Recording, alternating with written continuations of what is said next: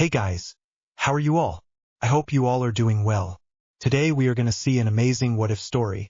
But before we start, it's just a humble request that if you are new here, please subscribe because it actually motivates me a lot to post more. Also, the stories on my channel are fully written by me, so if you have any suggestions for what-if stories, please let me know below the comment section. Now, without any further delay, let's start. What if Harry Potter wielded Hades's Bident? The Death Chamber's gift. Harry hit the stone floor so hard his teeth clacked. His wand skidded away, ringing against the nearest step. Green light cut through the air above him and smashed into the wall, throwing sparks over his face. "Harry!" Neville shouted. "I am fine," Harry lied, scrambling forward and snatching his wand again. His hand shook. The Death Chamber was chaos. Spells cracked and hissed in every direction. Red and purple light flashed across the tiers of stone benches. The arch on the dais whispered with that low, maddening murmur, like a room full of voices just below hearing. The veil hanging from it stirred without wind. "Stupefy!" Ginny yelled from the next tier up. Her spell hit a Death Eater in the chest and hurled him backward.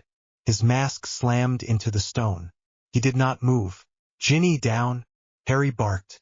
A jet of sickly yellow light tore through the space she had just stood in and smashed into a bench, blowing a rough chunk out of the rock. Dust and tiny stones rained down. Harry forced himself up the steps 2 at a time, lungs burning. He could feel sweat running down his back under his shirt and robes. His heart pounded so hard it hurt. Tonks raced past him in a blur of pink hair, vaulting over a bench to crash into a masked figure. She knocked them both to the ground and shoved her wand into the gap of the mask. "Give it up, love," she growled. "Stupefy!" The Death Eater went limp. Tonks rolled away and fired another curse before she had even finished standing. Across the chamber, Kingsley fought 2 Death Eaters at once, his deep voice cutting through the noise as he fired spell after spell. Remus moved in careful, precise steps, shielding and cursing, eyes always cutting toward Harry's position. They were holding the line barely. "Where is Ron?" Harry shouted. "Here," Ron wheezed from behind him. Ron stumbled into view with blood on his forehead and one sleeve half burned away. He leaned hard on the railing of the nearest bench but still kept his wand raised. "Luna?" Harry asked. "I am fine," Luna said serenely from above. She stood a few steps higher, her dirty blonde hair wild, her wand steady as she fired a bright streak of red at a Death Eater creeping toward Neville. "He is not fine, though." The Death Eater hit the stone with a thud. Hermione lay near the bottom steps, propped against the stone, her face pale and strained. The angry purple line left by Dolohhov's curse still marked her chest where Madame Pomfrey's quick work had only just kept her breathing. "Harry," she called, voice thin, "do not let them near the arch." "I know." His throat felt tight. He kept glancing at the veil, even when he knew he should not. The arch was only a few strides away, looming over the center of the chamber. The veil itself looked like old, thin cloth, tattered at the bottom, but the space it hung in was wrong. The whispers came from inside it and behind it and through it all at once. Every time Harry's eyes landed on it, his chest clenched. He could hear Sirius there, or thought he could. "Focus. You have to keep them away from it." Lucius Malfoy's voice rang out from the shadows above. "Potter," he drawled. "You are running out of little friends to hide behind." "Shut up," Ginny snapped. She threw another spell toward the sound, but it hit the wall and vanished. "Language," Lucius said lazily. A new curse shot down from his wand. Harry snapped his wand up. "Protego." The shield took the brunt of it, but the force knocked Harry backward a step. His arms shook from the impact. "Harry," Neville panted, stumbling up beside him, wand clutched in his bandaged hand. "We can push them back. Just tell me what to do." Neville's nose was still bleeding. The front of his robes were a mess of blood and dust, and his eyes were wild, but he stood firm. "You should not even be here," Harry thought. "None of you should." He swallowed the guilt. "Stay close to Hermione," Harry said. "Stun anyone who gets near her. Ginny, Luna, with me. Ron, cover Neville." "We are not leaving you alone," Ginny snapped. "I did not say you should." Harry answered. There was no time for more arguing. Another pair of Death Eaters burst through the door above the highest tier and started down, masks glinting. Harry jerked his wand toward them. Expelliarmus! One of them lost his wand and tumbled sideways. The other ducked and fired back. The spell clipped the stone at Harry's feet, showering him with hot dust. He coughed and pushed forward anyway. The whole place felt too loud and too tight. Every shout, every spell, every scrape of stone stabbed into his skull. His scar burned in a steady, sick rhythm, like a heartbeat that was not his. Bellatrix laughed somewhere in the shadows. That long, high sound cut through the battle like a knife. "Come on, little baby Potter," she sang. "Come and play." Harry's grip on his wand tightened. His fingers hurt. His vision narrowed. Sirius is here. Sirius is fighting. As long as he is laughing, as long as he is moving, everything is fine. He forced himself up the last few steps, took cover behind a bench and peeked over it. Behind the arch, on the far side of the dais, Sirius dueled a tall, masked Death Eater. Their spells collided mid-air and burst, casting sharp light over Sirius's face. His godfather looked tired and wild and alive, mouth curled in a grin. "Is that the best you have?" Sirius shouted. He flicked his wand and sent a jet of red light at his opponent. The Death Eater stumbled, blocking just in time. "Padfoot!" Harry yelled. Sirius glanced over, eyes bright. For a heartbeat, Harry was 12 again, chasing a black dog across a frozen yard. "Thought I told you to stay out of trouble," Sirius called. Harry was about to snap back when a streak of red light came from the side. Bellatrix! Her curse hit Sirius in the chest. Harry saw the smile slip off his face in slow motion. Sirius's eyes went wide. His body arched back. The world narrowed to that one image. Sirius fell toward the arch. His foot caught the dais. His arms flailed for balance. No, he fell through the veil. The cloth rippled as if something heavy had pushed through water. Then it was still again. Sirius was gone. The whispers swelled. Harry dropped his wand. His body moved before his mind could catch up. He ran. "Harry, no!" Remus shouted. Harry sprinted up the steps toward the dais. His lungs burned. His chest felt like it was tearing open. The space in front of him blurred. "Sirius!" he yelled. He heard himself scream it, raw and broken, but it sounded far away. His legs shook. He stumbled, caught himself, kept going. Remus's arms wrapped around him from behind just before he reached the veil. "Harry, stop! Let me go!" Harry rasped. His voice cracked. He clawed at Remus's sleeves. "He is just behind it. I heard him. He is not gone. Let me go." The whispers brushed against his ears. He could swear he heard Sirius's voice calling his name, laughing, telling him it was all a joke, that he was fine, that he would come back through.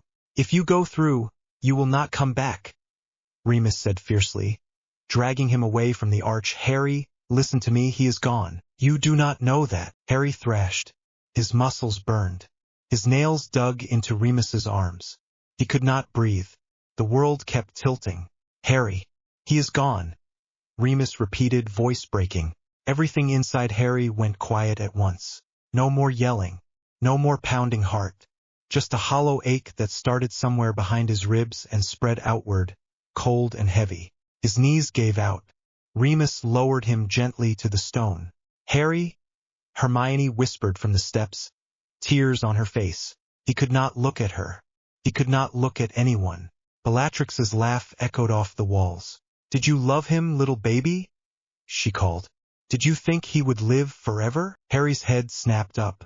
Bellatrix danced backward up the steps, still laughing, still firing curses at Kingsley and Remus. Her eyes glittered with delighted cruelty. Harry's hollow chest filled with something sharp. He grabbed his wand from the floor and stood. The cold stayed. "You will pay for that," he said. His voice did not sound like his. It was too flat, too clear. Bellatrix caught sight of him and smiled even wider. "Then chase me," she purred. She turned and ran toward the exit, skirts flying. Harry ran after her. He cut through the chaos without thinking, dodging spells that whistled past his ears. He barely noticed the heat from a curse that grazed his arm or the way his scar screamed with each step. He could not see Sirius. The place where he had been was empty. He saw Bellatrix instead. That was enough. "Harry, stop!" Lupin shouted behind him. Harry did not stop. He burst through the door after Bellatrix and sprinted down the dim corridor, boots thudding on the floor. The air was cooler here, damp and stale, but it did nothing to calm the burning in his chest. "Crucio!" Bellatrix shouted over her shoulder. Harry dove to the side. The curse seared past and smashed a chunk from the wall, spraying his face with stone. Sharp bits cut his cheek. He barely felt it. "Expelliarmus!" he fired back. She dodged, still laughing, still running. "Is that all?" she called. "Your dear cousin dies and you used that little spell? You really are his son, are you not?" Harry's fingers tightened around his wand until they hurt. "You killed him," he said. "You killed my godfather." "Oh, did I?" she sang. They burst into a wider hall and then into the lifts. Bellatrix forced her way inside, slammed her hand into the control panel, and the gate rattled shut between them. Harry crashed into the bars and grabbed them with both hands. "You will die for that," he said quietly. Bellatrix's eyes widened for a moment. Then she grinned and put a hand over her heart. "I am shaking," she said. "Really, I am." The lift jerked and began to move. Harry stepped back, raised his wand, and shouted the first spell that came to mind. "Reducto!" The spell slammed into the metal gate. Sparks flew. The lift rattled violently. For a second, he thought it might tear apart. It did not. Bellatrix threw her head back and laughed as she sank out of sight. Harry stood in the empty hall, chest heaving, face wet with sweat and dust and maybe tears. His scar burned. The air felt too thin. A moment later, the doors of another lift rattled open. Harry jumped inside, slammed his hand into the panel, and jabbed at the button for the atrium. The lift groaned into motion. He leaned his head back against the wall and shut his eyes. Sirius is gone. The thought did not come with a rush of hot rage like it should have. It was a simple fact that settled into his chest and froze there. If I had moved faster, if I had stunned Bellatrix sooner, if I had listened, if I had done anything different. His hands trembled. He stared at them and felt nothing. The lift shuddered and began to slow. The doors clanged open into the atrium. The long hall was almost empty. The golden statues in the Fountain of Magical Brethren gleamed under the blue light of the ceiling.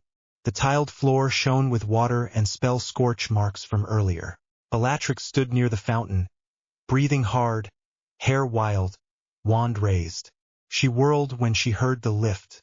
"Come to play some more, little baby?" she taunted. Harry stepped out of the lift. "You killed my godfather," he said. His voice barely rose above a normal speaking tone, but it carried. Bellatrix's grin faltered for a moment. Then she sneered. "He was just another blood traitor," she said. "You should thank me." Harry raised his wand. "You will never hurt anyone again," he said. He meant it. The thought was simple and cold. "Crucio!" he shouted. The word tore itself out of his throat. Bellatrix did not dodge. She must have thought he would try the usual disarm again. The red light hit her squarely. She screamed and fell, body bowing, hands clawing at the floor. Harry's arm shook with the force of it. His wand felt heavy in his hand.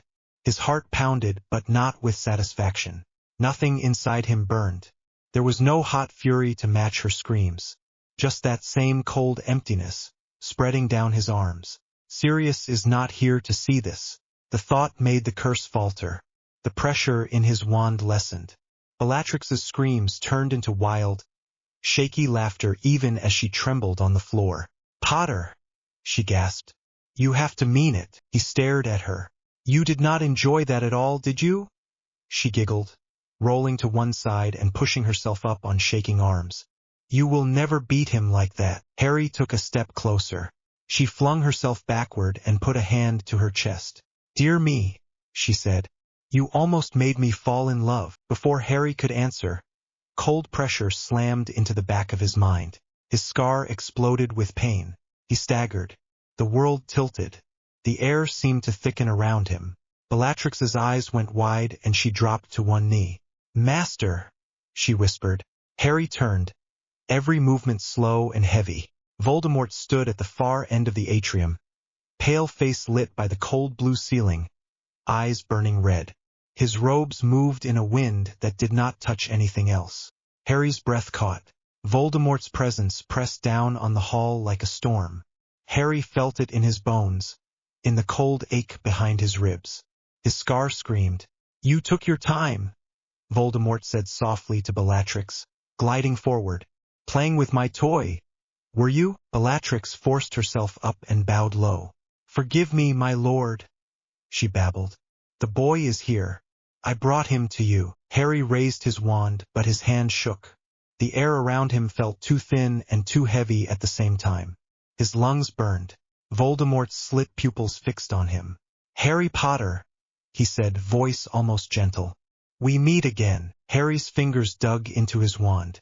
"You killed my parents," he said. His chest hurt. "You took my godfather.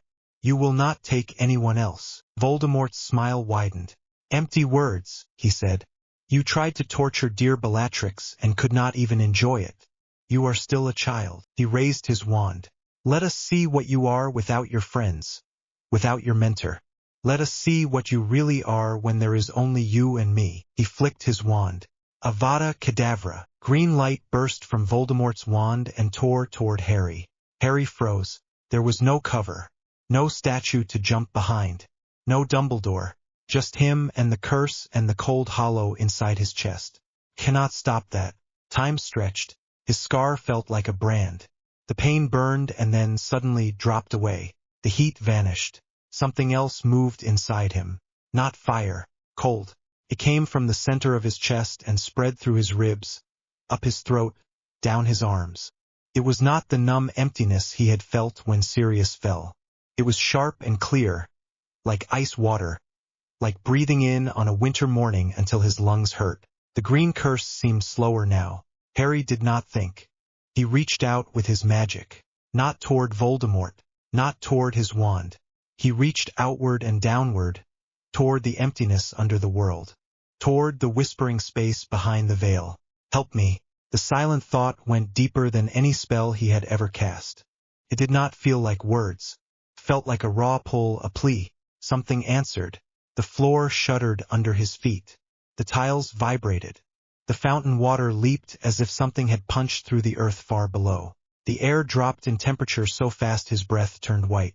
Voldemort's curse hit that invisible something and slowed, as if it were moving through thick, clear glass.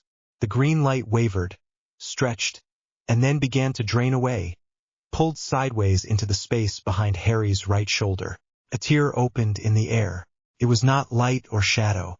It was an absence, a narrow crack where everything else bent inward. Frost formed along the edges of the crack and spread outward across the tiles. Harry turned his head. The crack widened. He felt pressure like a great weight trying to push through. The whispers he had heard at the veil swelled, clearer now, many voices speaking at once in a language his ears did not recognize but his bones understood. The crack split fully open. The Bident stepped through. No, that was not right.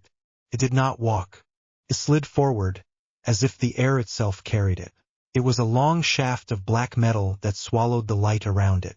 The double prongs at the top curved inward, sharp and ruthless. Frost steamed from them, rolling off in slow waves. The metal looked wrong, not like iron or steel. It did not shine. It drank in the color from the room. The green light of the killing curse touched it and vanished. Harry's breath caught. He knew, without knowing how, that this thing had rested behind the veil. It carried the same chill, the same whispering presence, but focused and solid, given shape. It smelled faintly of cold stone and damp soil and something older than both. The shaft dropped toward the floor. Harry moved without thinking. His hand closed around it. Pain stabbed through his fingers, up his arm and into his chest. It felt like plunging his hand into ice water and leaving it there until the bones cracked. Frost bit into his palm. For a second, he was sure his skin would split. He heard a low sound and realized it had come from his own mouth. But under the pain, something else settled. The cold inside him, The hollow that had opened when Sirius fell latched onto the weapon like two pieces sliding into place. The ache in his chest changed. It sharpened and steadied. The whispers inside the Bident pushed against his mind. Not words. Not yet. Harry tightened his grip. Harry, Voldemort said. His voice had lost that lazy amusement. He looked at the Bident with open shock. What did you call? He hissed. Harry did not answer. His hand still shook from the pain, but he lifted the weapon. It felt heavy and perfectly balanced at the same time. The frost pouring from the prongs crawled down the metal and over his knuckles, but his skin did not crack. The cold inside him rose and met it. His eyes stung. He blinked and the world sharpened. Voldemort flicked his wand. Expelliarmus! The red beam shot toward Harry. He did not raise his wand. His wand hand hung limp at his side, fingers still wrapped around the familiar wood. He lifted the Bident instead and swept it in front of him. The red spell hit the black metal. This time Harry felt it. It was like a tap on the surface of a deep lake. The spell struck, sank, and every part of the weapon vibrated in his hands. The energy ran down into the core of it and sat there, waiting. The weapon did not deflect the spell. It ate it. Harry stared. Voldemort stared back. Impossible, Voldemort whispered. He fired again, faster now. Crucio, the curse slammed into the Bident. Pain washed over the metal and poured toward Harry. He braced for it. The cold rose from his chest and met the pain before it could reach his nerves. Twisted, folded, and sank deep. Harry gasped. The Bident felt more solid now, more awake. The whispers inside it grew louder. For a heartbeat he saw something behind his eyes. Endless dark halls lit by torches that never burned down. A river black as ink. Shadows standing along its banks. His heart lurched. He shoved the vision away and focused on the hall. Voldemort's face twisted with rage. Whatever that thing is, it will not save you, he snarled. He flung his wand out and cast a string of spells, one after another. Killing curses, cutting curses, spells Harry did not recognize. Harry moved. He stepped forward, bare feet slipping slightly on the frost now creeping over the tiles. At some point his shoes had frozen and cracked, leaving his feet numb inside his torn socks, but he barely felt it. He swept the Bident in short arcs, catching each spell. Every impact shuddered through his arms and into his chest. The weapon drank in the magic without releasing anything back. Harry! A voice shouted from behind. Dumbledore. Harry heard, without turning, the sound of rushing water. The fountain behind him surged upward. He felt heat against his back as curses from Voldemort glanced off Dumbledore's shields. They are both here. Part of him wanted to step back and let Dumbledore take over. That was what always happened. Dumbledore arrived. The world steadied. Harry could breathe. Another part of him, the part now wrapped around the Bident, did not want to move. This is mine. He stepped forward again. Voldemort's eyes narrowed. Enough! Voldemort hissed. You are a boy waving a toy you do not understand. He flung his wand upward. The tiles under Harry's feet exploded. Harry leaped to the side. Shards of stone flew into his legs, cutting his skin. He staggered and slammed the end of the Bident down to catch himself. When the prongs touched the floor, the frost surged. Cold raced out in a circle from where the metal met the stone. The pale sheet rolled over the damaged tiles, up the fountain, and across the floor toward Voldemort. The air turned so cold that Harry's breath felt like knives. Bellatrix shrieked as the frost reached her boots.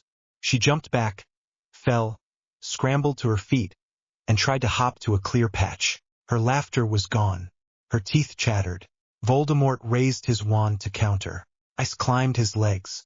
It moved fast, like living glass, wrapping around his ankles and locking him to the spot. He snarled and blasted it away with raw magical force, sending shards flying, but the frost kept forming under his feet. Dumbledore appeared beside Harry, moving with calm speed despite the chaos. His silver beard was dusted with frost now. His bright blue eyes flicked from the Bident to Harry's face and then to Voldemort. Harry, he said quietly without taking his eyes off Voldemort. You must let go of that weapon. Harry did not look at him. I cannot, he said. He meant it in more than one way. His fingers refused to open. The Bident's cold had sunk so deep into his grip that he was not sure where his hand ended and the metal began. Voldemort glared at the weapon. "What have you bound yourself to?" he snarled. "Do you know what waits behind that veil, boy?" The whispers inside the Bident rose in answer, like a chuckle in a distant hall. Harry's chest hurt. The empty place where Sirius should have been pulsed in time with the cold. "She did not just knock him through a curtain," Harry said. His voice sounded calm to his own ears. "You know that, do you not? You know where he went." Voldemort's face flickered. For a fraction of a second, his red eyes showed something that looked very much like unease. "Death is a path we all walk," Voldemort said harshly. "I stepped beyond it long ago. That toy will not change that." "You are afraid," Harry said. It slipped out before he could stop it. It felt too simple and too obvious now. Voldemort's magic flared. He ripped his legs free of the ice with a burst of force that threw shards across the hall. Some cut Harry's cheek. He did not flinch. The Dark Lord hurled everything he had. Spells crashed through the air, so fast and bright that Harry could not track them all. He heard Dumbledore chanting under his breath, felt the heat of conjured fire at his back, saw the flash of gold as the statues leapt from the fountain to join the fight.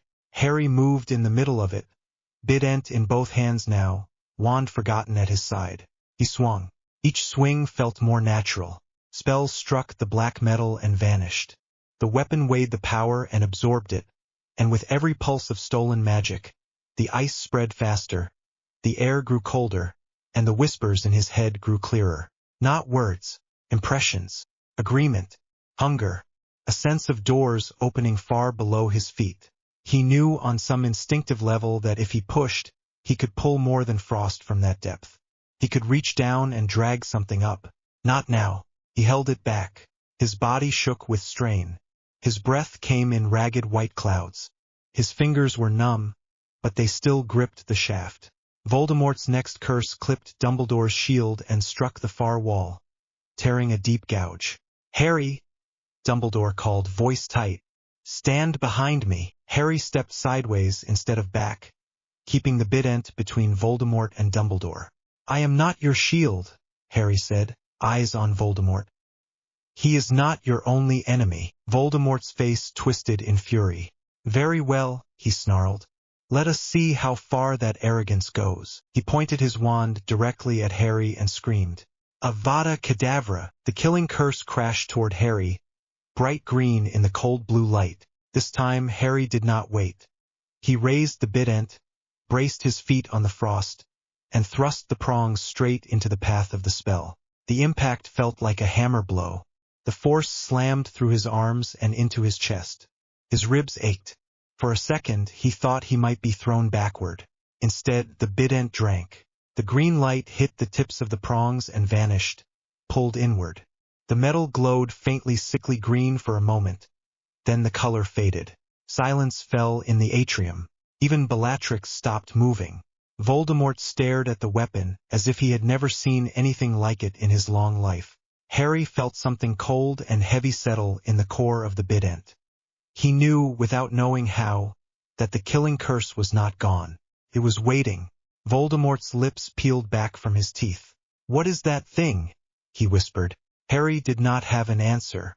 He only knew that when he looked down at the black metal in his hand, his own reflection in the dull surface had changed. His eyes were darker. The bright green had dimmed to something closer to deep forest, almost black around the edges. Frost clung to his lashes. His skin looked pale, shadows carved under his cheekbones. He looked like a statue carved from winter. Dumbledore stepped slightly in front of him, his free hand raised. "Tom," Dumbledore said, and there was steel in his voice now. "You are afraid.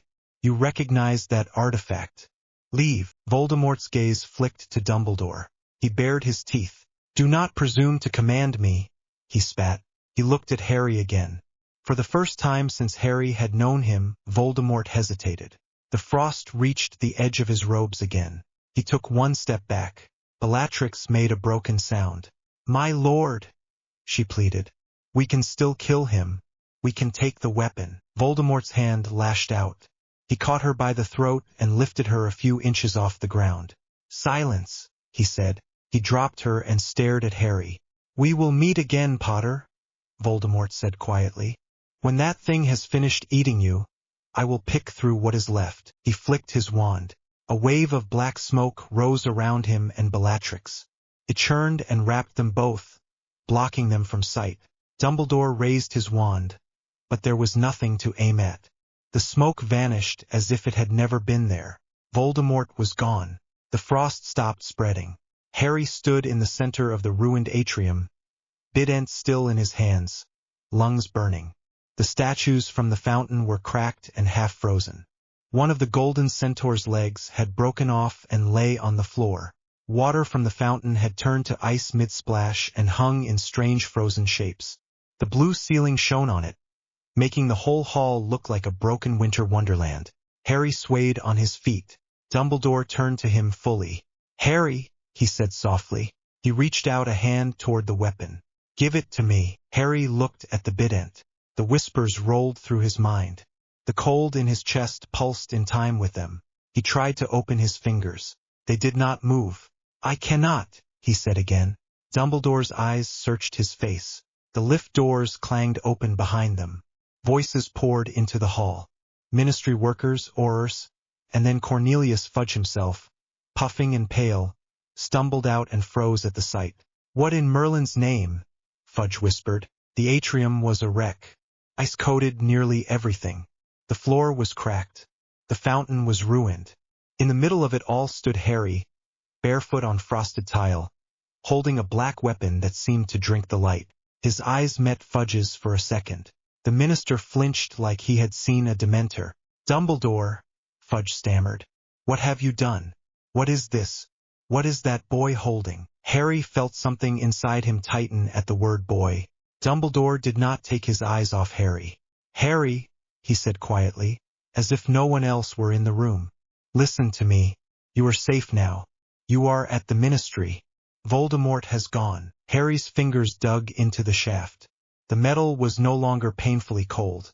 It felt like part of him. Sirius is still gone. The thought rose again, calm and sharp. He looked down at his hands. Frost outlined the veins under his skin. "Harry," Dumbledore repeated. "Please, let go of the weapon." Harry lifted his eyes. Dumbledore looked tired. More tired than Harry had ever seen him. The blue of his eyes was dimmer, but still steady. Harry tried again. His hand refused. A small part of him panicked at that. He pushed at the connection between him and the weapon, looking for a break, a gap, anything. The Bident pulsed once in response. Felt like a slow, cold heartbeat. The panic slid away. Harry's shoulders relaxed. His breathing eased. "No." He forced his focus back. "This is mine," he said quietly. The words tasted strange in his mouth. He had never claimed any of the strange things that had attached themselves to his life. Scar, prophecy, Horcrux he did not yet know about. Even his fame. None of that had ever felt like it belonged to him. This did. "I called it," he said. "It came. I am not dropping it just because you are scared of it." The hall went very still. Harry heard Fudge's breath catch. He heard an Auror mutter that the boy's eyes were wrong. He heard the faint crackle of frost spreading another inch along the tiles. Dumbledore's face did not change, but something in his gaze tightened. "I am not scared of you, Harry," he said gently. "I am scared for you." Harry did not answer. His heart hurt, not from fear this time, from the simple fact that Sirius would never hear this argument, never make some stupid joke to cut through it. He swallowed. The voices in the Bident brushed against his mind again. He felt, for just a heartbeat, the outline of doors deep below. The river, the quiet.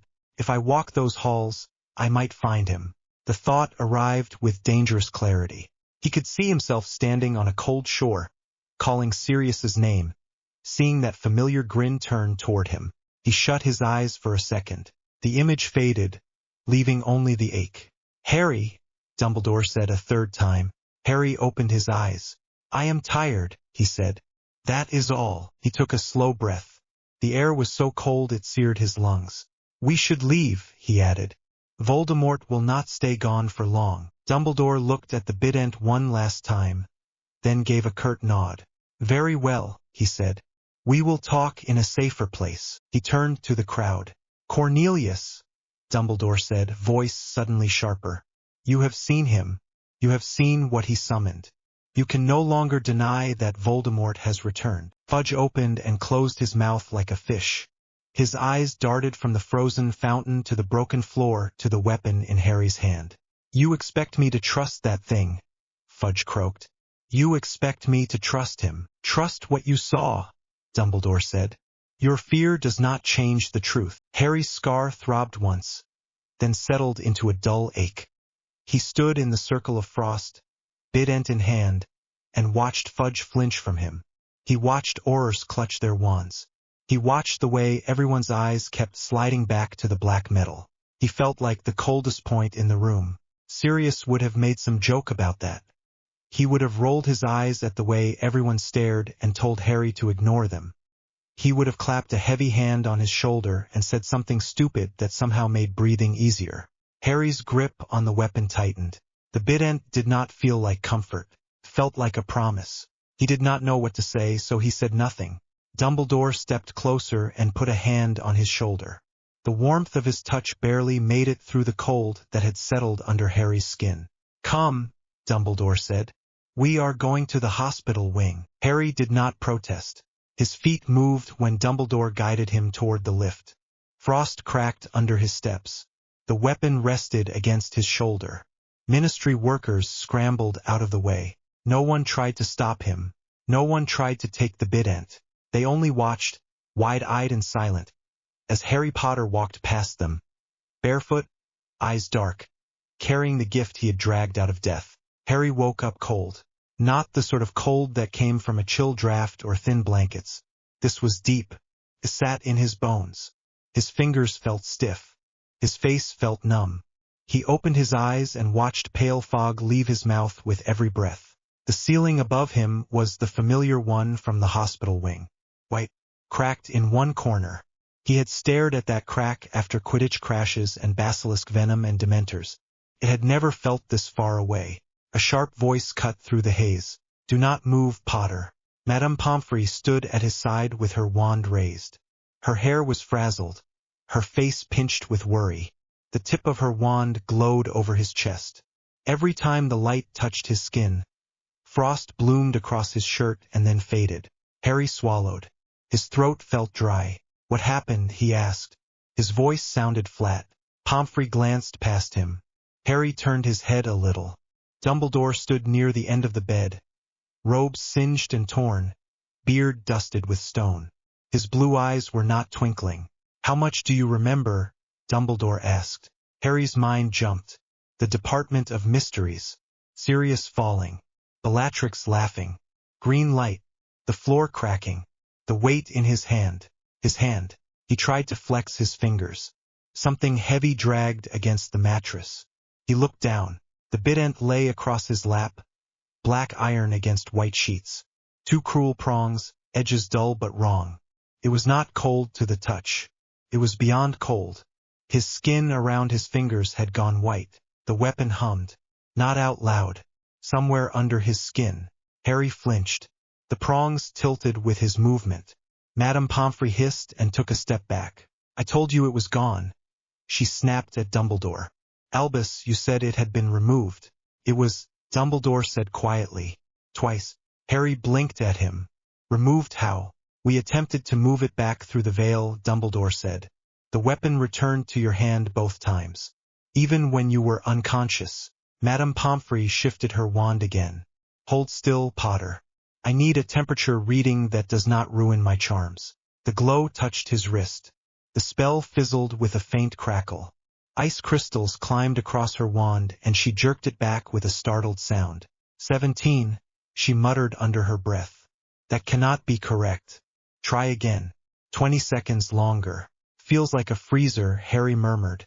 He watched his own breath fog in the air. The sheets under the Bident were damp where frost had melted.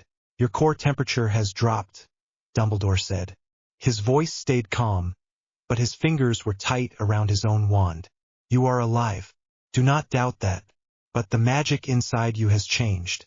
Harry shut his eyes for a moment. The memory of the atrium flashed in his mind. Stone rising like waves. Shadows clinging to his arms. Voldemort's face, for once, not smug but afraid. Is Sirius really dead? He asked. Nobody spoke. The weight in his chest sank. The Bident hummed louder, like it recognized the word. Mr. Potter, Madame Pomfrey said, voice softer now. You are not to leave this bed until I say so. You hear me? I have potions to counter frostbite and blood loss, but I have never treated this. You are exhausted. Your magic is exhausted. You will rest. Harry let his head fall back on the pillow. He did not argue. The idea of standing made his legs ache. Where is everyone? He asked. Ron. Hermione. The others. Dumbledore stepped closer. Harry felt the air around the headmaster dip another degree when he did. They are safe, Dumbledore said. There were arrests. The Ministry saw enough to know the truth. That Voldemort has returned. However, there is fear. Misinformation. His gaze flicked to the Bident. Some people saw a boy with a weapon of the underworld freezing their atrium. Harry looked down at the iron again. The prongs were black. They seemed to eat the hospital light. Saved me, he said simply. It did, Dumbledore agreed. It also destroyed half the Ministry atrium, and frightened a great many people who do not understand what they saw. Harry shrugged. The motion felt slow. Fudge will demand explanations soon, Dumbledore went on. He has already sent owls. For now, I told him you were in no state for questioning. We will move you to a more secure location once Poppy allows it. A secure location, Harry repeated. Headquarters, Dumbledore said. Grimmauld Place. The name settled in the air like dust. Harry thought of Sirius's grim voice calling the house a prison. The thought twisted something in his stomach. Fine, Harry said. As long as I do not have to talk to Fudge. I will handle the minister, Dumbledore said. You focus on healing. Healing. Harry stared at his hand around the Bident. His fingers had gone numb. He knew he should let go. He tried. His hand refused to open. The metal clung to his skin, as if his joints had frozen solid. Harry breathed in. Let go, he whispered under his breath. The weapon pulsed. A thin ring of frost spread from the prongs along the bedsheet. Madame Pomfrey swore under her breath this time and threw a blanket charm over the mattress. Dumbledore watched him carefully. Harry, he said, imagine your hand empty. Imagine this weapon resting beside you rather than in your grip. Focus on the idea, not the effort. Harry shut his eyes again. He pictured his fingers relaxed. Pictured the Bident lying on the bed near his knee. The hum under his skin fought him. It wanted his grip. It wanted contact. He pushed back. The same way he had pushed against the Imperius curse. Will, not force. The metal gave. There was a sound like ice cracking on a lake. Pain lanced from his fingertips to his elbow. Harry hissed and jerked his hand away. The Bident slid off his lap and came to rest against the mattress. His hand shook. His skin where it had touched the metal was pale and slightly gray. Better, Dumbledore said softly. Thank you. Madame Pomfrey moved in at once, wrapping a thick bandage around his hand despite the way her fingers twitched when they brushed the Bident. You will not touch that thing again, she told Harry. Not until I say so. The humming sat in his bones. The weapon did not move, but he could feel it waiting. Harry stared at the ceiling again. Rest, he thought. Just for a bit. The cold did not leave, but he let himself sink into it. Grimmauld Place smelled the same. Dust. Old wood. Bitter potions somewhere downstairs. Harry stepped out of the fireplace and stumbled as his knee hit the edge of the hearth. Ron grabbed his elbow before he could fall. Careful, mate, Ron said. Soot streaked his freckles. You look like you fought a dragon. Harry straightened slowly. His breath fogged in front of his face even though Grimmauld felt warm. The sitting room around them was crowded. Molly, Arthur, Remus, Tonks, Moody, Kingsley, Ginny, Hermione. All of them watched him. There was a moment of silence. Then Molly rushed forward. Oh, Harry, she breathed. She pulled him into a hug before he could protest. Her arms were tight. She felt warm. He closed his eyes. For a second the cold pulled back from his chest. Then she flinched. She drew back with a sharp inhale. Frost rimmed the front of her jumper where it had pressed against him. She stared down at it, then at him. "Merlin," she whispered. "You are freezing." Harry swallowed. "Sorry." No, she said at once, voice high. "I am sorry, dear. I just did not expect." She trailed off, shaking her head. "You need tea. And food. Something hot. Sit. Sit." She fussed him into a chair by the fire. Flames roared in the grate. Harry held his hands out. The heat of the fire reached his skin, but it felt like someone had put a blanket over a block of ice rather than thawed it. Hermione stood near the table, arms full of books. Her eyes were red, like she had been crying. She offered a small, careful smile. "Hi," she said. "Hi," Harry answered. Ginny hovered near the doorway. She looked like she wanted to move closer and like she wanted to run at the same time. "Good to see you on your feet," Remus said gently. "You gave us quite a scare." Harry shrugged one shoulder. "I have had practice," he said. Tonks perched on the arm of the sofa, pink hair drooping. "You wrecked the ministry atrium," she said with a half-smile. "You should have seen Fudge's face." "Tonks," Molly snapped. "What?" Tonks said. "It is true. There was ice everywhere. Statues snapping. Dark Lord gone. Boy with scary weapon in the middle. It was the best thing that place has seen in years." Moody's magical eye whirled toward Harry. "Where is it?" he growled. Harry did not have to ask what he meant. He looked down at his empty hands. "It is not here," Dumbledore said from behind them. He had arrived through the fire a heartbeat after Harry, dusting soot from his sleeves. "The weapon is currently locked in a warded chest in my office." Harry felt a tug in his chest when he heard that. A faint pull toward Hogwarts. "You will not need it here," Dumbledore added, looking at Harry, not the others. "You are safe at Grimmauld." "Safe." Harry nodded. He did not agree. The pulling in his chest did not agree either. Molly bustled toward the kitchen. "Arthur, help me with the stew." "Ginny, lay the table." "Ronald, make sure Harry keeps awake until he has eaten. No falling asleep in that chair. Honestly, the state of you boys." Ron dropped into the seat next to Harry. Hermione set her stack of books down and came closer, Draco scale quill poking out of the top one. She glanced at his hands. "Does it still hurt?" she asked quietly. Harry looked at his right hand. The skin around his fingers still had a faint gray tint, but Madame Pomfrey's bandage had been swapped for a looser wrap. It ached, deep and dull. He said. "Madame Pomfrey says it is frostbite." "Magic frostbite." Hermione's eyes flicked to his face. They lingered under his eyes for a second too long, as if she saw something different there. She swallowed. "I brought some books," she said, "on Greek myth, and magical artifacts, and necromancy. Not that I think you are doing necromancy, it is just the only section with similar things, and it might help us understand it." Harry caught that word. It sounded like before. The three of them at a library table. He forced a small smile. "Yeah, thanks." Ron scratched the back of his neck. "Is it true you made the floor punch you know who in the face?" he asked. Harry blinked at him. "What?"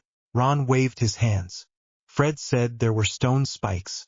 Some Auror said the statue jumped him. There are about 7 different versions already." "I hit the floor," Harry said. "The rest just happened." Ron grinned, quick and nervous. "Mental." Arthur brought plates from the kitchen. The room filled with the smell of stew. Harry tried to eat.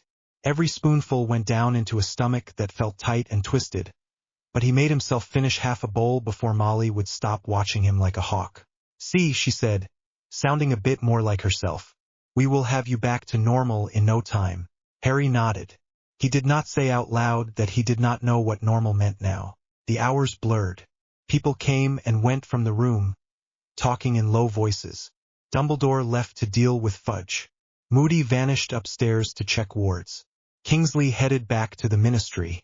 Harry drifted in and out of the conversations, offering short answers when asked, listening when others talked around him. The cold never shifted. Even with 3 jumpers and a blanket Molly insisted on, he could not stop shivering. It was not the sort of shaking that came with fever. It was slower, deeper. His muscles ached like he had gone swimming in winter and never fully dried. Late that night, When everyone else had gone to bed, Hermione pressed his wand into his hand. They stood in the upstairs hallway near the bedroom he had once shared with Ron. The house creaked around them. Most of the candles had gone out. Shadows pressed in. "I thought you might feel better with it," she said. "Even if you are not using that sort of magic right now." Harry looked down at the familiar bit of holly. Just seeing it made something in his chest tighten. That wand had been with him since he was 11. Phoenix Feather Core. Spells and memories. His fingers did not close. He tried to wrap his hand around the wood. An invisible pressure pushed back. It was like trying to push two magnets together the wrong way. The wand slid out of his grip and clattered to the floor. Hermione jumped. "Sorry," Harry said. His hand trembled. He bent to pick it up. The closer his fingers came, the colder the air around his hand felt. Frost crept along the floorboards. He stopped and straightened again. "It does not want me," he said quietly. Hermione's lips parted. "Harry, that is not how it works," she began. "Loyalty is not about wanting or not wanting. It is about the connection between you and your wand, and that does not just vanish because some artifact showed up and acted all impressive." He tried to smile. Felt wrong on his face. "Tell that to whatever this thing did," he said. He rubbed his chest, where the faint tug toward Hogwarts still sat. "It is like my magic is somewhere else now." Hermione crouched and picked up his wand herself. Her fingers did not freeze. She handed it back, slower this time. He took it with his left hand. The wood lay in his palm, lifeless. No familiar warmth. He set it on the small table by the wall. "I will keep it there," he said. "For now." Hermione looked like she wanted to argue. Instead she bit her lip and nodded. "We will figure it out," she said. "Promise." Promises did not stop the cold.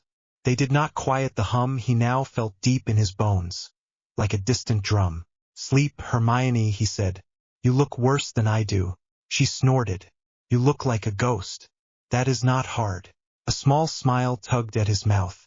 It vanished quickly, but it was there. "Good night," she said softly. "Night." She went into Ginny's room. The door shut behind her with a soft click. Harry stayed in the hallway for a long moment, listening to the house breathe. He could feel shadows now, not just see them. They felt like cool air currents along his skin. Pockets of thicker dark in the corners of the corridor. The space under the staircase felt deeper than it had before, like it led somewhere else. He should go to bed. Instead he walked. His feet carried him along the corridor, down the stairs, along the landing. Every step was nearly soundless.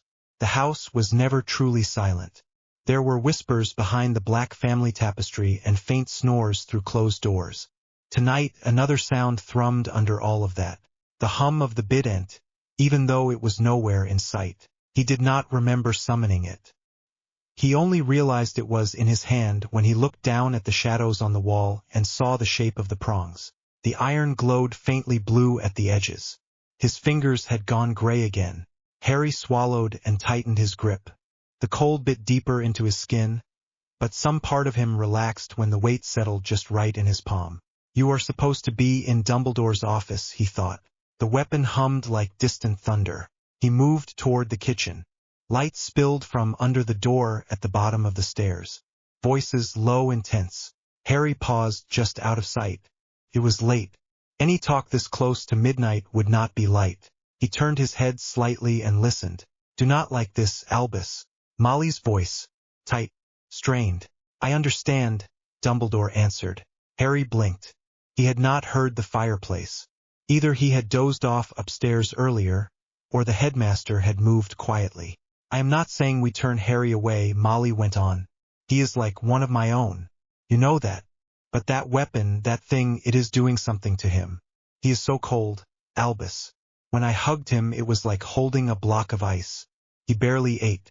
He barely spoke. That is not normal. It is not just shock." Hermione spoke next. Her words came fast, like they always did when she was scared. "It is consuming him," she said. "You saw what it did at the ministry. It did not just channel his magic. It warped it. I have been reading about cursed artifacts. This matches every pattern. Loss of appetite, change in temperature, detachment, sleep disruption, physical rejection of previous focus. If we do nothing, it might merge completely with his core. Harry's grip on the Bident tightened. The shadows near his feet thickened. We are not doing nothing, Dumbledore said. I have layered wards around Grimmauld. I have consulted the few texts that even mention such items. Direct removal may be impossible for now, not without risking Harry's life. We need to bind his magic, Hermione said. The words landed like stones. If we limit its access to his core, it might weaken enough to remove it safely later. There are rituals. I found them in an old text on magical surgery. They are meant for possession cases. We could bind his core for a short time, stop it from pulling more power. Molly sucked in a breath. Bind his magic. Hermione, dear, that sounds extreme. It is still Harry, Remus said quietly. Harry could picture his tired face, his eyes full of guilt. He has faced dark objects before and walked away. There is a difference between a diary and a divine weapon, Hermione said. Her voice shook. He blocked the killing curse with it. It absorbed it. That should not be possible. Magic like that always has a cost. If we do not act, the cost will be Harry. Ron spoke up for the first time. His voice was rough. You did not see his eyes, he said. In the atrium, or when he walked through the door here, they went black. No white, just black. He did not look like Harry. He looked like you know who from that fight in the graveyard, only colder. Ronald, Molly said in a warning tone. I am not saying he is evil, Ron said, a little louder. I am saying he scares me. My best mate walks through the door and every hair on my arm stands up. That cannot be good. Harry's heart thudded in his chest. He could see Ron's freckled face in the firelight, twisted with fear. Hermione's voice softened. I am scared too, she admitted. That is why we have to help him. If we do not, the Ministry will step in. Fudge already thinks Harry is unstable. Imagine what the Department of Mysteries would do with a living conduit to whatever that thing is. There was a pause. I will not let the Ministry take him, Dumbledore said. On that you have my word. Then we do something ourselves, Hermione pressed. We ask for his consent if we can. If he refuses, we still have to consider the safety of everyone here. That weapon reacts to his emotions. It destroyed half the atrium because he was desperate. What if he has a nightmare here and Grimmauld ends up under 10 feet of stone? Molly made a strangled sound. This is a safe house for my children, she said. I cannot let it become more dangerous than the outside. We could contain him, Ron said quietly, just until we figure it out. A warded room. Extra spells. He will be angry, but he will be alive. Something in Harry's chest went very still. Contain him. They were talking about him like he was a cursed object. A risk. Dumbledore spoke again. Slower. Any binding of his core would be a serious step. It is not reversible with a simple counter-charm.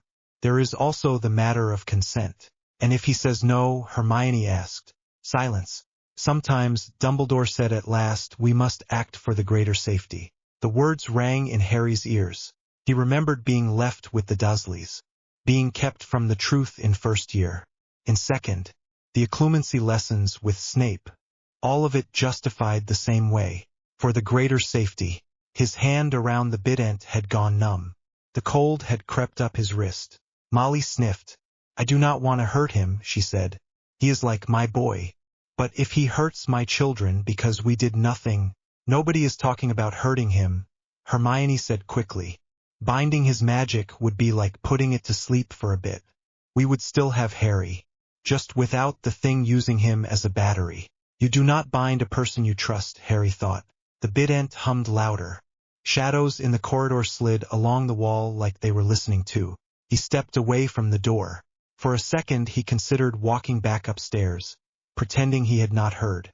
Pretending things were normal, that tomorrow they would laugh over breakfast and make plans and read books about Greek artifacts together. He could not make himself believe that. He walked into the kitchen. Chairs scraped. Conversation cut off. The room was lit by the big overhead lamp and the fire in the grate. Dumbledore sat at the far end of the table. Molly stood near the cooker.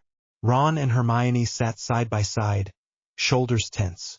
Remus leaned against the wall near the clock. All of them turned toward him. Their faces shifted in different ways. Shock, guilt, fear. Harry stood just inside the doorway. The Bident hung loosely at his side. Frost whispered across the flagstones near his trainers. "Do not stop on my account," he said. His voice came out quiet, not cold, just tired. Molly's hand flew to her mouth. "Harry," she said. "How long have you been there?" "Long enough," he answered. Hermione pushed back her chair. It scraped against the floor. "We were just talking about how to help you," she said. Her words tumbled out fast. "We are worried. That is all. We know you would never hurt us on purpose, but that weapon, it is not safe, and we need to make sure it does not take you from us." Harry looked at her. Her eyes shone under the lamp. Her hands were clenched on the table. "You want to bind my magic," he said. Hermione flinched. "Only for a little while," she said. "Until we understand what it is doing to you. It is not about trust, it is about safety and numbers and risk management. And I know that sounds cold, but we cannot ignore the facts." Ron shifted in his chair. "Mate," he said, "you do not see yourself. You walk past and the lights flicker. Your breath comes out like smoke. You are holding that thing right now and the floor is freezing. That is not normal. If we do not act, something worse will."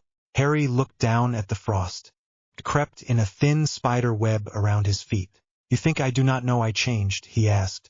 "You think I have not noticed that my wand feels like a stick and that I cannot get warm no matter how close I sit to the fire?" He lifted the Bident a little. The iron hummed in his grip. "You think I wanted this?" Molly took a step toward him, one hand outstretched. "Of course you did not, dear," she said. "Nobody thinks that. We are just scared." "Of me," Harry said. "Of what that weapon is doing to you," Hermione corrected. She sounded like she was clinging to that wording. "There is a difference." "Is there?" Harry asked. He looked at Dumbledore. The headmaster held his gaze. His face was lined.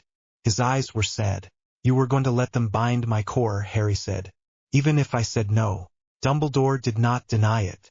"I would have tried to persuade you first," he said.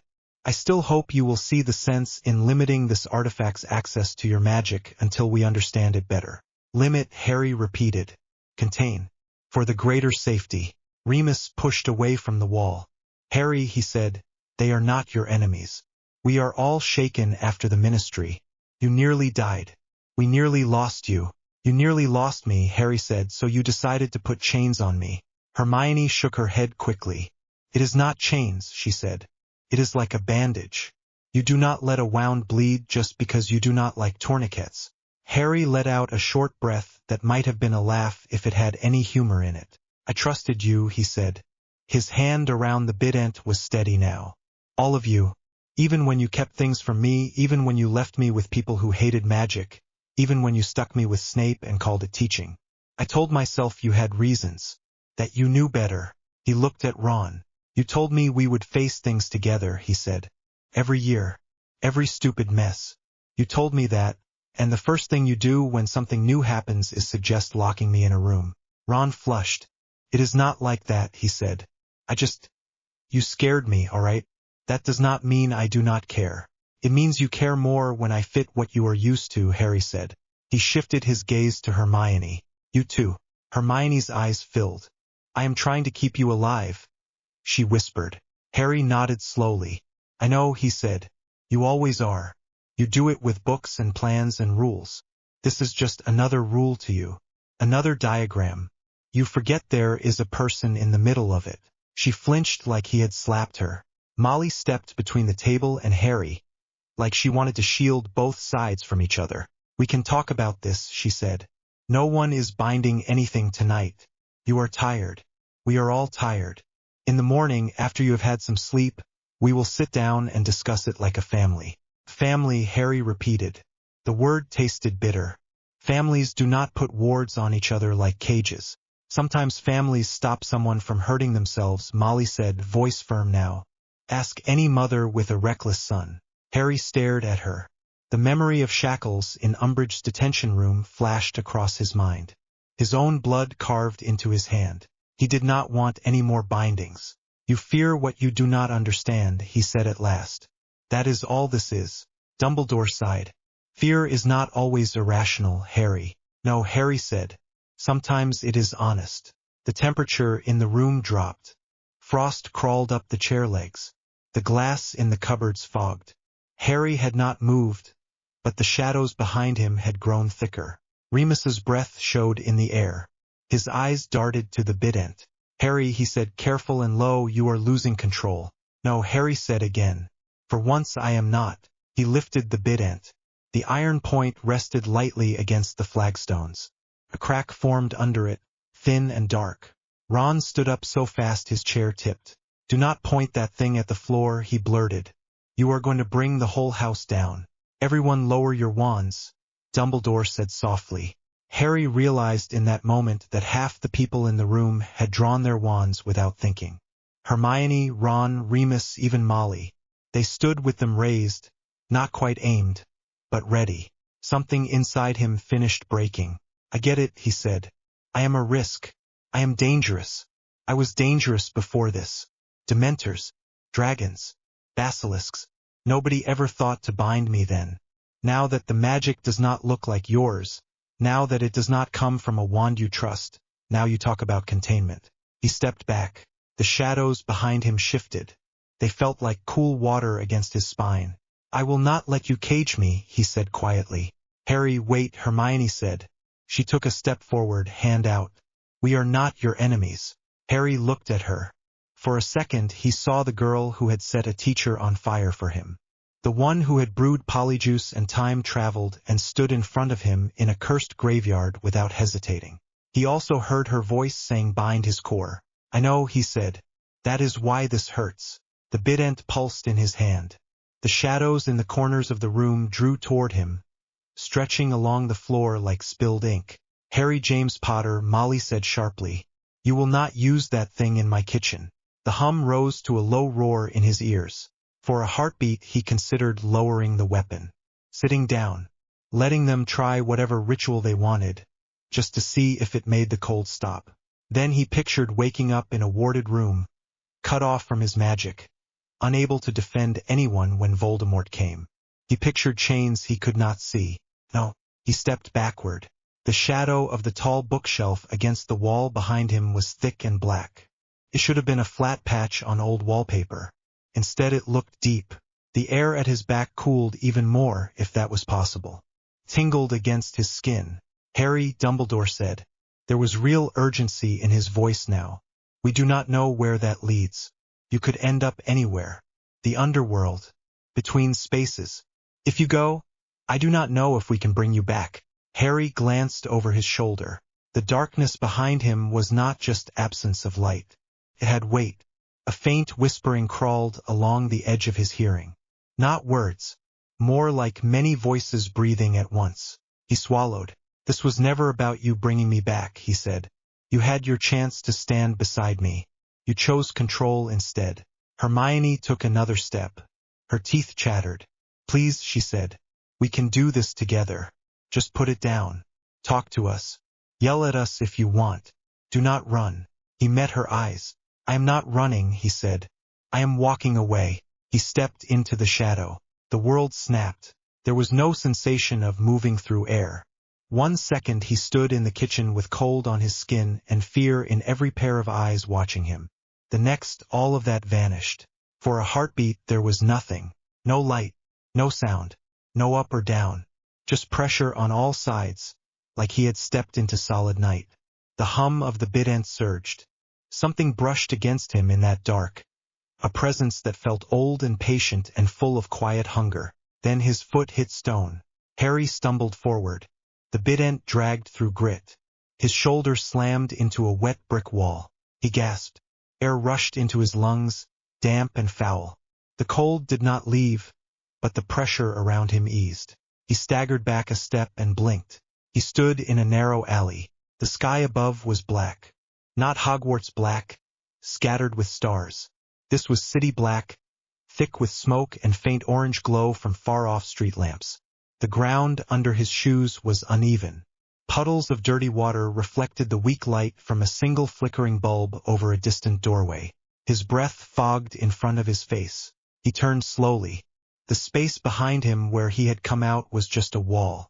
Old bricks. A faint outline of frost marked the spot his shoulder had hit. No doorway. No portal. Nothing. Harry pressed his free hand flat against the brick. Felt solid. Cold but normal cold. He let it go. He could still sense Grimald faintly. The kitchen. The people in it. It was like remembering a sound after it had stopped. The echoes would fade. He realized his heart was racing. His legs felt shaky. His stomach turned. He leaned on the bident like a walking stick and took slow breaths until he was sure he would not throw up. The hum in the metal had changed. Felt satisfied. "Do not get too pleased with yourself," he muttered. His voice bounced off the alley walls and came back thin. Wind slipped along the alley. It brought the smell of rubbish and damp stone. Somewhere in the distance, car tires hissed on wet asphalt. A siren wailed and faded. Harry straightened. He was alone. No Dumbledore. No Molly. No Ron or Hermione. No chains. The thought should have been terrifying.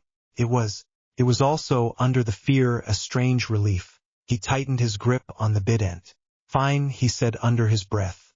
"If they think I am a weapon, I might as well choose where I point myself." His breath fogged again. The cold sat in his bones, heavy and permanent. He took his first step out of the alley and into the dark city, not knowing where he would sleep, what he would eat, or how long his body could keep paying the price this new magic demanded. He knew one thing. He would not go back to a house where his friends planned to cage him. The shadows at his feet stretched ahead, long and deep, like a path only he could see. The city felt wrong without magic.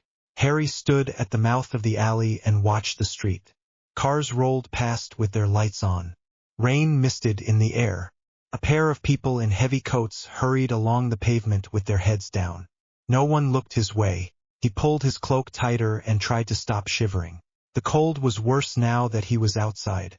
Grimald had been warm in a normal sense. Here the wind slid straight through his clothes and into his bones. His breath came white in front of his face. The bident rested in his hand like a bar of ice. Every time he shifted his grip, the metal hummed. He had no idea where in London he was. Street signs showed names that meant nothing to him. He could see tall shapes in the distance that might have been office buildings. The sky above was low and heavy, orange at the edge from city light. None of it helped. He looked down at the bident. It looked the same as it had in the atrium. Black. Wrong. The prongs drank in any light that touched them. Thin lines of frost clung to the edges and drifted down in slow flakes that vanished before they hit the ground. Harry flexed his free hand. His fingers ached. He needed to move. "Take me somewhere useful," he muttered, more to himself than to the weapon. The bident pulsed. The hum rose from a dull buzz to a steady vibration that climbed up his arm and into his chest. The shadows in the alley thickened. The space between the bins to his left went darker, as if someone had turned off a light he had not known was there. He swallowed. Last time he had slipped through by accident. Anger. Fear. A corner of Grimald that had been dark enough to give the bident a grip. Now he tried to focus. He shut his eyes. He thought of Diagon Alley. Crowded streets. The smell of bread from the bakery near the leaky. The sound of owls. The feel of the cobbles under his shoes.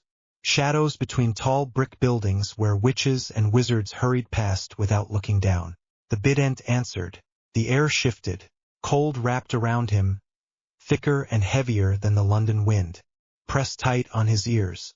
The hum inside the metal rose to a low roar. For a second he could not feel his own body. There was only pressure and dark and the faint, distant echo of running water. Then his feet hit stone. He staggered forward and caught himself with the bident. The smell hit him next. Old smoke.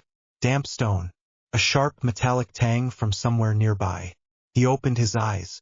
He stood in a narrow lane. The walls on either side were tall brick, patched and worn. Gas lamps burned in iron brackets, but their light was weak and yellow. The ground was uneven. Puddles shone in the dimness. There were no cars here. No Muggle lights. A crooked hanging sign near the corner showed the outline of a hand and grubby fingernails. Nocturne Alley. Harry let out a slow breath. The bident had not taken him all the way to Diagon. It had gone the shortest road it knew to wizard space. Nocturne hunched behind the safer street like a bruise. He heard voices. One was low and rough. the other was high and thin. They came from around the corner, mixed with a sharp thud and a muffled cry. Harry moved before he thought. He kept to the wall, cloak drawn in, Bident angled down so the prongs did not catch the light. His shoes made almost no sound on the damp stone. Every breath came out white. He reached the edge of the lane and looked. A witch knelt on the ground just ahead. Her wand lay out of reach near the alley wall.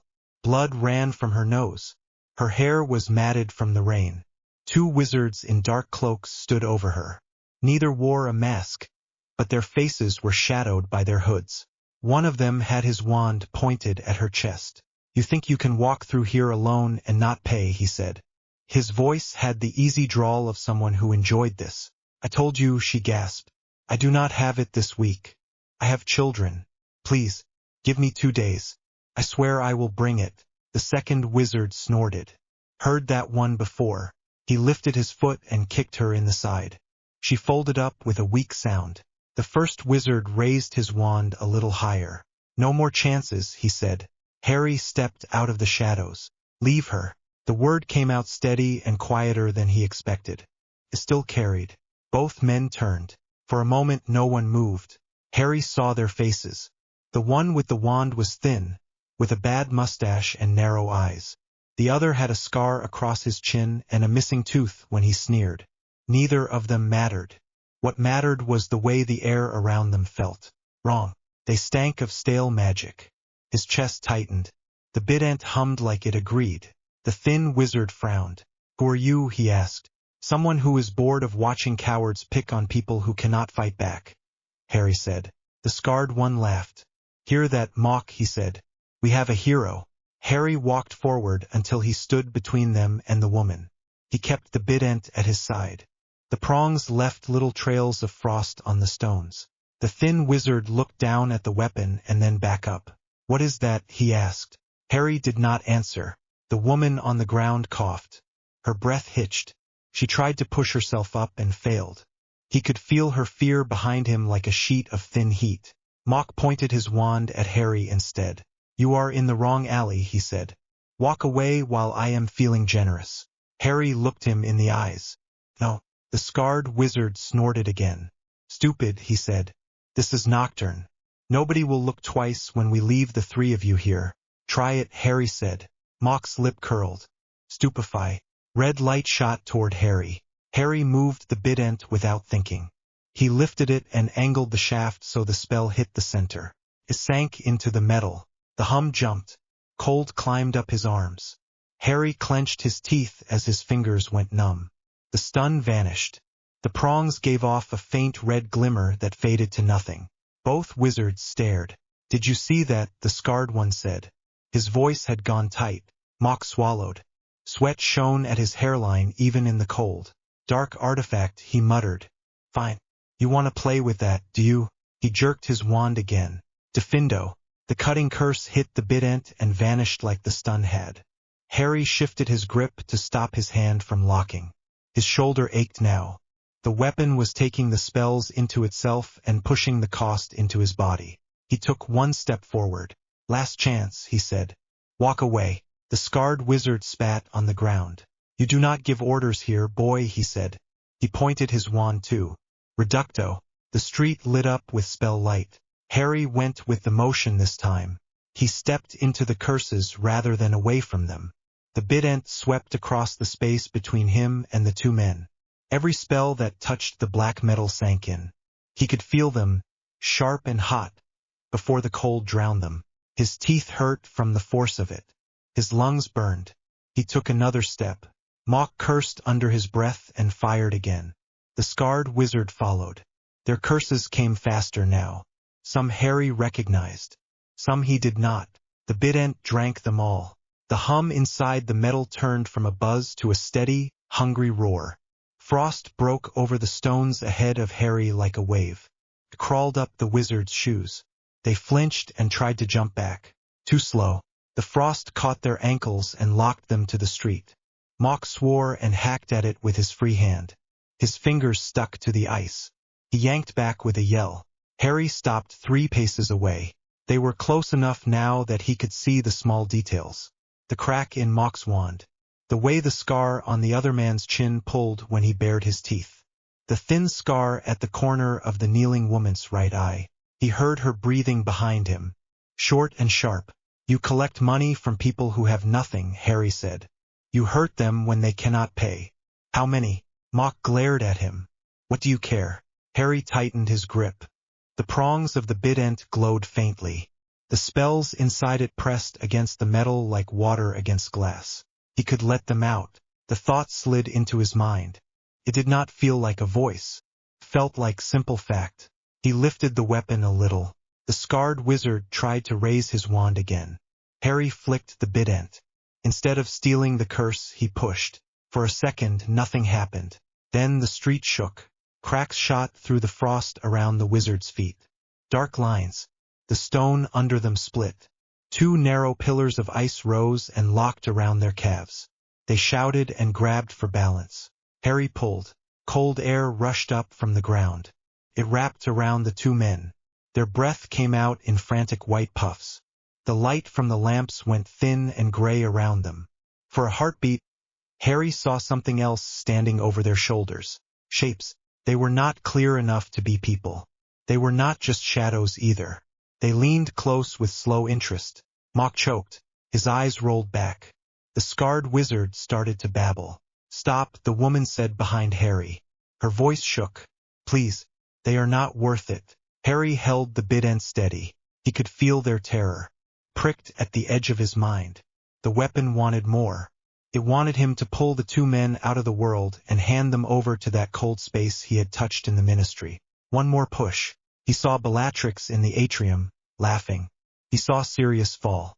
He saw Fudge flinch away. He saw Ron with his wand half raised. Fear in his eyes. He took a breath. No, he said. The word came out low. He forced his hand down. The bident fought him. The hum rose. Frost cracked louder. The shapes behind the two men leaned in. Harry set his teeth and pushed back with his will. He remembered throwing off the Imperius. Felt like that. Something heavy pressed down on his mind. He pushed up. The bident flickered. The roar dropped to a buzz. The ice around the wizard's legs shattered. They collapsed onto the street. Both of them gasped like they had had their heads held underwater. Harry stepped closer. He set the blunt end of the bident against the scarred man's chest. The man flinched and tried to shrink away. His teeth chattered. Tell everyone who runs protection in this alley, Harry said. If they touch her again, if they touch anyone this way again, I will come back. Mock tried to spit at him and failed. His mouth was too dry. You think you can clean Nocturne, he rasped. You are one boy. Harry met his eyes. The man swallowed. Tell them, Harry repeated. He pulled the bident back and turned. The witch on the ground stared at him. Her eyes were wide. Her hands shook where they pressed against the stones. Can you stand? Harry asked. She nodded too fast and tried. Her legs gave out. He caught her with his free arm. The contact made her flinch from the cold. Easy, he said. I will be fine, she managed. Thank you. I do not know who you are, but thank you. You will not have to pay them again, Harry said. He knew that sounded sure. He did not feel sure. He felt tired and brittle. The woman nodded.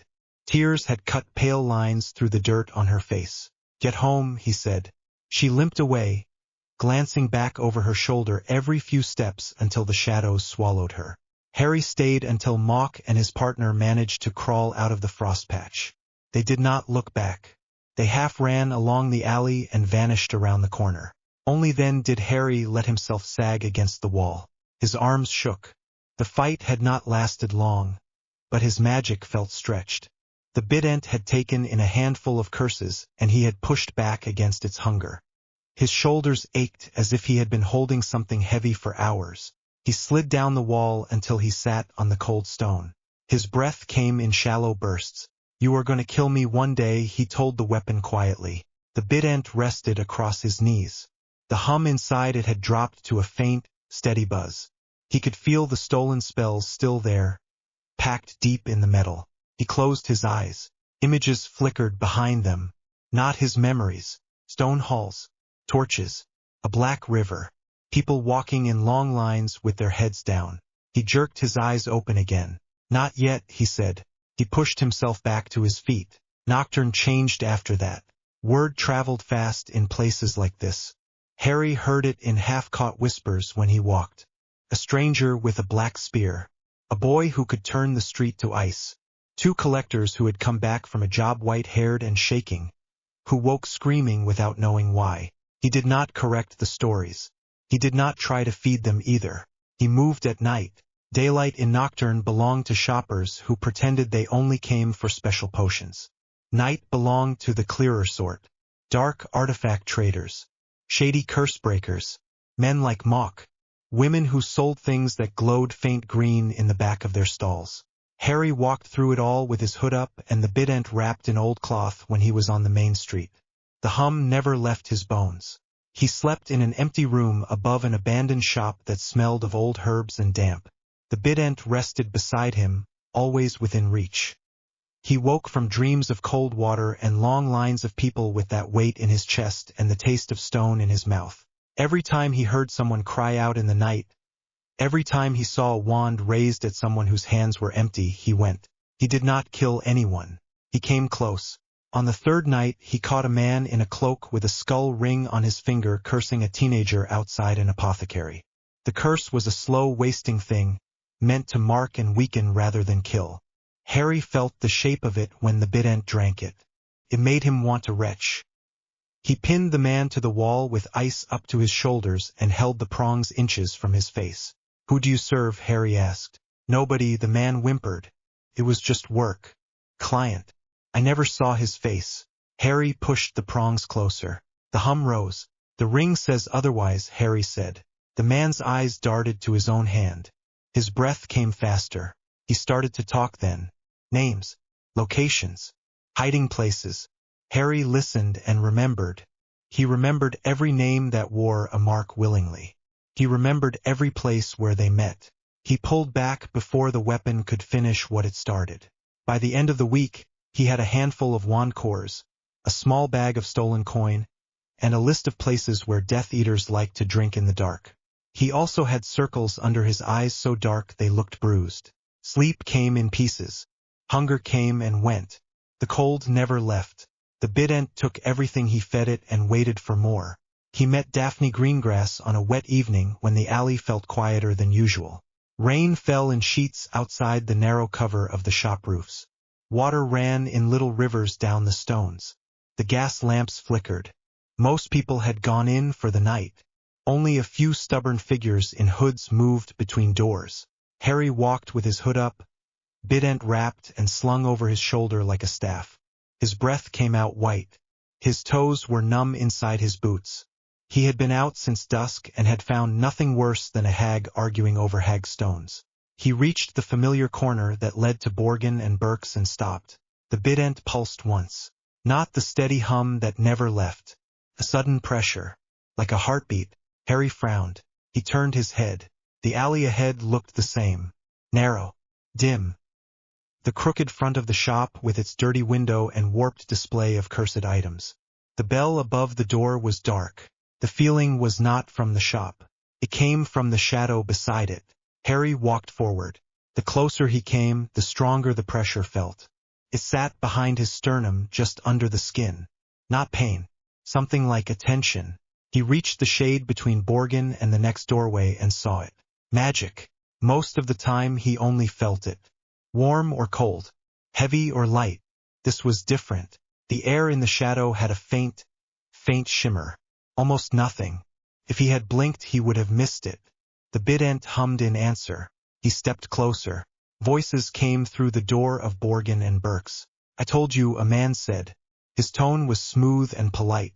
"My family has no interest in picking a side. We will remain neutral. That has always been our way." Another man answered. His voice had a lazy drawl that reminded Harry of Mock. This one carried something else. A weight. The smug tone of someone who thought he held a knife to your throat. "There is no neutral ground anymore, Lord Greengrass," he said. "The Dark Lord does not accept half measures." Harry went still. Lord Greengrass. He had heard the name in the common room. Quiet talk about old money. Cold faces at the Slytherin table. A girl with dark blonde hair and perfect posture who was always in the middle of things without ever being in trouble. Daphne. He stepped to the side and peered through a gap in the curtains. The shop was lit by a few wall lamps. Shelves crowded with dark objects lined the walls. The counter stood near the back. A single man in a black robe with his hair slicked back sat behind it. Borgin himself. In the center of the room 3 people faced a fourth. Abraxas Greengrass stood with his back half turned to Harry. Harry recognized him from the Quidditch stands. Tall. Dark hair just starting to gray at the temples. He wore a well-cut dark robe. His hands were empty at his sides. His shoulders were tight. Beside him stood a girl. Daphne looked smaller without her school robes, but only at first glance. She wore a simple dark cloak with the hood down. Her hair was pinned back. Her face was calm. Her eyes were sharp and pale. She had one hand on a younger girl's shoulder. The younger girl was maybe 12. Astoria, if Harry remembered right. She clutched the edge of Daphne's cloak and tried not to stare at the man facing them. The man wore a mask. Not the white skull mask Harry had seen at the World Cup. This one was dull iron, shaped like a long face with narrow eyes. His hood was up. His wand rested light in his hand. 2 more cloaked figures stood at his back. They had no masks, but the folds of their robes and the set of their shoulders put Harry on edge. Death Eater muscle. So here is how this goes, the masked wizard said. You sign the agreement. You offer your home for meetings when called upon. You provide funds and potions. In return, the Dark Lord protects your little garden and whoever is inside it. Daphne's jaw clenched. Her hand tightened on her sister's shoulder. Abraxas Greengrass kept his voice level.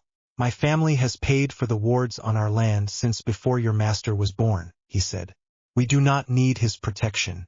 We do not ask for his enemies. The masked wizard laughed once. You think the wards on your pretty manor mean anything when the Dark Lord decides you belong to him, he said. He could shred them with a thought. He took a slow step forward. Daphne moved half a step with him, keeping her sister behind her. Harry's fingers tightened on the bident. This was not a rough collector in a back alley. This was pressure at a higher level. The kind of talk that shaped who lived through a war. The masked wizard clicked his tongue. I am trying to be polite, he said. We all know you are clever.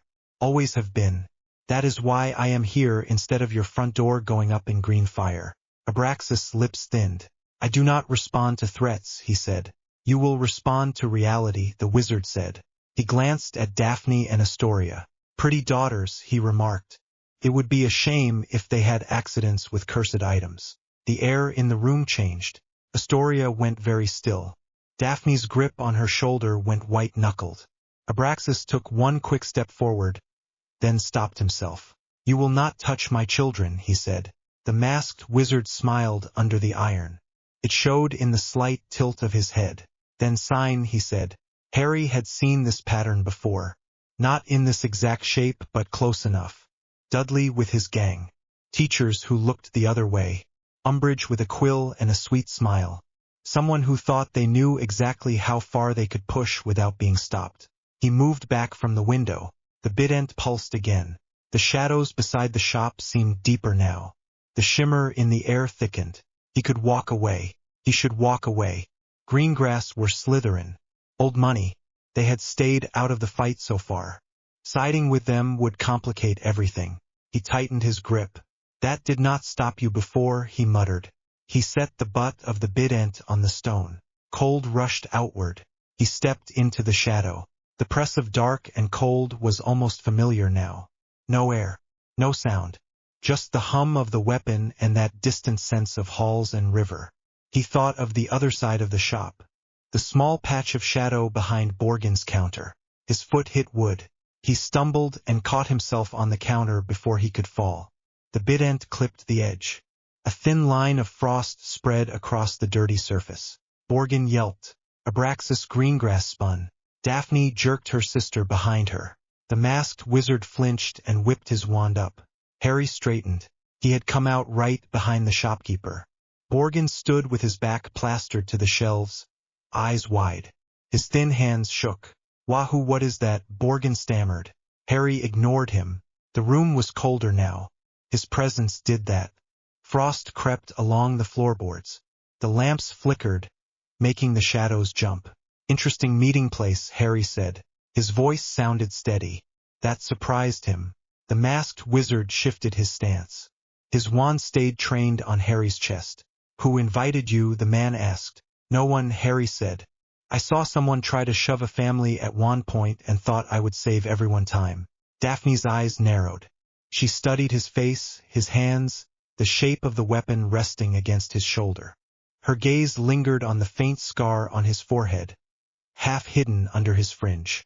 Abraxas drew a slow breath. This is none of your affair, boy, the masked wizard said. Walk out while you still can. You do not know who you are speaking to. Harry shifted his weight. He was tired. He did not have the energy for speeches. He pointed the bident down and let the prongs bite into the floor. You are pushing people who do not want you, he said. I know enough. The prongs sank a hand span into the wood as if it were soft. Frost spread from the point in a circle. It climbed the legs of the nearest shelf. Organs squeaked and scrambled sideways. The two muscle wizards moved. Harry saw them out of the corner of his eye. One to the left, one to the right. Both wands came up. Expelliarmus, the masked wizard snapped. Harry pulled the bident up and across his body. The disarming charm hit the shaft and vanished. His arm jerked with the force. His shoulder screamed. He dropped into a lower stance on instinct. Bident held horizontal between him and the others. Stop, Abraxas snapped. This is my shop appointment. You will not duel here. Borgin snorted faintly under his breath. This is my shop, he muttered. Everyone ignored him. The masked wizard laughed once. It seems your little guest has no manners, he said. See, Lord Greengrass. This is what happens when you do not choose a side. Chaos strolls in. He pointed his wand at Harry again. Confringo. The curse exploded against the bident. Heat slammed into the cold that sat in the metal. The hum jumped. The force threw Harry a half step back. Splinters flew from the floor at his feet. Daphne grabbed Astoria and pulled her behind one of the shelves. Abraxas stepped in front of them, wand out at last. The two muscle wizards fired as well. One sent a cutting curse at Harry's legs. The other hurled a rope charm toward his hands, probably meant to bind him. Harry did not think. He moved. The bident swept low. The cutting curse sank in. His shin still stung from the close pass. He turned his wrist and brought the shaft up. The rope spell hit and vanished. The metal buzzed in his grip. He felt those spells inside it. Heat and sharpness. Enough taking. He drove the prongs into the floor again. This time he did not pull on the cold. He pushed the stored heat out. The floor in front of him bucked. A wave of force rolled across the boards. The air snapped. The nearest shelf jumped and crashed sideways. Cursed items spilled everywhere. One cracked and gave off a puff of green smoke. Borgin screamed and flung himself behind the counter. The wave hit the two muscle wizards first. They flew backward and slammed into the far wall. Their wands spun out of their hands. One collapsed in a heap. The other groaned and tried to sit up. The masked wizard threw up a shield. The wave smashed against it and blew out the glass in the front window. Shards rained onto the street outside. Harry felt the recoil in his chest. His knees almost gave. The bident hummed so hard his teeth vibrated. Enough, he snapped at it under his breath. The hum dropped a notch. Smoke from broken items curled around the room. A faint high whistle came from a cracked skull on the floor. Something on a high shelf rattled. The masked wizard lowered his shield slowly. He looked from the broken shelves to his fallen men and then to Harry. His eyes behind the mask were dark and careful now. You are the boy from the ministry, he said. It was not really a question. Harry kept his face blank. The wizard laughed. Of course you are, he said. Only Potter would drag something like that out of the veil and wave it around in a shop. Everyone went very still. Daphne's eyes widened. Astoria peeked around her sister's arm with open curiosity. Abraxas stared. Harry tightened his grip. You say my name like you think it scares me, he said. The masked wizard tilted his head. It should, he said. You have a talent for leaving chaos behind. Wherever you stand, people fall. He glanced at Daphne and Astoria and then back at Harry. You want to play guardian, he said. Fine. Know this. The Dark Lord has already noticed that little trick in the ministry. He knows you hold something that does not belong in this world. He will come for it. When he does, this family will burn with you. The Dark Lord can stand in line, Harry said. His voice came out flat. Calm. The wizard's hand tightened on his wand. Last chance, boy, he said. Walk away. This is politics you do not understand. I understand enough, Harry said. I understand that you walked in here and threatened children. That is all I need. He stepped forward. The masked wizard fired on instinct. Avada Kedavra. Green light tore across the short space. Harry turned the Bident. The killing curse hit the prongs. Pain slammed through his arm and into his chest. Worse than the atrium. Worse than any cold he had felt yet. For a second his vision went white. He heard a high ringing in his ears. The curse sank in. The prongs glowed sickly green and then that color vanished. Pulled deep. Harry swayed. He felt that curse settle in the core of the weapon. Heavy and patient.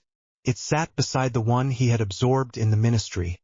Like two stones at the bottom of a pond. Daphne gasped. Impossible, Abraxas breathed. The masked wizard stared.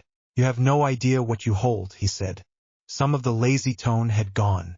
He sounded almost angry now. That does not belong to you. That belongs to a god. The word landed in the air. God. Harry's shoulders tensed. He had guessed. From the flashes of halls and river. From the way the Bident smelled of earth and stone and something older. Hearing it said out loud still did something to his stomach. Daphne moved before he could react. She stepped out from behind her father and came closer, keeping Astoria behind her but not fully hidden. Her eyes never left the weapon. The Bident of Hades, she said quietly. Her voice did not shake. Harry looked at her. You are sure, he said. Her mouth was a flat line. My grandfather collected stories, she said. Old ones. Older than Hogwarts. Mortal myths that had more truth in them than people like to admit. I have seen a drawing. Hades carried a spear with two prongs. It was said to open the earth and call the dead. And once every few centuries it vanished. Harry swallowed. It did not vanish, he said. It waited. The masked wizard laughed again. Listen to yourself, he said to Daphne. You sound like a child telling stories. This is nothing but a dark artifact that found a weak boy to puppeteer. He flicked his wand and sent another curse. Harry caught it on the shaft. His muscles screamed. The Bident hummed. He was not sure how much more his body could take. His bones felt thin and sharp under his skin. He needed to end this fast. He stepped forward again. The masked wizard backed up this time. His heel hit a fallen shelf. He caught himself and moved sideways, eyes darting for an escape. The two muscle wizards were still out. One twitched. The other did not move. Abraxas lifted his wand. This is my house guest, he said. You threaten my children in my presence and attack my informal guest. That is already 2 insults too many. The masked wizard paused. You would draw on me, he said. Here. While your daughters stand 6 steps away. I would defend them everywhere, Abraxas answered. His voice was calm. His eyes were not. Harry felt the shape of something there. Pride. Calculation. A line in the sand he had not known the man had. The masked wizard clicked his tongue. Stupid, he said. All of you. He jerked his wand up and spoke a word Harry did not catch. A thick cloud of smoke burst from the tip of his wand and filled the room. It stank of metal and ash. Harry coughed and squinted. The world turned gray. Shapes blurred. He heard movement. Someone leapt over fallen shelves. A shoulder brushed his. He swung the Bident and hit nothing but air. Somewhere to his right a glass case shattered. By the time the smoke started to clear, the masked wizard was gone. Only a broken window and wet footprints on the floor showed his path. Harry staggered. His knees shook. His chest burned. Frost spread in a circle around him. Abraxas lowered his wand. Daphne pulled Astoria closer and took a slow breath through her nose. Borgin crawled out from behind the counter, face white. My shop, he whispered. My shelves. My stock. No one paid him any mind. Abraxas looked at Harry. You should not be here, he said. The entire alley will know by morning that you walked into Borgins with that in your hand. Harry tightened his grip on the Bident. They will know someone stopped a Death Eater from writing his script on your lives, he said. They can think what they like beyond that. Daphne stepped forward. Why did you come? She asked. It was not a simple question. Her eyes searched his face, looking for lies. Harry met her gaze. Because I heard someone use children as a threat, he said. I have seen enough of that. Astoria peeked up at him. Is it true? She blurted. Are you Harry Potter? Astoria, Abraxas said sharply. She ducked her head. Harry felt the old reflex rise. The one that wanted to deny it, to hide, to step out of the spotlight. Felt pointless now.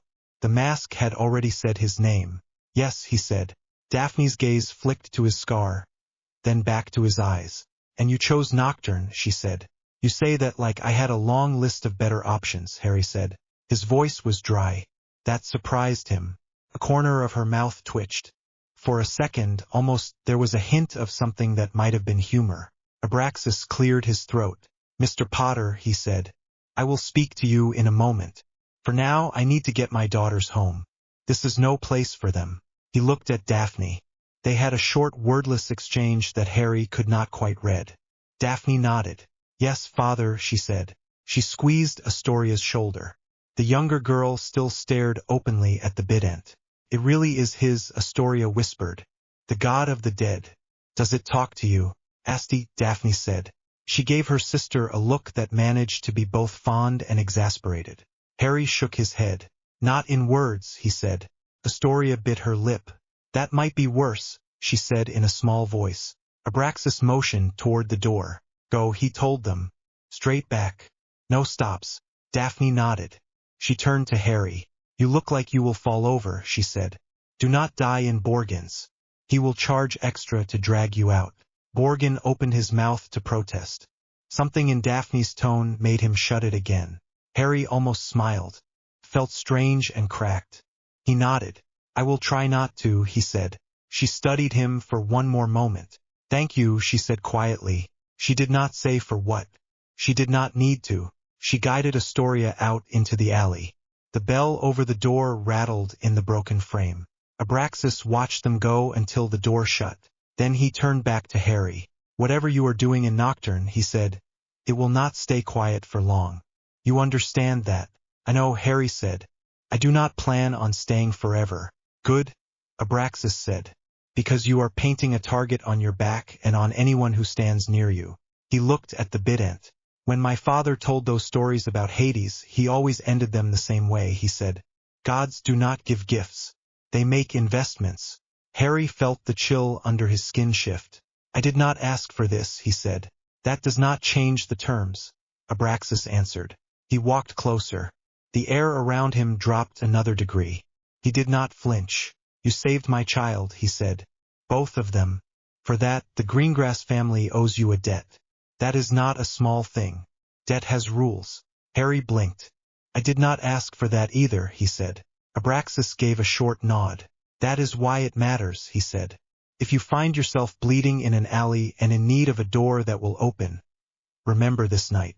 He reached into his robe and pulled out a small card. It was simple. Thick paper. No crest. Just an address and a name written in neat black ink. He set it on the counter away from the frost. Burn it after you commit it to memory, he said. If the Dark Lord takes you, I prefer he does not walk to my door with my own card in his hand. Harry stepped forward and picked it up with his left hand. His right still gripped the Bident. The card felt warm compared to his skin. Why tell me any of this, he asked. You could pretend this never happened. Abraxas' jaw ticked. Because my daughters will remember, he said. Because the masked men at his back will talk. Because you are already in the middle whether I like it or not. He paused. And because whatever that weapon is doing to you, you looked at my child and chose restraint, he added. Someone who can do that while holding a piece of the underworld is someone I would rather have as a guest than as a stranger. He moved toward the door. Get out of Borgins, he said.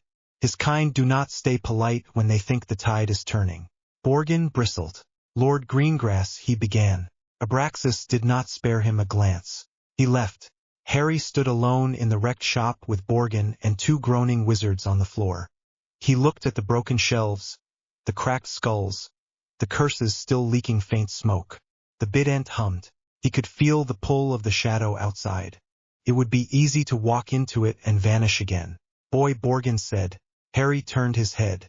The shopkeeper licked his lips. I do not want trouble, Borgin said. I take coin. That is all. You hosted a meeting where someone threatened to curse children, Harry said. Borgin flinched. I rent space, he said. I do not write speeches. Harry held his gaze for a moment longer and then turned away. He stepped out into the alley. Rain hit his face. The cold bit through his clothes. He tucked the card into an inner pocket and closed his cloak. The Bident's hum settled into a steady rhythm with his pulse. He walked. He did not know yet what he would do with the debt he had just earned. He did not know how long he could keep walking this line without giving the weapon something it wanted. He did not know how many more nights his body could take this level of magic. He knew one thing. He was not alone in this war anymore.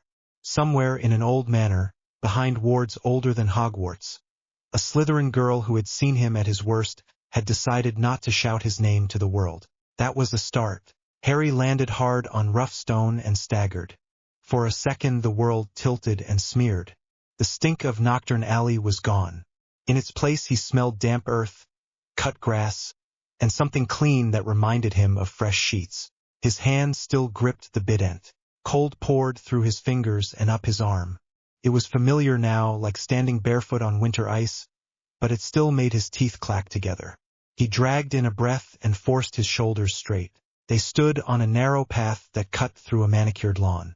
Moonlight outlined a large manor in front of them, built from pale stone that glowed softly against the night. Warm yellow light burned in a few windows. The contrast hit him like a punch. 10 minutes ago he had watched blood freeze on the cobbles of a filthy alley. Here there were trimmed hedges, neat flower beds, and a set of wide steps that led to tall double doors. Daphne let go of his arm. She had sighed along opposite them through several layers of wards. He had felt each one like a cold curtain pressing against his skin. You still with me, Potter? She asked. Her voice was steady. Her hand shook once before she folded it into the pocket of her robe. Harry swallowed. Yeah, that was a lie. His legs felt like glass. His lungs burned every time he dragged in more air. The Bident hummed under his fingers, awake and alert. It wanted something. It always wanted something. Daphne studied him for a second, then nodded toward the manor. Greengrass Manor, she said. Try not to collapse on the front steps. The elves will panic, and my father will blame me. A ghost of a smile tried to tug at the corner of Harry's mouth. It did not quite make it. Your father is going to love this, he muttered. Love is not the word I would use, Daphne said. Come on. She walked ahead, boots crunching softly on gravel. Harry followed, the Bident dragging a faint trail of frost on the path behind him. Every step sent a dull ache up his legs. His ripped shirt stuck to his side where a curse had grazed him earlier. The cut had stopped bleeding, but the cloth was stiff and unpleasant. He was aware of how he must look. Too pale. Dark circles under his eyes. Clothes torn. Hands bruised. Weapon of a death god in his grip. Good, he thought. Let them be scared. At the top of the steps Daphne waved her wand in a sharp pattern. The air shivered. Ancient wards brushed against Harry's skin, testing, probing. For a moment the Bident pushed back. The air grew thick and heavy. Frost filigreed across the door handle. Harry forced his fingers to loosen. Easy, he whispered under his breath. The humming in the iron settled to a low throb. The doors swung inward. Warmth rolled out, thick and comforting. It smelled of wood polish, tea, and the faint, lingering spice of a cooked dinner. Yellow light spilled onto a black and white tiled floor. A small figure in a neat uniform popped into existence near the entrance, large eyes going round as plates when it saw Harry. Miss Daphne, the elf squeaked. You is back, you is back. Madame is in the drawing room and Master is in his study and oh. The elf's gaze slid to the Bident. Its ears drooped flat to its skull. The tiles under Harry's boots creaked as a thin crust of frost spread out in a circle. Daphne stepped between them, calm and sharp. Tibby, this is Harry Potter. she said. He is a guest. He needs a room, hot water, and a fire that does not go out. Now, the elf's throat bobbed. Yes, Miss Daphne. At once, Mississippi. Its eyes flicked back to Harry again. Something like pity crossed its face, buried under fear. Then it snapped its fingers and vanished. Daphne glanced back at Harry. Try not to kill any of the help, she murmured. I have not killed anyone who did not try to kill me first, Harry said. His voice came out flat. It made Daphne's mouth tighten for a moment. Welcome to the Grey, she said quietly. We find that standard less comforting than you might think. She led him through a wide entrance hall. Family portraits lined the walls. Most of them pretended not to look. One elderly witch in stiff robes stared openly, eyes darting between Harry's face and the Bident with clear alarm. The house was warm. Not just the air, but the way sound sat in the space. There was a soft ticking somewhere, probably a clock. The floor creaked in a familiar way. None of it matched the chill that clung to Harry's skin. The difference made his teeth ache. By the time they reached the drawing room at the end of the hall, his hands had begun to shake again. Daphne pushed the door open without knocking. Inside, a fire burned in a wide stone fireplace. Two people sat on a matching pair of armchairs. The man had stern features, graying hair, and the sort of still posture that came from years of careful self-control. The woman beside him had the same pale blonde hair as Daphne, pulled back with a simple clip. A book lay closed on her lap. They both looked up as the door opened. Harry felt the shift the moment their eyes landed on him. The air changed. Tension snapped into the room like a drawn bowstring. Daphne, the man said. You are late. His gaze moved to Harry and stopped dead on the Bident. What? He said softly. Have you brought into my house? Daphne shut the door behind them. Her shoulders rolled back. A small squaring that reminded Harry she played this political game every day. Father, mother, she said. This is Harry Potter. He just saved my life. That hung there for a moment. The woman's eyes flicked over the dried blood on Daphne's sleeve that Harry had not noticed before. Her hand tightened on the arm of her chair. Greyback, Daphne added, as if this explained everything. He attempted to take me in Nocturne. He will not be trying again. Harry said nothing. The hum of the Bident rose a little as if it remembered the fight. He tightened his grip and focused on the fire instead. Orange light flickered over the polished table between the chairs. For a second he wanted to step closer to that heat, to feel it on his face, but the cold inside him stayed stubborn. Lord Greengrass looked at the weapon again. His jaw clenched. The Bident, he said. His voice had lost the smooth, bored tone of a pure-blood lord at home. Now it sounded like stone under strain, seconds before it cracked. Yes, Daphne said. And death's favored child is in my drawing room. The words were crisp. He stood. His wife rose with him, fingers still curled around the book.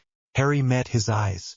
I did not ask to be favored. No, Lord Greengrass said. You simply accepted. Refusing would have ended with me dead, Harry replied. And everyone else in that room with me. He did not raise his voice. He did not need to. The memory of the Department of Mysteries sat behind his eyes like a photograph burned into his brain. He could smell dust and stone and the sharp, bitter scent of his own fear when the green light had raced toward him. Daphne's father studied him for a long moment. You are cold, Lady Greengrass said abruptly. Harry turned to her. Her eyes were sharp but not unkind. I am fine, he said. Daphne snorted once softly. He is not. His skin was like ice when I touched his hand in the alley. He shook so hard I thought he would drop the Bident. Her mother's gaze slid to the weapon again, but she did not step back. You brought him here, Lord Greengrass said to Daphne. Why? Because, Daphne answered, we are Greys. Because the Ministry will want to shackle him and the Dark wants to own him. Because if we do nothing, someone else will make him their weapon. And we both know what that would do to our family. We sit in the middle of this war. It is time to admit that pretending to be neutral is only going to get us killed. Lord Greengrass's eyes narrowed. The Grey stance is not pretending, he said.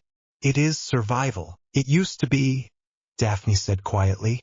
Before a boy walked out of the Department of Mysteries carrying a death god's weapon. Before he started hunting Death Eaters in the gutters for sport.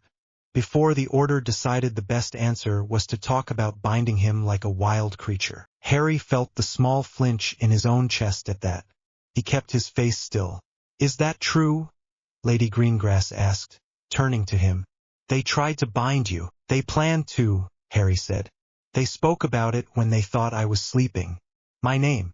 Words like containment, safety. For my own good." He kept his tone flat by force. If he let anything through, it would turn to something sharp and useless. Lord Greengrass's mouth twisted. "Fools," he muttered. "They never could resist the urge to tidy up what they do not understand." He fell silent, then looked back at his daughter.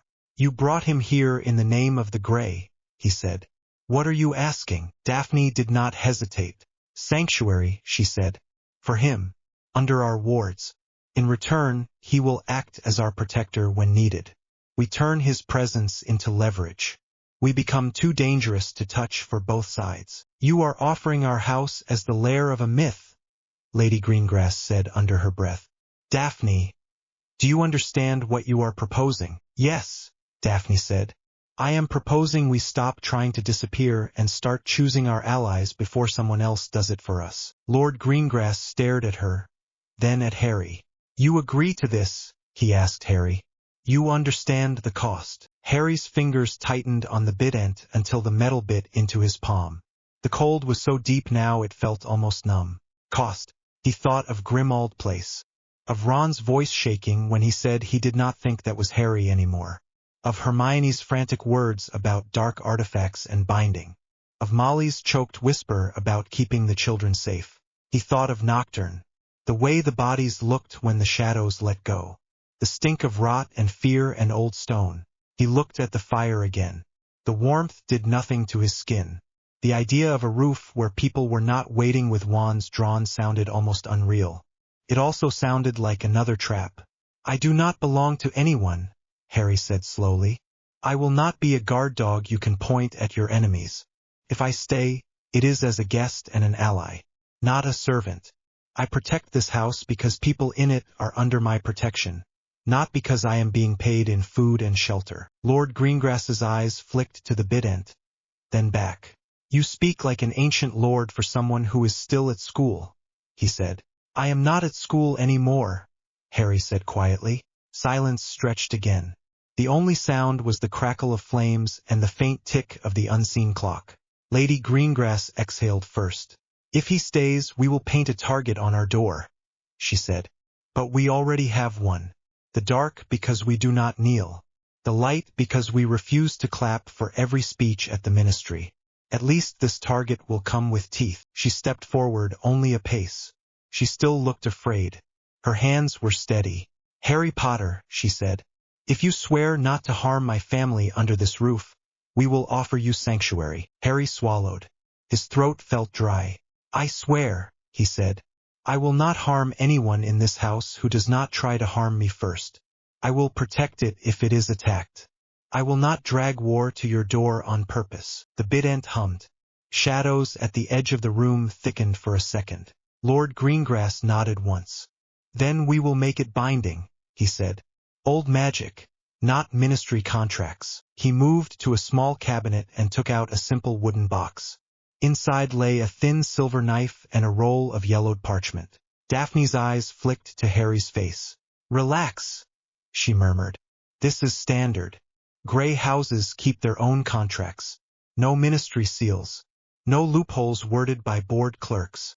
He did not like the idea of more binding magic anywhere near him, but he said nothing as Lord Greengrass unrolled the parchment on the table. The words on it were fluid, rearranging themselves between lines that shimmered softly. Harry could feel the weight of it pressing against his senses. Not as heavy as the bident, but old. Lord Greengrass pricked his thumb with the knife. A bead of blood welled up and dropped onto the parchment. The letters flared, rearranged, and settled into two clear blocks. "Harry James Potter," Lord Greengrass read. "Do you swear by earth and shadow and the roof above us to respect Greengrass wards as your own?" to defend this house and its blood from harm, to turn your weapon on those who break sanctuary, not on those who grant it. The pressure in the room increased. The Bident hummed louder. Harry had the unpleasant sense that something under the floor was listening. He lifted his chin. Yes, he said. I swear that. His breath fogged. The air had dropped a few degrees. Daphne Astoria Greengrass, Lord Greengrass continued. Do you swear, on the same terms, that your house will not sell Harry Potter to Ministry or Dark Lord? That you will not turn him over to any faction without his consent? That he is a guest under our protection, not a weapon to be traded? Daphne stepped to the table. She did not flinch as her father passed her the knife. She cut her thumb, bled onto the parchment, and answered, I swear. The parchment soaked the blood, then glowed. A faint ripple spread through the floorboards, up the walls, then out along unseen lines. Harry felt something click into place inside the wards. The house now recognized him. The presence that had pressed against his skin at the door now slid around him like water around a stone. The Bident stopped humming and went silent for the first time since Nocturne. Harry blinked. The sudden quiet in the back of his head was almost dizzying. Lord Greengrass rolled the parchment back up and returned it to the box. Then we are bound, he said. Tibby will show you to a room. Daphne will brief you on our politics in the morning. For tonight you will rest. Harry opened his mouth. His stomach chose that moment to growl loudly. The corner of Daphne's mouth twitched. We can start by feeding him, Lady Greengrass said, voice dry. He looks like he has not eaten properly in weeks. Harry wanted to argue that he was fine, but that sounded stupid even to him. He nodded once instead. I will take him, Daphne said. He does not need more people staring at the Bident tonight. Lord Greengrass hesitated, then dipped his head. Very well, he said. Daphne, I expect a full report on the alley incident in the morning, and on how you plan to sell this arrangement to the rest of our allies without giving anyone an excuse to call for our heads. Of course, Daphne said. Madam, Harry said to Lady Greengrass, and he inclined his head slightly. He was not sure where the etiquette came from. Maybe some buried memory of how McGonagall addressed people in staff meetings. Good night, Mr. Potter, she said. Her gaze lingered on his face. Then her expression softened by a fraction. Welcome to our home, for whatever that is worth right now. Felt like more than it should. Harry nodded again and followed Daphne out. Tibby appeared in the corridor with a pop as soon as the drawing room door closed. Mr. Potter, sir, the elf squeaked. Tibby has prepared the north guest room, sir. Hot bath, extra blankets, and Tibby told the heaters to work extra hard, but the wards is grumpy about the cold, so Tibby does not know if it will be enough. It is fine, Harry said, though his fingers were starting to ache again from the cold in the Bident. Thank you. The elf looked startled. You is welcome, sir, it whispered and vanished. Daphne led Harry up a sweeping staircase, then down a quieter corridor. The manor at night had a muffled feel, like the walls were listening. Oil lamps flickered in glass sconces. Portrait eyes tracked them, whispering just quietly enough for Harry to ignore the words. You really trust your father not to call the Aurors anyway? He asked at last. If he wanted to hand you over, he would have tried before we swore on the old contract. Daphne said. My father is not sentimental, but he is not stupid. Offering you up would only prove we are weak. He would rather ride the storm. Grey politics, Harry muttered. Exactly, she said. They stopped outside a broad wooden door. Daphne tapped it with her wand. It swung inward to reveal a spacious room with a 4-poster bed, a thick rug, and a fireplace already roaring. A tub sat behind a screen on the far side, steam curling over the top. The heat hit Harry's face like a slap. He stepped inside without thinking. The Bident responded with a sharp surge of cold, as if offended. The rug under his boots frosted instantly. Daphne swore under her breath. Right, she said. We need to talk about that. An hour later Harry sat on the edge of the bed in clean clothes, damp hair sticking up at odd angles. The bath had helped his muscles a little, but his core temperature still felt off. His fingers tingled. The fire in the grate burned bright and strong. A tray with a half-eaten sandwich and a bowl of soup sat on the bedside table. Tibby had hovered until Harry forced himself to eat most of it. The Bident rested within easy reach, propped against the wall near the foot of the bed. Frost crawled slowly around its tips in a thin pattern that stopped a few inches away from the stone. Daphne sat in the chair by the fire with a stack of books on her lap. Her hair was loose now, falling over one shoulder. She had swapped her robes for a simple jumper and trousers. She looked less like the girl who had faced down Greyback in an alley, and more like a tired student with too much homework. The impression lasted exactly until she opened her mouth. "All right," she said. "Lesson 1. You are dying." Harry raised his eyebrows. "That is a cheerful start." "You want me to sugarcoat it?" Daphne asked. "This is not honeydukes. Soul hypothermia. That is what the family grimoires call it." She tapped the top book. Its cover was made of cracked leather, embossed with an old crest. "The Bident is chthonic," she said. "Underworld aligned. Its default state is below zero. It draws heat not just from the environment, but from the soul of the wielder. It likes empty, still places. It is trying to make you match its home." Harry glanced at the weapon. "So it is killing me slowly because my body is not built for it," he said. "Exactly. You are a living thing. You generate warmth. It treats that as fuel." "Great," Harry muttered. "I always wondered how this year could get worse." Daphne rolled her eyes. "Sarcasm, good. That means your brain is still working." She flipped the book open to a page marked with a ribbon. Dense script covered the parchment along with a diagram that looked like overlapping circles and lines of runes. "An anchor," she said. "That is the only solution the text gives that does not end with the wielder turning into a corpse that still moves around. The anchor is a living source of warmth that the Bident recognizes as part of its vessel's safe environment. It stops pulling as hard because it has a stable temperature to mimic." Harry stared at her. "Say that again in words Ron could understand," he said. Daphne huffed a quiet laugh. "Fine," she said. "Right now the Bident sees you alone and tries to drag you down to its own level. If we give it a second target that is close to you physically and magically, it will spread the load. Think of it like sharing a blanket in a cold room. If there are two people under it, neither one freezes quite as fast." "That sounds like a polite way to say I need a hot water bottle with legs," Harry said. Her cheeks colored, but she did not look away. "You need someone who can sit with you," she said. "Who can touch you without flinching. Who can keep you warm when the weapon tries to drag your temperature down. The anchor is physical and emotional. The Bident is old enough to notice the difference." Harry pinched the bridge of his nose. "Right," he said. "And who do you suggest for that job?"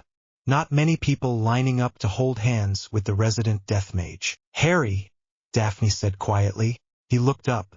"I brought you here," she said. "I knew what that meant. I will do it." He blinked.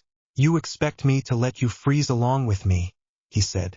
"That sounds even more stupid than hunting Death Eaters for fun." "We are not doing it for fun," Daphne said sharply. "We are doing it because they would hurt my family and yours. And yes, I expect you to let me help, because if you fall over dead in my house my parents will murder me and the war will still be a mess. Besides," she hesitated, then shrugged one shoulder. "You saved my life," she said. "Consider this an investment." He stared at her for another long second. The fire snapped behind her. The room felt very small. "You are serious," he said. "Yes," Daphne replied. "Now shut up and give me your hand." He did not reach for her immediately. His fingers flexed once, then stilled. He could feel the cold in them like stones. "This is going to hurt," he warned. "Then it will hurt," she said. "I have survived worse than cold hands." He snorted softly. "You say that now." Still, he held out his hand. Her skin was warm. Not scalding, just normal human temperature, but to him it felt like grabbing a mug of hot tea. The shock made him hiss through his teeth. His shoulders jerked. "Merlin," he swore under his breath. "That is, breathe," Daphne said. She shifted her chair closer. The firelight joined the warmth of her skin. Her fingers wrapped around his firmly, not loose, not tentative. She did not pull away when Frost rushed along his wrist and tried to crawl onto her. Harry watched, tense, ready to snatch his hand back if she cried out. The frost line stopped just at the edge of her fingers. Her skin pinked, but she did not flinch. Instead, she narrowed her eyes like she was solving a puzzle. "What?" Harry demanded after a moment. "The Bident recognized the contract," she said. "I can feel it. The wards did too. This will work better than I thought." "I am glad at least one thing is going to plan," Harry muttered. They sat there. At first every second felt like an hour. The cold fought with the warmth. Sparks of pain ran up his arm, as if nerves were waking up after being numb too long. His heart thudded unevenly. His breath came short. "Talk," Daphne said after a while. "About what?" he asked. "Anything," she said. "You are making a face. Distract yourself." "You are not exactly giving me a lot of prompts," Harry said. "Do you want a list of reasons your politics make no sense? Or should I start with how insane it is that you keep grimoires about death gods in your sitting room?" "Try something less likely to start an argument," she replied. "Favorite subject at school?" He huffed. "You realize my last term involved being shouted at by a ministry plant and watching my godfather fall through a veil," he said. "Not exactly a year of favorite subjects." "Fine," Daphne said. "Before that." "Defense," Harry said at once. "And flying." "Of course," she said. "It would be something physical." "What is that supposed to mean?" he asked, a little offended. "People like you need motion," she said. "Otherwise you start pacing inside your own head. You are not a scholar, Potter. You are a blunt instrument that someone stuck a prophecy on." He should have been angry at that. For some reason it made him want to laugh instead. "And what about you?" he asked. "Favorite subject?" "Ancient runes," she said. "And arithmancy." "Of course," he shot back. "Complicated things with neat little patterns that all behave if you stare at them long enough." "There is nothing wrong with wanting the world to make sense," Daphne said. "Especially when you live in a house where very little does." The room began to feel less like a cold cell. The pain in his fingers eased. The constant ache in his bones dulled to something he could ignore. He let his shoulders drop a fraction. Daphne shifted her grip, lacing their fingers together. The movement was practical, not romantic. She needed more skin contact. The Bident hummed faintly once, like a cat grudgingly accepting a new spot on the bed, then settled. "Better?" she asked. "Yeah," Harry admitted. "A bit." "Good," she said. "We will do this again tomorrow." He made a face. "You intend to schedule hand-holding," he said. "Yes," she said. "And you will be grateful." "I will add it to my list of things I never thought I would do this year," he muttered. "What else is on the list?" she asked. He glanced at the Bident. "You really need me to say it out loud," he said. "Fair," she replied. They sat in silence for a while. The fire popped. Somewhere in the manor a clock chimed softly. Harry's eyelids began to droop. The warmth wrapping around his hand, the steady presence by the bed, and the soft crackle from the fireplace pulled at him. He had barely slept in Nocturne, always listening for footsteps outside the door, for the shift of someone testing his wards. His body decided it had had enough. "Daphne," he said around a yawn he could not quite hide. "If I fall asleep you should probably let go. I do not want to freeze your hand off in my sleep." "You are not that impressive," she said dryly. "Sleep. I will stay until the room stops trying to mimic the inside of an icebox." He did not have the energy to argue. His head tipped back onto the pillow. The last thing he registered was the weight of the blankets and the steady warmth of her fingers. He woke up gasping. The room was gone. The bed was gone. He stood once more in the Department of Mysteries in front of the veil. The stone arch loomed over him. The curtain hung still. Cold air brushed past his face like breath. "Sirius!" Harry yelled. His voice came out thin. He ran forward. His feet barely made a sound on the stone floor. The arch yawned wider. Shadows writhed behind the curtain. The whispering voices were louder now, clearer. He reached for the veil and his hand passed straight through. It was like plunging his arm into icy water. Something grabbed him from the other side. Thin fingers, cold and slick, wrapped around his wrist and pulled. He tried to jerk back. His arm did not move. The bident appeared in his other hand, heavy and familiar, but when he tried to swing it, it did not cut the air. It moved like it was dragging through tar. Harry, Sirius's voice. Too faint. Too far. Come on, kiddo, Sirius called. You know better than to play with curtains. Harry yanked again. Pain shot up his arm. The cold climbed past his elbow. It felt like his bones were turning to ice.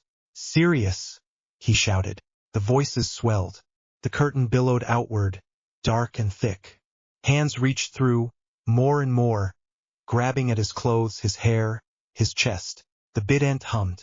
Shadows crawled up his legs, then his torso, coiling like snakes. For a second he could not tell where his body ended and the dark began. The world narrowed to cold, pressure, and distant, muffled laughter that might have been Bellatrix. He screamed. In the real world, the temperature in the room plunged. Frost raced across the windows in jagged lines. The fire sputtered and shrank, forced smaller by an invisible pressure. The water in the jug by the washstand began to ice over from the top down. The air grew so cold that the glass in the lamp cracked softly, a thin line splitting its surface. Harry thrashed in the bed. His hands clenched in the blankets. His eyes were open but unfocused, fixed on something that was not there. His breath came in harsh gasps that turned to white mist in the darkness. The bident lifted from where it leaned against the wall. It floated halfway into the air, tips glowing with a sick, pale light, then drove itself point first into the stones at the foot of the bed. A web of hairline cracks shot outward from the impact, each crack filled with rime. The door banged open. Harry, Daphne yelled. She had felt it the moment the wards surged. A wave of unnatural cold had washed through the corridor while she lay awake in her own room, staring at the ceiling and trying not to replay Greyback's face every time she blinked. Her skin had prickled. The hair on her arms had stood up. Now she stood in his doorway in bare feet and an oversized jumper, wand already in her hand. Her breath caught. The entire room looked like the inside of a freezer. Ice coated the bedposts. Frost dusted the curtains. The fire was a tiny, stubborn glow under a layer of frost that crawled up the inside of the grate. The air itself felt thick with cold, burning the inside of her nose with every breath. Harry lay in the middle of the bed, rigid, eyes wide and unseeing. His lips had gone blue. Daphne swore. "Harry!" she shouted again, stepping forward. The cold tried to push her back. It clung to her bare legs, bit at her toes. She pushed through it, teeth gritted. As she reached the side of the bed, the Bident's tips flared again. Frost leaped toward her feet. "Sit down," she snapped at it on reflex, as if it were a badly trained dog. The light dimmed. She did not have time to question that. Daphne dropped her wand on the bedside table and climbed straight onto the mattress. Her bones screamed at the sudden chill. The sheets beneath her knees felt like they had been laid out in the snow. She ignored it and grabbed Harry's shoulders. "Potter," she said sharply. "Wake up." His skin was like ice. His eyes did not move. His chest rose and fell too fast. "Harry," she yelled, leaning over him. "You are not in the bloody death chamber. You are in my house. Stop letting that thing drag you down." He did not respond. His fingers twitched in some invisible grip. Fine, she thought. Plan 2. She lay down beside him fully, pressing herself along his side.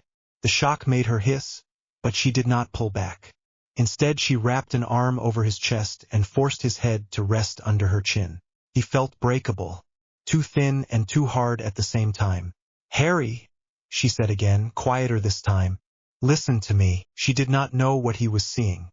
She had only read the transcripts from the Department of Mysteries. She knew his godfather had fallen through the veil. She could guess where his mind had gone. "You cannot bring him back," she said into his ear. "Not like that. Not through a curtain that eats souls. You know that. You are not stupid." His breath hitched. "Do not make me lose my investment on the first night," she went on. "I put a lot of work into dragging you out of that alley. I am not doing that again from the underworld. You hear me?" She tightened her grip. Her legs tangled with his. The cold gnawed at her, trying to leach into her bones.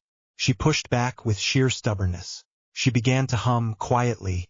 It was a simple tune. An old lullaby her mother used to sing when she and Astoria could not sleep as children. Nothing fancy, just a pattern of notes that rose and fell in a steady rhythm. Her voice shook a little at first. After a few lines it steadied. Harry's breathing stuttered. The tension in his shoulders shifted. Daphne kept humming, matching the pace to his gasps until they began to slow. She did not dare stop. She pictured the wards wrapped around the room, pictured the Bident sulking in the stone, pictured the contract they had just sworn, and used all of it as a net to haul him back. "Come on," she whispered between verses. "Back here. To the stupid warm bed and the stupid politics and the girl who is freezing to keep you alive.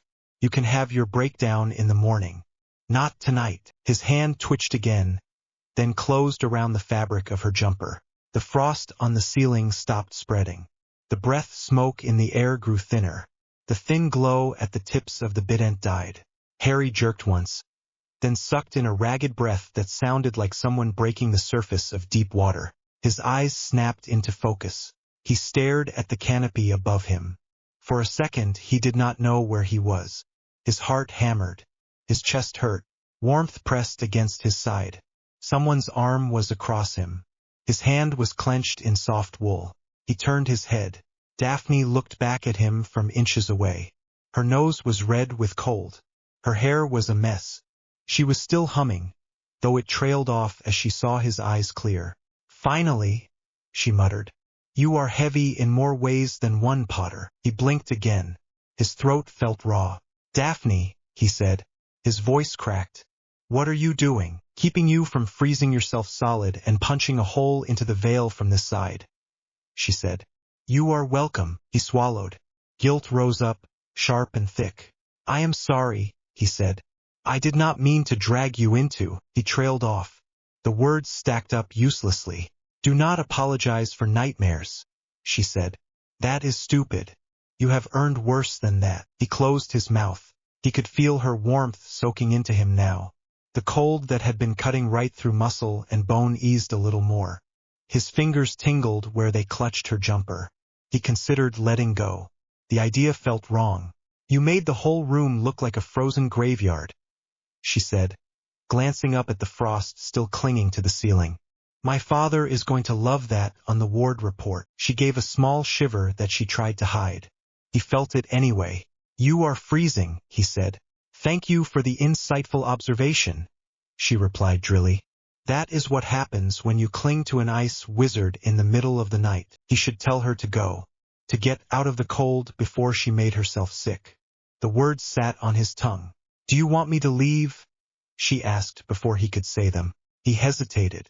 "No," he admitted. The truth came out soft. "I do not." Daphne's expression shifted. Some of the sharp lines around her eyes eased.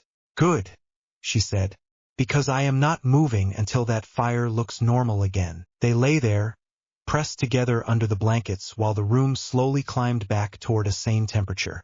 The ice on the windows began to melt. Water dripped softly onto the sill. The fire swelled, flames licking higher. The air stopped burning when they breathed it in. Harry's heartbeat settled. His hands stopped shaking.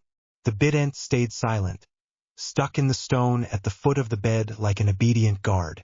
For the first time in months, Harry's body relaxed without the edge of fight or flight humming under his skin. His eyes drifted shut. "Daphne," he mumbled.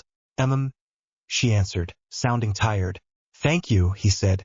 "You are welcome," she replied. "Try not to hit me with a frost shock in your sleep this time." He gave a weak snort. Sleep pulled him under again. This time there was no curtain, no hands, just warmth, the sound of steady breathing against his chest, and the faint smell of smoke and soap. Morning in Greengrass Manor came with pale sunlight and the faint clink of crockery somewhere downstairs. Harry woke slowly. For a second he froze, confused by the soft mattress and the way his body did not hurt in quite the usual way. Then memory caught up. He looked down. Daphne was still there. At some point in the night she had shifted so her forehead rested against his shoulder. Her arm lay across his stomach. One of her legs was tangled with his. Her jumper had ridden up a little, revealing a strip of skin that looked almost indecently warm compared to his own. She snored very softly. Harry was almost sure she would deny it if he mentioned it. He stared at the ceiling and tried not to panic. They were both fully dressed. Nothing about the situation was actually improper, if you ignored the part where they were essentially wrapped around each other.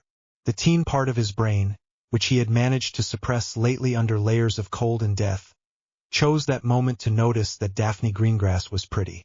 It also noticed that she was in his bed. He told that part very firmly to shut up. Slowly, carefully, he shifted his hand and checked the temperature of the room. Warmer. Not normal, but closer. His own skin felt less like carved ice and more like a chilled stone. Still cold, but not life-threatening. Daphne stirred. Her eyes opened a crack. "Morning," she muttered. Her voice was rough with sleep. "You did not scream this time. Wards did not spike. I am calling that progress." "Sorry about last night," Harry said. She yawned and pushed herself up onto one elbow. "Stop apologizing," she said. "If you want to thank me, listen when I teach you how to shut that weapon up before it drags you back there again." She nodded toward the Bident. It had pulled itself out of the floor at some point and now leaned against the wall once more, quiet and still. The stone where it had been lodged was cracked but already repairing under the influence of the house wards. Thin lines of frost marked the spot. Harry rubbed his face. "A clemency," he guessed. "And grey politics," Daphne said. "You cannot train one without the other in this house. Come on. Breakfast. Then I will explain how we avoid dying when both sides realize you are not dead and I have you in my guest room." He made a face. "Looking forward to it," he muttered. Daphne smirked. "You will be begging to go back to fighting Death Eaters by the time I am done," she said. By mid-morning Harry stood in the Greengrass Gardens with the Bident in his hands and Daphne's voice in his ear. The manor grounds stretched out in ordered rows of hedges and low walls. The air still held a bite, but sunlight took some of the edge off. Birds chirped nervously from a safe distance. "Rule 1, Daphne said. "No killing the roses." She gestured at the nearest bed. Neatly trimmed bushes sat there, still bare. Frost from the night clung to their thorns. Harry snorted. "I do not kill plants on purpose," he said. "You already almost killed a portrait last night," she replied. "Let us not test what happens with living things." She walked around him in a slow circle, arms folded, watching both him and the Bident. "Breathe," she said. "Feel where the cold stops and you start." Harry closed his eyes. He could sense the weapon now like an extra limb, heavy and patient. The cold was not just in his hands. It seeped from the core of the Bident and wrapped around his arms and chest. It wanted to spread further, to seep into the ground, to turn everything it touched into a copy of its home. He pictured that, then pictured the house contract, the warmth from last night, the way the frost had retreated when Daphne held him. "Pull it back," she said. "Not away from you, into you. Contain it. Think of it like water in a glass. It is still there, but it does not spill over the rim." "That is a terrible metaphor for someone whose main element is earth," Harry muttered. "Use rock instead then," she shot back. "Box, coffin, I do not care. Just do it." He focused. It felt like trying to turn a river with his bare hands. The cold pushed back hard, resistant and stubborn. The hum in the Bident rose, annoyed. His grip tightened. "Do not fight it head-on," Daphne said, hearing his breathing change. "You are not wrestling a troll. You are redirecting. Give it boundaries. That is where a clemency comes in." Harry grimaced. "Snape tried to teach me that," he said. "It went about as well as you would expect." "Yes, well, Snape is a disaster as a teacher even when he likes the student," Daphne said. "We are going to do this differently." She stepped closer, careful to stay just out of range of the immediate frost aura. "Imagine a wall around your thoughts," she said. "Not some grand, elaborate castle. You are not trying to impress anyone. Just a simple, solid wall that belongs to you. Every time the weapon pushes, it hits that instead of everything spilling inside your head." "Simple wall," Harry repeated flatly. "You do realize I grew up in a cupboard, right? My mental landscape is already depressing enough." "Good," Daphne said. Then you know how to reinforce cramped spaces. He snorted despite himself. He tried again. This time he did not picture some heroic barrier of light. He pictured the small bedroom at Privet Drive, the way he had shoved a chest of drawers in front of the door once when Dudley had been in a mood. He pictured that solid weight, that small act of control in a house where he had almost none. The Bident's cold nudged up against that. It did not vanish. Pressed. But now there was something between it and his thoughts. His breathing eased a little. The frost at his feet stopped spreading. Better, Daphne said. You are still leaking murder vibes all over the lawn. But at least you are not turning my mother's flower beds into a graveyard. High praise, Harry said dryly. She smiled. You are a quick study, she said. If we keep this up, you will be able to sit in a room without lowering the temperature by 10 degrees. Ambitious, he replied. They worked through the morning. Harry practiced calling the shadows without letting them roam. He raised tendrils from the shade of a hedge and made them form simple shapes, then forced them back down without letting them lash outward. He lifted small chunks of earth with the tips of the Bident, holding them in the air, then lowered them again gently instead of slamming them back into place. Each exercise left him sweating despite the cold. His muscles shook. His head throbbed by the end of the second hour. Enough, Daphne said finally. He wanted to argue, but his legs wobbled when he shifted his weight. He let the Bident vanish with a thought. It dissolved into shadow and slipped into his arm, waiting. Without its weight in his hands, he felt oddly off balance. Daphne stepped up beside him and offered her hand again. He took it without comment this time. Warmth flowed into his fingers and spread slowly up his arms. The ache in his bones eased. This is ridiculous, he muttered. What is? She asked. That the thing keeping me from turning into an ice statue is you and your ridiculous warm hands. She snorted. Get used to it, she said. This is the gray. We do practical over noble. If something works, we keep doing it. He looked down at their joined hands, then at the manor rising ahead of them, sunlight glinting off its windows. For the first time since he had grabbed the Bident in the Department of Mysteries, the future did not look like a straight line toward a grave. It looked messy, difficult, full of politics and training sessions and awkward moments like waking up tangled in bed with a girl who seemed determined not to flinch away from what he had become. It also looked like something he might survive. Fine, he said. Then let us be practical. Daphne squeezed his hand once. Good, she said. Because tonight we start learning how to lie to both sides without getting caught. Welcome to the Grey War, Harry. He had traded one battlefield for another.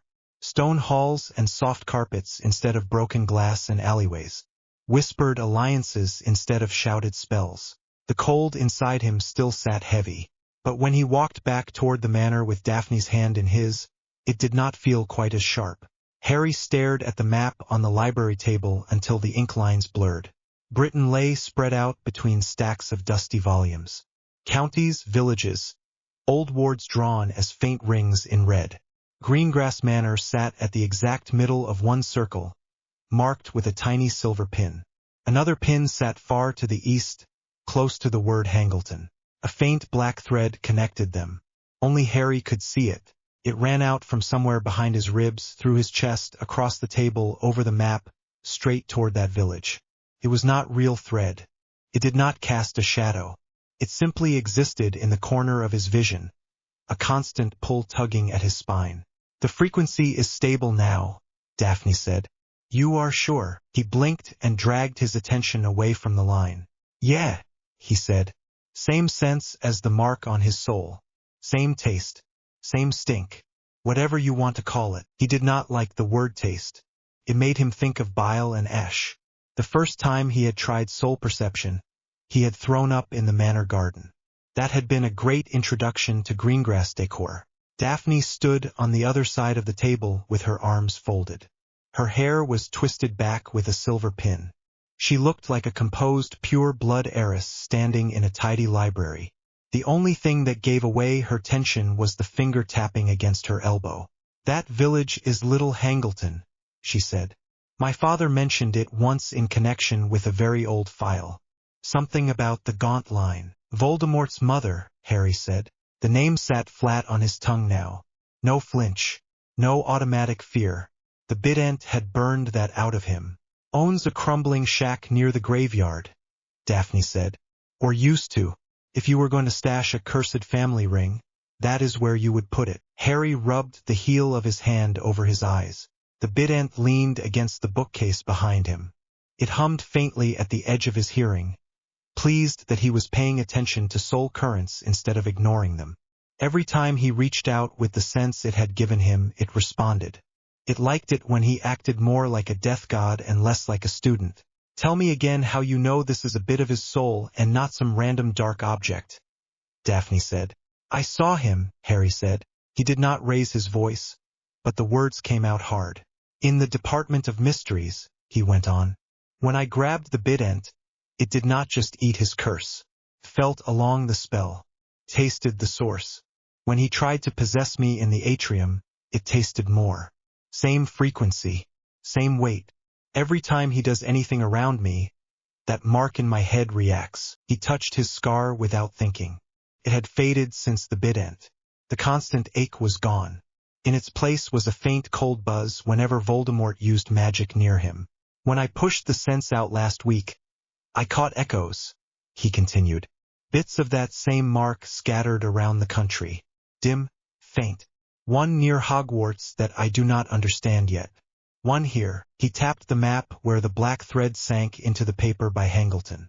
And one that was in the diary, he added. That one is gone. Daphne nodded slowly. She had been sitting on the floor of his room when he told her about the diary.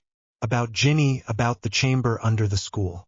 About the young shade of Tom Riddle who had tried to kill him years before the Dark Lord ever got a body back. You think he split his soul, she said. Harry shrugged once. He wanted to live forever, he said. He did not seem picky about the method. When I touched the diary, the feeling from him doubled for a second. When I stabbed it, it dropped, and the piece in my head screamed. I did not have words for it then. I do now. You are sure it is the ring? Daphne pressed. Not some random cursed trinket your sense is misreading. The Bident agrees with me, Harry said. He jerked a thumb toward the weapon. Daphne followed the movement, then looked back at him. What did it show you? She asked. He frowned. When I locked onto the frequency, I asked it to trace the chain, he said. You told me spirits follow anchors. I told it to show me where his anchor went. I got flashes. A crumbling shack. Rotting boards. A ring sitting in a small box under a loose floorboard. A crest with a snake. The shack sits near a graveyard. Same pull as the mark in my head. Same taste. The memory of that vision sat in his stomach like a stone. The air in the shack had felt thick, stale, and full of old hatred. The ring had burned to look at, even through the filter of the Bident. Daphne listened without interrupting.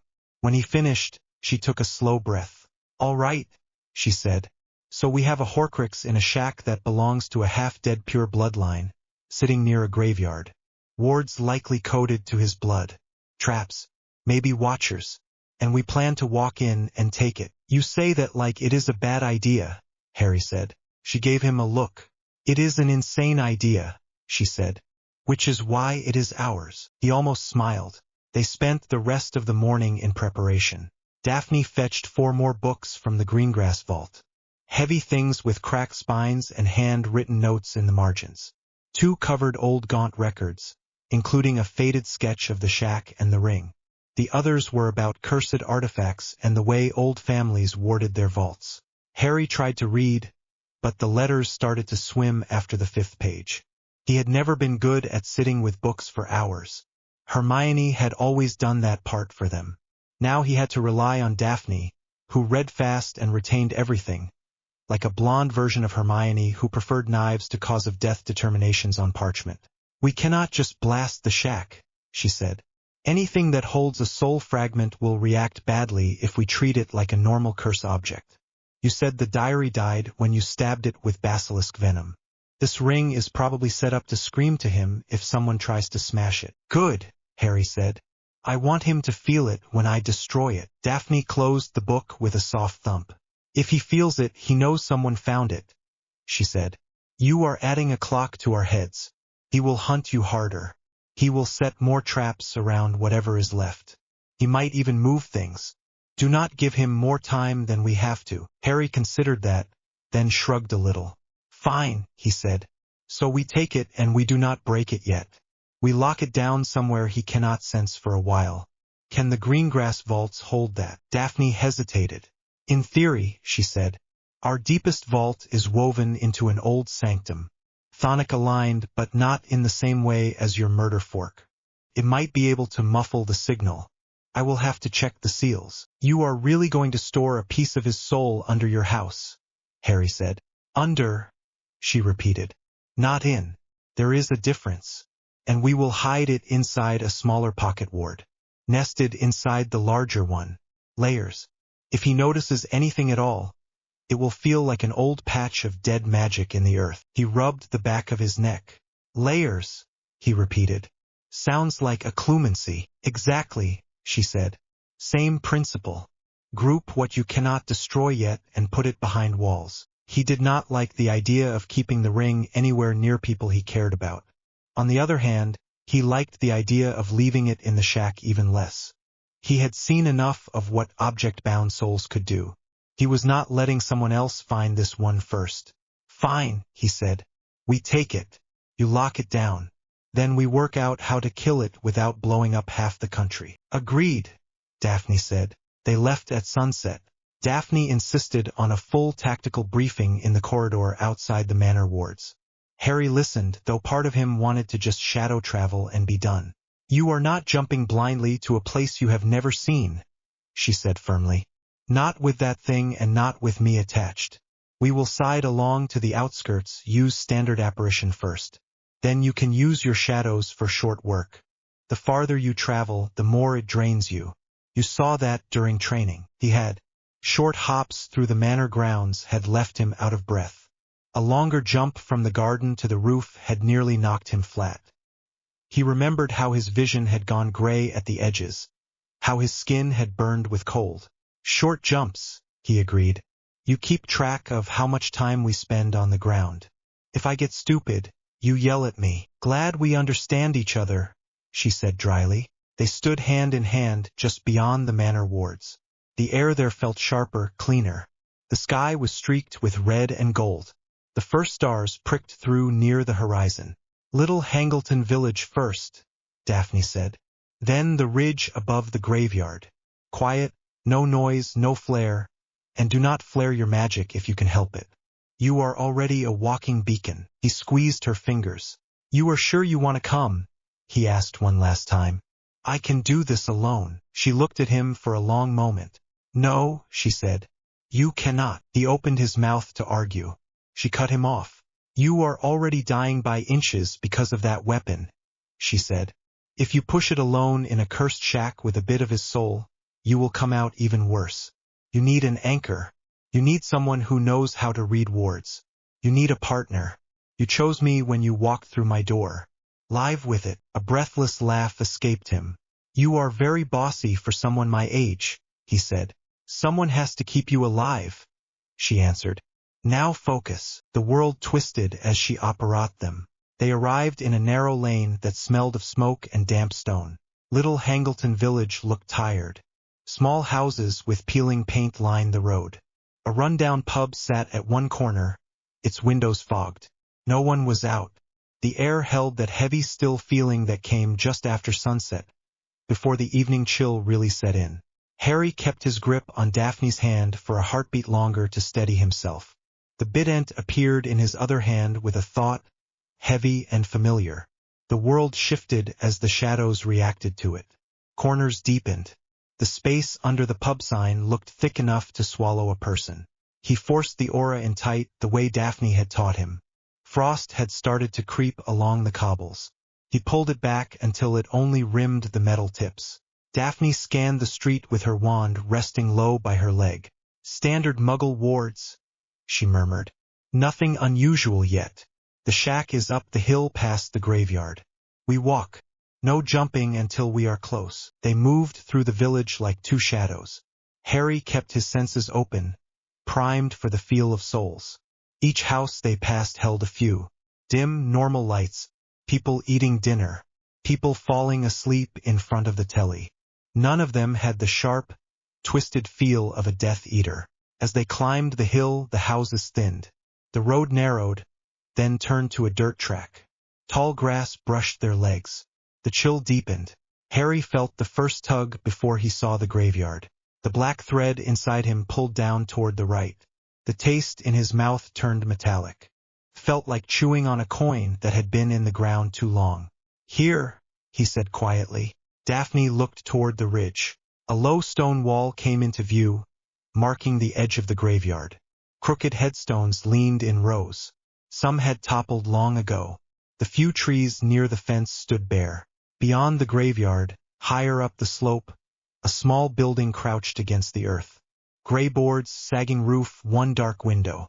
It looked like it had not seen a repair since before either of them had been born. The gaunt shack, Daphne breathed. Harry swallowed. The ring pulsed in his head. A steady throb in time with the crap that passed for his scar connection now. The Bident responded, humming low.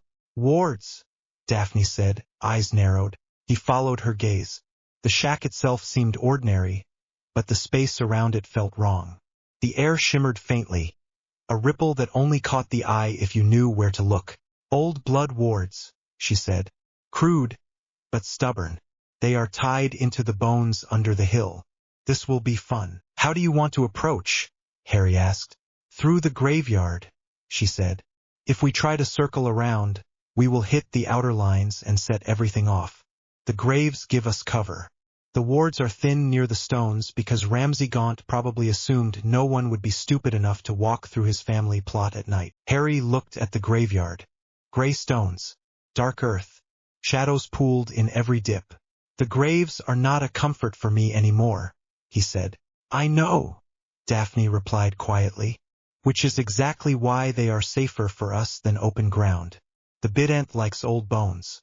It will be easier to keep your aura from spiking if it feels at home. That sounded backwards.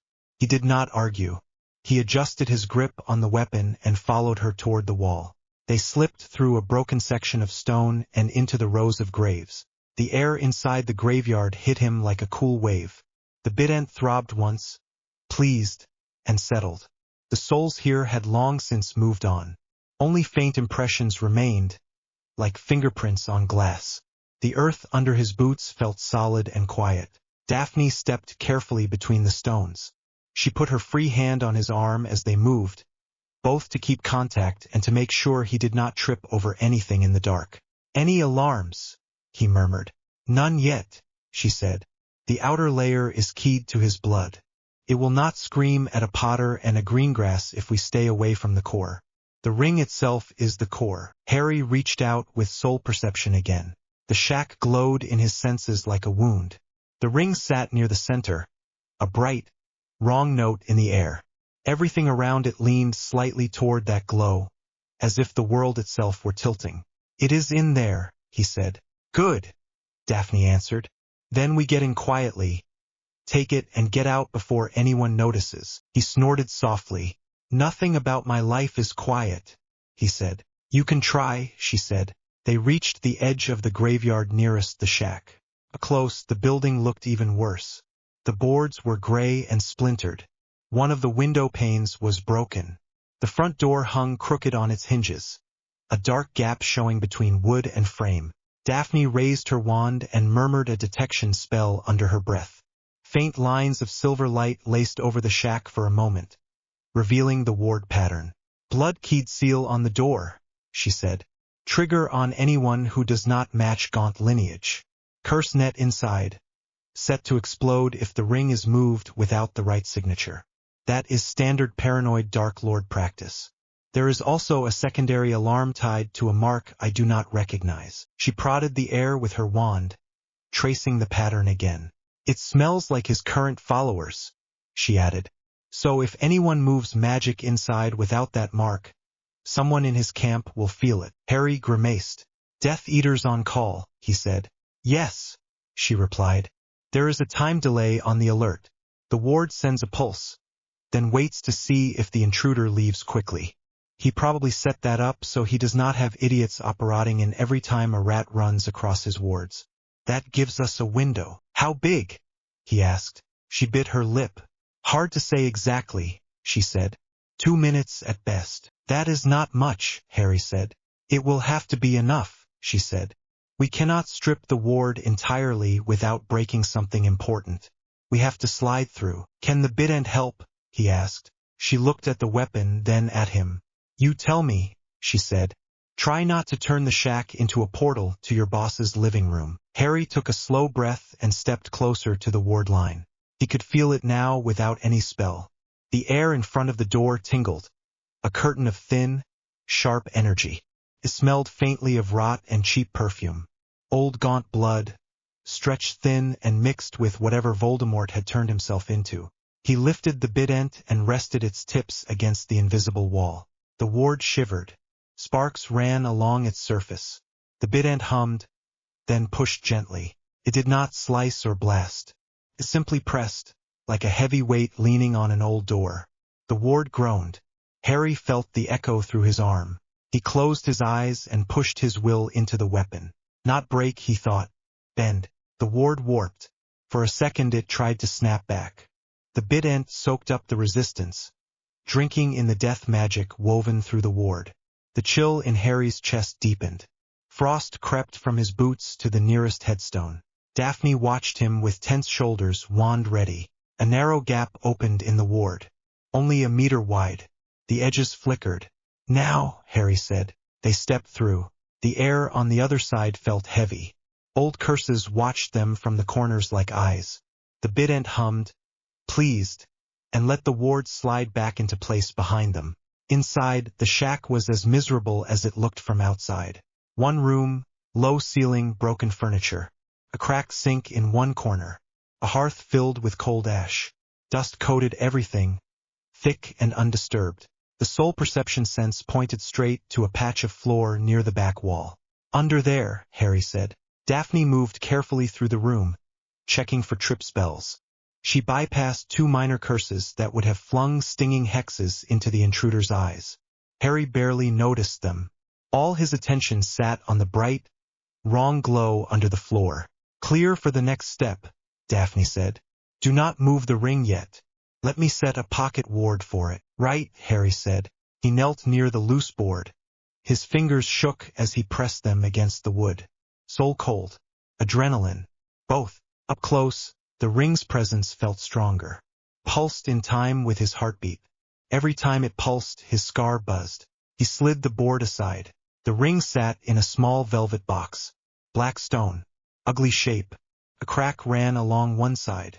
A faded crest carved into the top. The moment the air hit it, a thin, high whisper filled Harry's ears. It sounded like someone laughing inside a tin cup. He clenched his jaw.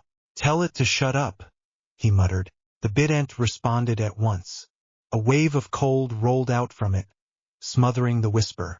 The ring's glow dimmed, backed into the box like a sulking snake. Daphne crouched beside him. She had a small rune-inscribed case in her hand. This is a temporary coffin, she said. Custom ward, keyed to the greengrass vault patterns. Once the ring is inside, nothing touches it without my family's blood and the phrase I set. It will stop the worst of the screaming. Good, Harry said. His breath fogged in front of his face now. His fingers had gone numb. He tried not to think about what it would feel like to touch the ring directly. The Bident had given him enough nightmares already. Daphne opened the case and placed it beside the hole. On my count, she said. You lift the ring with the Bident. No hand contact. I will hold the case open. We drop it inside, seal it and get out. That is it. Simple, he said. This is the part where you do not make a joke, she replied. Ready, he nodded. She murmured a short phrase. The inside of the case lit with a soft, dull glow. Now, she said. Harry lowered the Bident's tips toward the ring. The metal reacted the moment they came close. A spark of dark light leaped from the ring to the Bident, then back. Soul perception exploded in his head. For a second he saw Tom Riddle's face, smooth and young, eyes bright with arrogance. Behind that image loomed the current Voldemort, snake-like and furious. The taste in his mouth turned to blood. The Bident growled from somewhere under his skin. It grasped the ring without touching it. Shadows wrapped around the box, lifting it out of the hole in a tight cocoon. The ward around the shack shuddered. "Careful," Daphne snapped. Harry gritted his teeth and guided the floating bundle toward the open case. The ring screamed in his head now. Not a sound anyone else could hear. A ripping, tearing sensation that made his vision white at the edges. He focused on the warm pressure of Daphne's shoulder against his. On the faint smell of her hair, smoke and some subtle spice. On the contract he had sworn in her drawing room. The Bident used that anchor and steadied. The bundle dropped into the case. Daphne snapped it shut and slammed her palm over the top. The scream cut off. "Seal," she hissed. The runes flared, then sank into the surface of the box. The glow faded. Harry sucked in a breath. The pull inside his head dulled. The black thread on the map had moved. It now ran straight to the case instead of the shack. "Got it," Daphne said. Her voice shook a little. "Now we go." She turned toward the door. The ward screamed. It started as a faint ripple under Harry's feet. The hair on his arms rose. The air in the shack went hard and sharp. Then the real alarm hit, a sound too high for normal ears. Pierced straight through his skull. Daphne swore. "I thought we had more time," she said. "Something changed," Harry gasped, clapping a hand to his head. "Maybe the ring sensed me. Maybe he set a trap for anyone like me." Of course Voldemort would plan for someone trying soul magic on his toys. How many times had he survived by cheating with Horcruxes? He would have layered extra spite into every one. Daphne grabbed his wrist. "Orders will come if the Ministry picked up that pulse," she said. "Death Eaters will come because the secondary alarm was keyed to his mark. They will both aim for us. We run." She headed for the back wall. Harry staggered after her. "Front door is warded," he reminded her. "So we do not use the door," she snapped. She tapped a quick rune pattern on the wall. The boards shimmered and turned slightly transparent. Beyond, the graveyard stretched under the moon. "Half phase," she said. "You can slip through with the Bident aura. I cannot. I will anchor the room so it does not collapse when you pass." Harry did not fully follow that, but the sound outside the shack was getting worse. He could feel people apparating closer. Souls flared into existence around the village, then in the lane, then at the edge of the graveyard. "Ors," he said, breathing hard. 3 on the hill, 2 near the road, more on the way. "How many Death Eaters?" she asked. He closed his eyes for a second and pushed soul perception out further. "For at the edge of the village," he said. 2 more just leaned on the wards around the shack and bounced. "They will be inside in less than a minute." "So we go now," she said. "Out, across the graves, into cover. Then we decide whether we run or fight." "Fight," he said automatically. She shot him a look. "Depending on who we see," he added grudgingly. "Better," she said. She shoved the sealed case against his chest. "You carry this," she said. "I cover you. If we get separated, you go to the nearest shadow cover that will take a travel and you run. Do you understand me?" "I am not leaving you here," he said. "Then try very hard not to get separated," she replied. They slipped through the half-phased wall. The shift felt strange. The world went thin for a heartbeat. His body passed through wood that felt like cold water. Then he was outside again in the graveyard with the shack at his back and the moon above. The night was no longer quiet. Green and red light flared near the village. Shouts carried up the hill. Someone yelled for a line formation. Someone else screamed a curse word. To the left, 3 figures in dark robes and white masks strode between the stones. Death Eaters. Harry recognized the heavy-set one by the lumbering gait. Crabbe Sr. Another moved with a strange stiff grace that might be Dolohov. The third walked with a loose, eager stride and twirled his wand between his fingers. Bellatrix, of course. On the right, near the gate, bright aura robes flashed in the moonlight. Tonks's hair glowed faintly pink in the gloom. Kingsley's tall shape moved behind a conjured stone barricade. Another figure with a wooden leg stomped through the graves. Moody. Fantastic, Daphne muttered. He brought the paranoid one. Harry's gaze snagged on two smaller shapes behind Tonks. One tall and freckled, red hair visible even in the dark. The other shorter, bushy hair pulled back, wand in hand. Both wore order cloaks rather than aura colors. Ron. Hermione, his chest clenched. Of course they came, Daphne said quietly. They are still trying to fix what they broke with you, or watch you fall. Hard to tell, he swallowed. There was no time to think about that. A curse screamed past his ear, leaving a trail of sickly yellow light. Dolohov had seen them. Down, Daphne snapped. She shoved him behind a headstone. The curse hit the stone and shattered it. Shards of rock flew. One cut Harry's cheek. He barely felt it. Green grass, Bellatrix sang. Pretty little gray girl playing grave robber. And look, she brought a friend. Harry stood. He could have hidden. Let Daphne try to bluff. But the moment Bellatrix's eyes found him, the graveyard seemed to narrow to a point. Her mouth curved. Baby Potter, she crooned. Little Lord of the Cold. We thought you were sulking in Nocturne, child. Instead you went treasure hunting. Naughty. Aura spells started to rain down on the Death Eaters from the other side. Red and blue jets cut through the night. A stunner hit one masked figure in the back. He crashed to the ground in a heap. Moody has seen us, Daphne said. He will assume we are the problem. You have maybe 10 seconds before he screams to bring you in. Story of my life, Harry muttered. He raised the Bident. The graveyard went still for a second. Then the ground moved. Harry did not fully plan it. The magic rushed up like a tide. He aimed it downward and outward instead of straight at Bellatrix. The soil around their feet turned soft. Fissures opened between the graves. Dark cracks, narrow and deep. Cold air poured up from below, carrying the faint smell of stone and something older. Bellatrix stumbled. Crabbe swore. Dolohov jumped back just in time to avoid a gap opening under him. The aura line faltered as the ground shifted.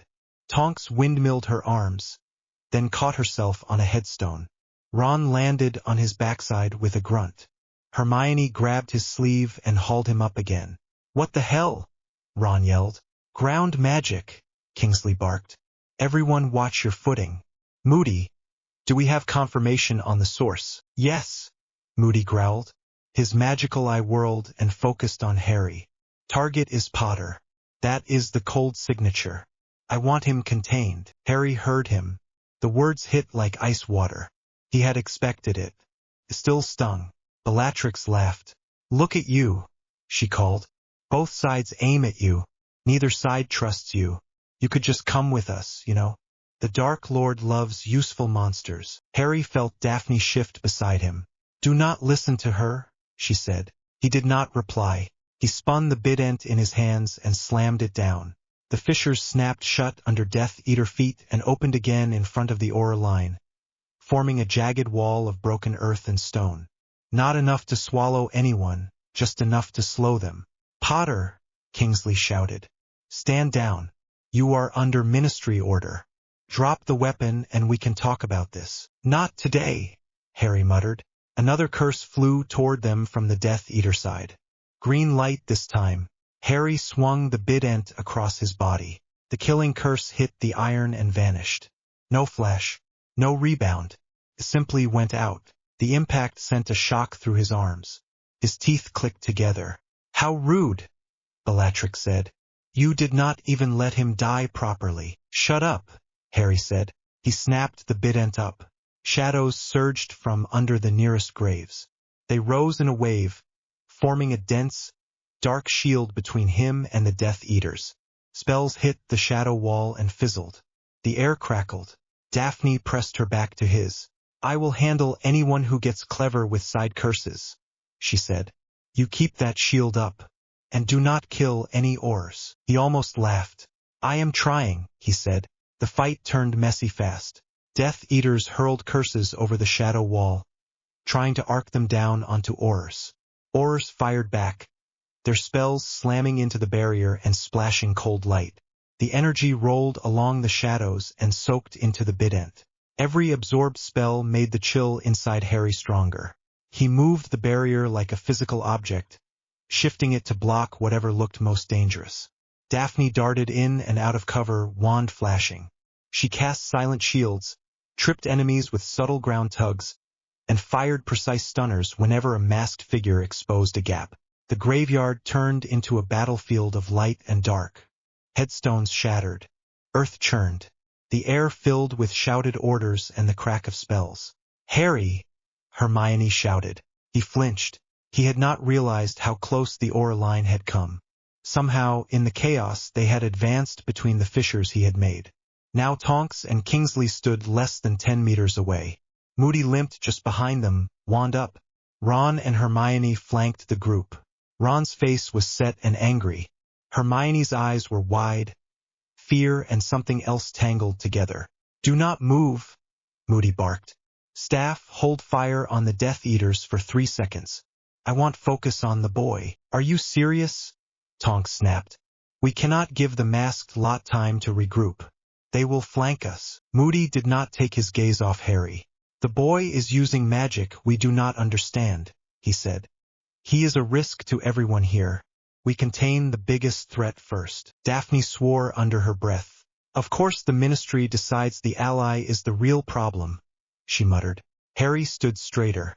"I am not your threat," he called. "I am keeping both sides busy so none of you die while you argue." "You are wielding an artifact that breaks every rule we know," Kingsley said. "The Department of Mysteries is in a panic.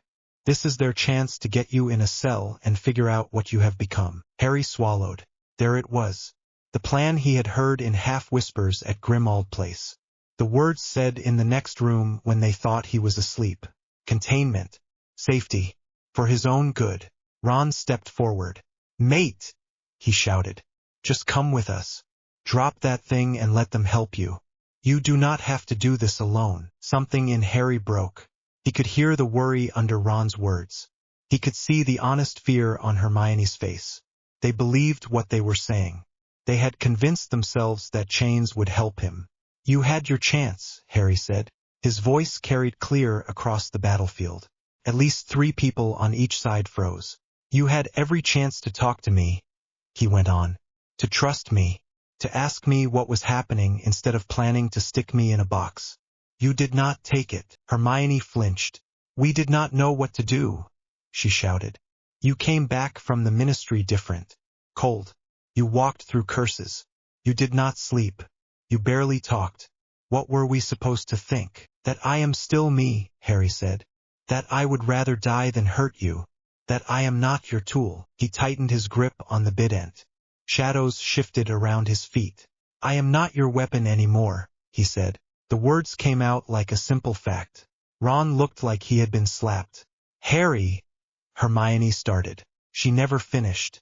A Death Eater on the left flank had used the pause to slip around a broken stone. He had a clear shot at the cluster of Order members. His mask tilted, eyes fixed on Hermione. His wand flashed green. Harry moved without thinking. The world slowed down. The killing curse streaked toward Hermione, bright and sure. No shield stood in its path. Tonks had turned to argue with Moody again. Kingsley was focused on a different angle. Hermione herself stared at Harry, not at the spell about to end her. Harry left the shadow wall in place with a thought. He poured everything into a short travel. He stepped sideways into the shade of a headstone and out into the space in front of Hermione. The bident came up. The curse hit the iron. For a second, everything vanished in a white glare. Harry felt the spell like a physical blow this time. The bident did not simply swallow it. The impact tore through his arms and into his chest. His heart stuttered. The cold inside him roared. He staggered. His knees almost buckled. The curse died. The ground under his feet cracked. Frost exploded outward in a ring. Hermione, Tonks, Kingsley, Ron, and Moody went pale as their breath turned to mist. Hermione stared at him from less than an arm's length away. "Harry," she whispered. His lungs burned. His fingers had gone completely numb now. The bident felt welded to his hands. "You see," Moody rasped behind her. "He plays with killing curses. That is not natural. That is not safe. Hermione rounded on him. He just saved my life, she snapped. Whatever he has become, he did that. The Death Eater who had cast the curse tried to take advantage of the chaos. Daphne saw him move. She flicked her wand. A silent hex hit him in the chest. He flew backward and slammed into a headstone. He crumpled and did not get up. Bellatrix screamed something that sounded like a curse and a laugh at the same time. She hurled another killing curse toward Harry's back. Daphne's heart lurched. "Harry!" she yelled. He turned half around. Too slow. Daphne did not think. She did what she had promised herself she would do the night she dragged him into her house. She ran. From Harry's point of view, the second curse came in from the side. Another green jet, lower angle. His arms felt like lead. The Bident weighed a ton. His soul perception screamed that his body was already far past safe. He knew he would not lift the weapon in time. Then Daphne slammed into him. Her shoulder hit his side. The impact knocked him and Hermione both out of the line of fire. The curse skimmed past where his chest had been a moment before and smashed into an old tree. The trunk blackened and split. They hit the ground in a heap. Harry's head rang. His vision blurred. "Get up," Daphne hissed. She rolled, came up on one knee, and fired a curse at Bellatrix. It was not a killing curse. It was a sharp cutting hex aimed at her wand hand. Bellatrix shrieked and jerked aside. The hex sliced her sleeve and drew blood. "You little brat!" Bellatrix screamed. "I will peel your skin. Get in line," Daphne muttered. Harry forced himself to his feet. The graveyard spun. His body felt like a slab of ice with joints. Every breath hurt. The Bident buzzed so loud in his head he could barely hear the shouts around him. "Harry!" Tonks yelled. "You are not stable. Let us help." "I am busy," he rasped. He raised the Bident again. The Death Eaters were falling back now. The Aurors had regrouped. Kingsley had his team in a tight formation. Stunners and binding spells flew in a steady pattern. 2 Death Eaters collapsed under the barrage. Another disapparated with a loud crack. Bellatrix gave one last wild laugh and vanished. Coward, Harry thought distantly. The shadow wall sagged as his focus wavered. He pulled it tight again, then let it collapse. The fight on that side was over. The Aurors had control. Daphne grabbed his arm. "We have to go," she said. "Right now." He looked at the Aurors. At Ron and Hermione. Kingsley's face was set. "We cannot let you leave, Potter," he called. "You are too dangerous. We need to understand what that thing has done to you. The department has orders." Moody stepped forward, wand raised. "The weapon comes with us," he growled. "Even if we have to stun you to do it." Harry's grip tightened on the sealed case under his arm. The ring pulsed inside. The Bident chimed in response. "Yeah," Harry said softly. "That is not happening." Ron stared at him, shaking. "Harry," he said, "please, we can fix this." "You cannot," Harry answered. "You are part of the problem. You want me alive as long as I do what you want. The second I do not, you want me behind bars. I am done." He turned to Hermione. Her eyes were wet. "Please at least let us talk," she said. "There has to be a way to do this without you running and everyone trying to catch you.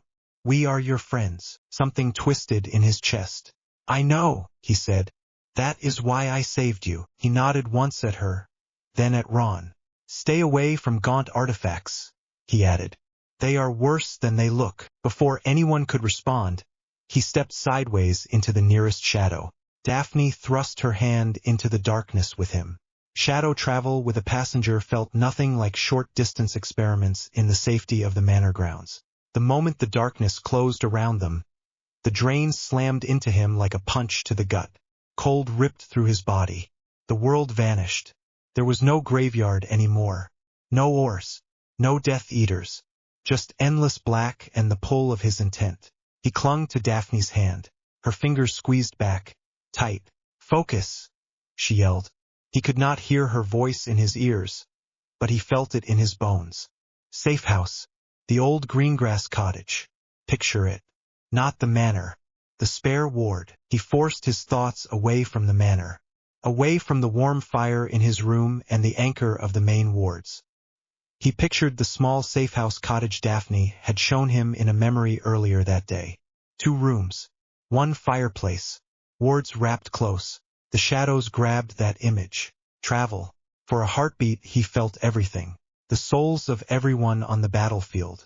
Horus, tired and scared. Death Eaters angry and spiteful. Ron confused and hurt. Hermione terrified.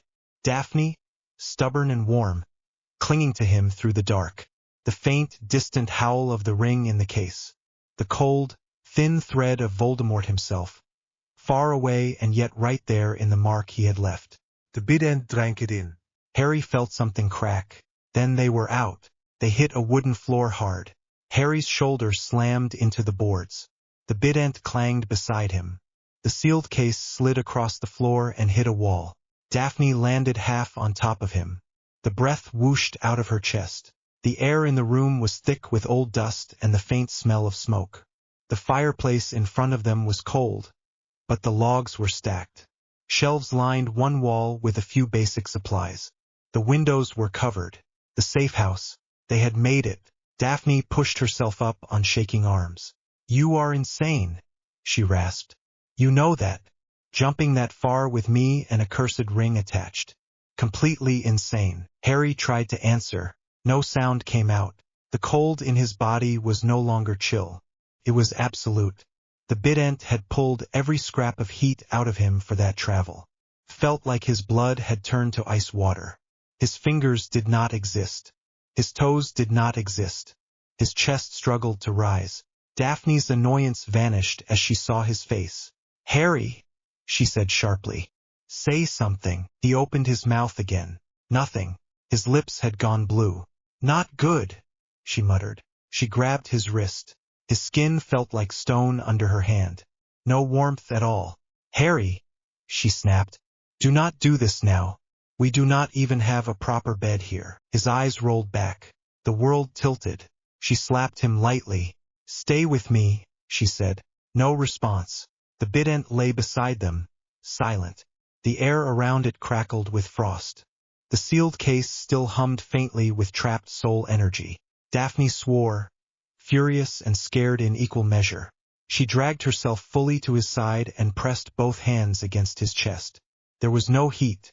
It was like touching a statue. Shadow travel with a passenger, combined with battle, drains him completely. The line from the grimoires flashed through her mind. Soul hypothermia. Heart stoppage. Death. "Not happening," she said through clenched teeth. She grabbed the collar of his shirt and pulled him closer, pressing her forehead to his. "If you die on my floor, Potter, I will hunt you in the underworld myself and drag you back," she said. "Do you hear me?" His eyes did not move. His breath came in shallow, slowing gasps. Daphne wrapped her arms around him and focused on every heat charm she knew. Every bit of Greengrass ward knowledge. Every stubborn spark of anger she had carried since the night Greyback tried to take her. She threw all of it at him. The safe house wards stirred, uncertain. The Bident hummed once, low and curious.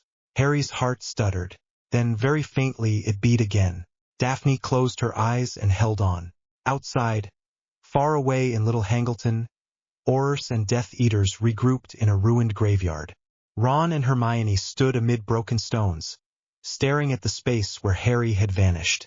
None of them knew that in a forgotten cottage warded in Greengrass Grey, a boy with a death god's weapon lay on the edge of freezing, and a girl from the middle ground refused to let him slip under.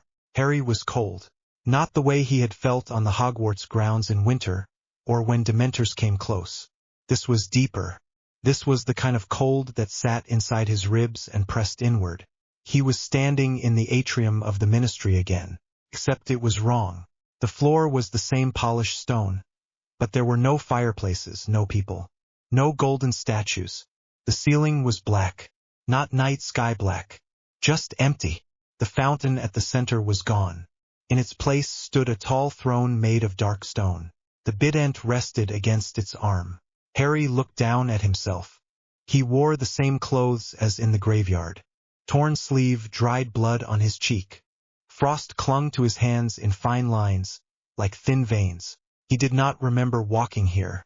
Last thing he remembered was the safe house, Daphne shouting in his ear, the world closing in. You pushed too far. The voice was the same one that had spoken to him when he grabbed the Bident in the Department of Mysteries. Dry, quiet, amused in a way that did not sound human. Harry turned. Hades sat on the throne. He did not look like the statues in Muggle books. No crown, no toga. He looked like a tall, tired man in a dark coat. Hair pulled back. Eyes old and hard. The Bident hummed beside him. Harry swallowed. So this is it, he said.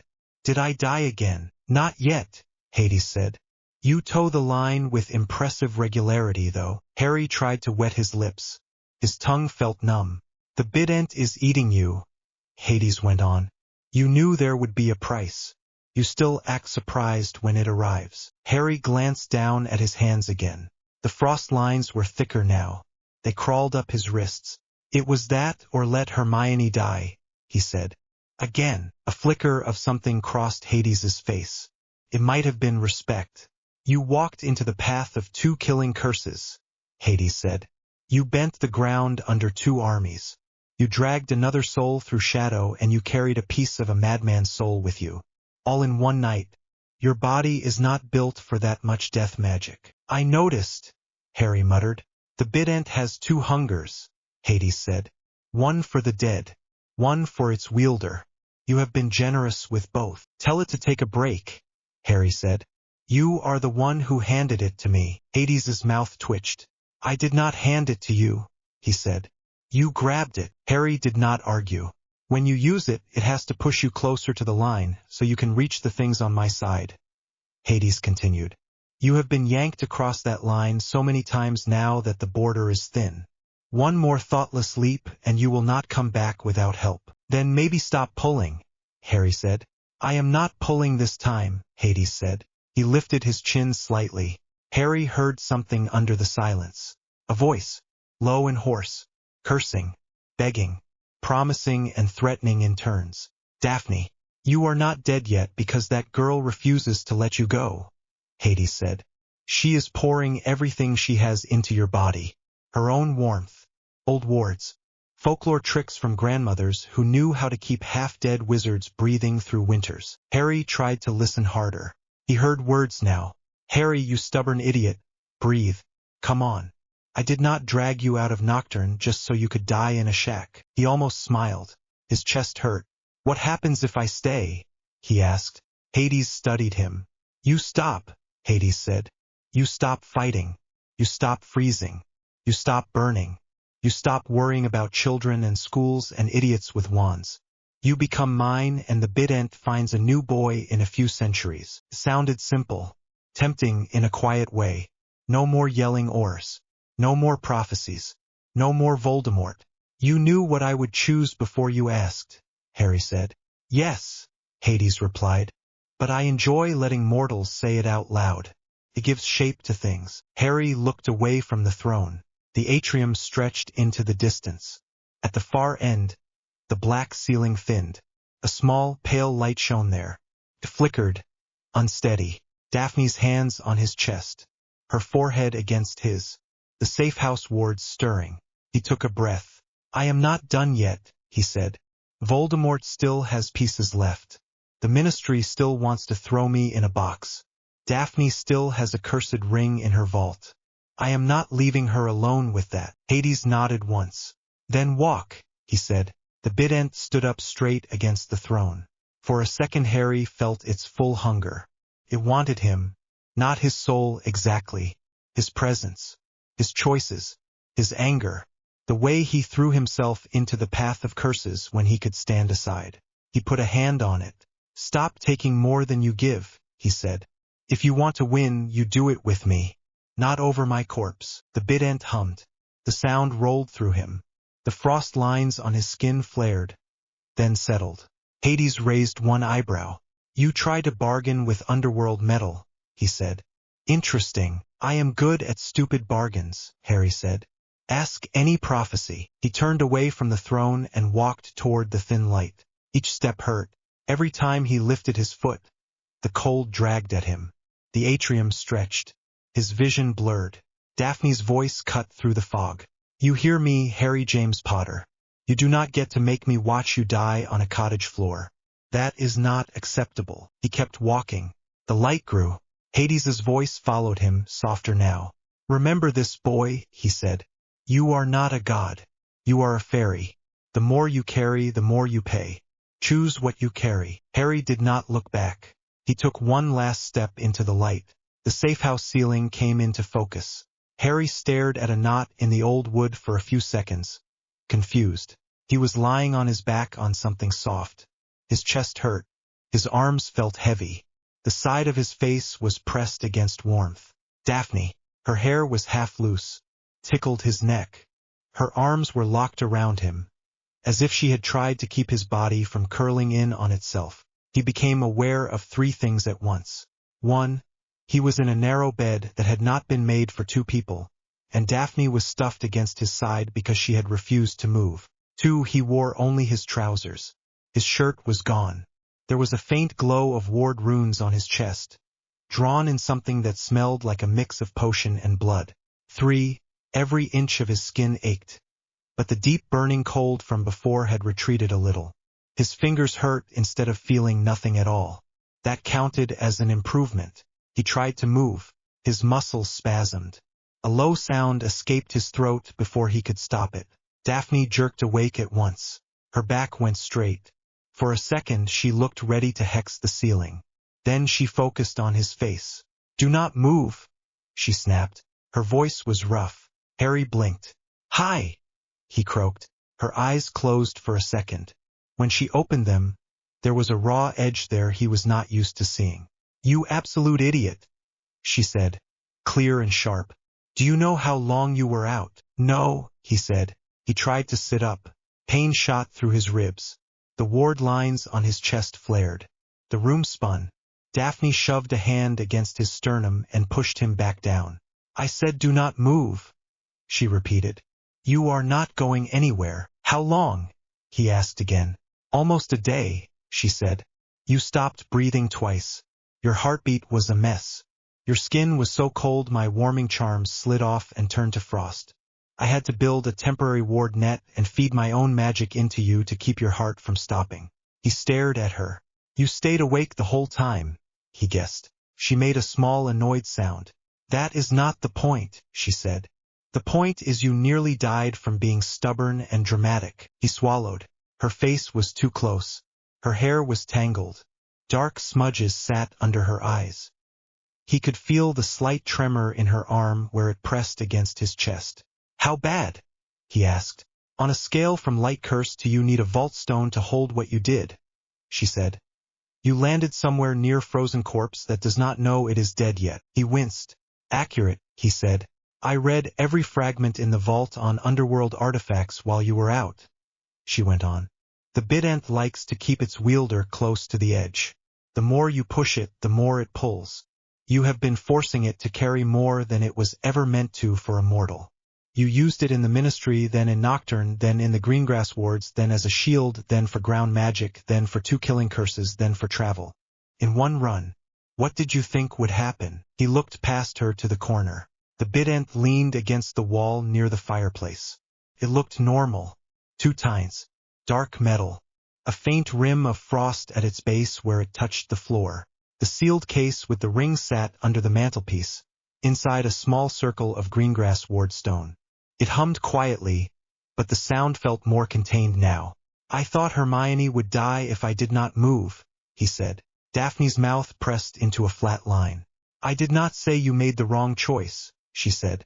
I am saying you made it like a complete idiot. You did not warn me.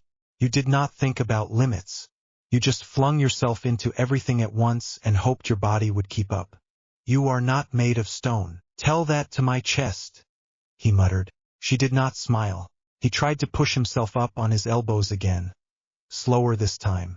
She did not stop him, but her hand stayed near his shoulder. The room shifted in and out of focus. The hearth was cold. A small kettle sat nearby. An empty potion vial lay on the bedside table. A folded towel and a half-used jar of salve sat beside it. He noticed then that his hands were wrapped in thin cloth. When he flexed his fingers, he felt stinging and heat under the bandages. What did you do? Soak me in potions, he asked. I did what I had to, she said. You were on the edge of what those grimoires call soul chill. When that tips into full stop, underworld artifacts sometimes decide the wielder should stay here as a shade. I do not let my assets slip into the underworld without my say-so. Assets, he echoed. Her jaw tightened. You know what I mean, she said. I am not having this argument while you can barely sit up. He let his head rest against the headboard. How did we get into the bed? He asked. Last thing I remember, I was on the floor. I dragged you, she said. Alone, he said. Yes, she answered. You are not that big, he said despite himself. Her eyes narrowed. Adrenaline is a wonderful thing, she said. Also, levitation charms. I am allowed to use magic when you are not conscious enough to wave your murder fork around. He snorted, came out as a weak sound. Water, she added. Now, your throat sounds like sandpaper. She poured from a small jug into a cup and slid one arm behind his shoulders to help him sit enough to drink. The movement was efficient, but her fingers were careful. The water felt amazing, cool without being icy. When he had drained the cup, he sagged back against the bed. Her hand stayed on his shoulder a moment too long. He felt the heat from her palm through his skin. Thank you, he said quietly. She looked away for a second. You are welcome, she said. Now that you are awake, we need to talk about how you plan to not die next time you swing that thing. He glanced at the Bident again, sat very still. I told it to stop taking more than it gives, he said. Daphne huffed out a breath. You bargained with it, she said. Of course you did. I did not have much time, he said. She frowned. You were gone, she said slowly. Not just unconscious. Gone. Your soul signature pulled away and then snapped back. Where did you go? Ministry atrium, he said. Empty. Hades on a stone chair. Same voice as before. He told me I was a fairy, not a god. That the more I carry, the more I pay. Then he told me that you were the reason I was not already stuck on his side. Her cheeks flushed. He said that, she asked. He said you are pouring everything you have into my body, Harry said. Which is accurate. You look awful, by the way. In a good way, she glared. That is not a compliment, she said. It is honesty, he said. She shook her head, but the edge around her mouth shifted. Fine, she said. So the god of the underworld knows my name. That is comforting. He did not say your name, Harry said. He said that girl. You know how gods are. I am not sure I want his attention in any form, she said. Too late, he replied. She sat back on the edge of the bed and exhaled slowly. Either way, we have proof of one thing, she said. You cannot keep using the Bident at that level without a cost. You can handle bursts. You cannot chain them together without planning. And if I do, he asked. You freeze to death, she said. Or your heart stops. Or you become something that stands between worlds and forgets which side you came from. None of those are on my list. He looked at his wrapped hands. So I stop using it, he said. She went very still. For a second he thought she would agree. Then she shook her head. No, she said. You stop using it like an idiot. That is not the same thing. He frowned. You saw what it does, he said. You saw the graveyard, the ground, the frost, the way spells disappear. How am I supposed to pretend that is fine? You are not pretending, she said. You are managing. There is a difference. He stared at her. You wanted me to fight with it, he said. You wanted a weapon and you got one. Now you are shocked that it hurts the hand that holds it. Her eyes flashed. I wanted you alive, she snapped. I wanted someone who could stand against a dark lord who split his soul into bits and scattered it like trash. I wanted a partner who would not run from ugly choices. I did not want a boy who uses his body like a throwaway match. He opened his mouth to argue. She leaned forward, eyes locked on his. You jump in front of killing curses, she said. You swallow spells that were meant to end entire duels. You treat ground magic and soul magic like they are just louder versions of stunners. You do all that and then act surprised when your body gives up. That is not heroism. That is self-harm with extra steps. The words hit hard. He looked away. I cannot do this slow, he said quietly. Every day he has that ring or the others, someone dies. Every day the ministry dithers about what to do with me. Someone else gets marked. I do not have time. You do not have time if you die here, she shot back. You are not useful as a martyr. Not to me. Not to anyone. The graveyard proved that you can disrupt two sides and still choose who walks out. That requires control. Control requires living long enough to learn it. Her hand tightened on the blanket near his arm. I will not watch you burn yourself out in a single year because you think you have to pay for everything that happened before you picked up that fork, she added low. He went still. Cedric, she said. Serious. The chamber girl. Your parents. I read your file, Harry. I know the list. This is not how you repay ghosts. He swallowed hard. I attract death, he said. Look at that graveyard. Order. Death Eaters. They all came because of me. Because of what I carry. Wherever I go, people die. People already died before you picked up the Bident, she said. The difference now is that you can do something about it. And you do. You did not start the war. You did not decide to make Horcruxes. You are not the one who carved a curse into your own forehead. Stop acting like you wrote the script. He let out a slow breath. I still pulled death onto that hill, he said. Yes, she said. You did. And then you kept more of them alive than anyone had a right to expect. He looked up sharply. What? He asked. Do you think I did nothing while you were out? She said. I have a cousin in the OR office. I sent a single coded message through a safe relay. Nothing that could be traced back here. I got a summary of what they filed. His stomach clenched. And, he asked, OR casualties, she said. Minor injuries. No one died. 2 Death Eaters stunned and arrested. 2 injured. 1 serious. Bellatrix escaped. The worst damage was to the graveyard itself. The ground is a mess. He stared at her. No OR deaths, he said. No, she said. No Order deaths either. Moody is angry. Kingsley is worried. Tonks is arguing with both. Ron and Hermione are quiet and confused. The report says the unknown factors are your weapon and your restraint. Restraint, he repeated. The wording was a bit more formal, she said. But the short version is that you had the power to end that battle in a very permanent way and you did not. You focused on shields, on ground disruption, on stopping killing curses. You did not throw a single lethal spell. He remembered the way the soil opened and closed, the way he moved the shadows, the way the Bident liked the taste of killing curses but did not spit anything back. I did not want to kill them, he said. I know, she said. You do not sound impressed, he muttered. She made a rough sound that might have been a laugh if it had not broken at the end.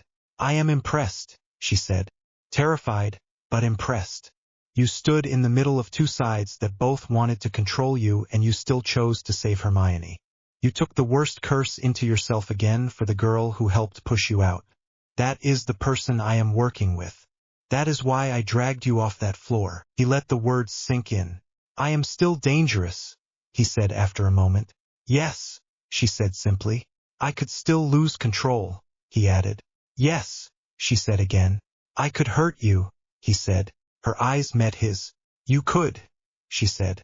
And you are still here, he said. She nodded once. Because I am not stupid, she said. I saw that graveyard. I saw what you did and what you did not do. You had every reason to lash out. You did not. You held yourself back even while the Bident screamed for more. You are not a monster, Harry. Monsters enjoy what they do. You hate every life you have to take. You flinch every time the Bident drinks a killing curse. You count the people you save. I admire that. He stared at her. You admire me, he said slowly. Do not make me repeat it, she muttered. He felt something twist in his chest that was not pain. I thought you only wanted the power, he said. The Bident. The greengrass chance to stand in the middle instead of the edges. I want all of that, she said without shame. I like power. I like choices. I like having a say. But I am not with you because you carry a murder fork from an old god. I am with you because you are the only person I have ever seen who can carry that and still put his body between it and his friends. His throat tightened. I am not good, he said. I never said you were, she replied. You are dangerous, stubborn, impulsive, and rude. You have terrible sleep habits. You leave your socks everywhere. You do not think before you jump. You scare me half the time. Great list, he said. But, she went on, you are also the only one who walked into my house and treated my family like people instead of tools. You listened when I told you no. You gave my little sister a sparring match when every instinct told you to keep her away from you. You watch what your power does. That matters more to me than any pretty light show. He did not know what to say. Silence stretched between them. The safe house was quiet. Outside, wind moved faintly against the shutters. The sealed case hummed under the mantel, a low constant sound. Harry shifted, ignoring the ache. I should leave, he said. Her head snapped up. What? She said. I should not be here, he said. Orrs are already trying to track me. Death Eaters will sniff around Little Hangleton. They might follow the ring trail. If I stay with you, you are a target. Your family is a target. The safe house is a target. I attract trouble. I should get out and draw it somewhere else. She stared at him like he had grown another head. You can barely sit up, she said slowly. You cannot feel your fingers. You were in a coma about an hour ago. And your big idea is to stagger out of the wards and use yourself as bait. That is what I do, he said. Well, that pattern needs to die, she snapped. He blinked. I am serious, he said. So am I, she said. You are not leaving. Not today. Not tomorrow. Not until you can walk across this room without falling over or turning the air to ice. He clenched his jaw. This is not about my legs, he said. This is about you. You did not sign up to have Voldemort staring at your doorstep.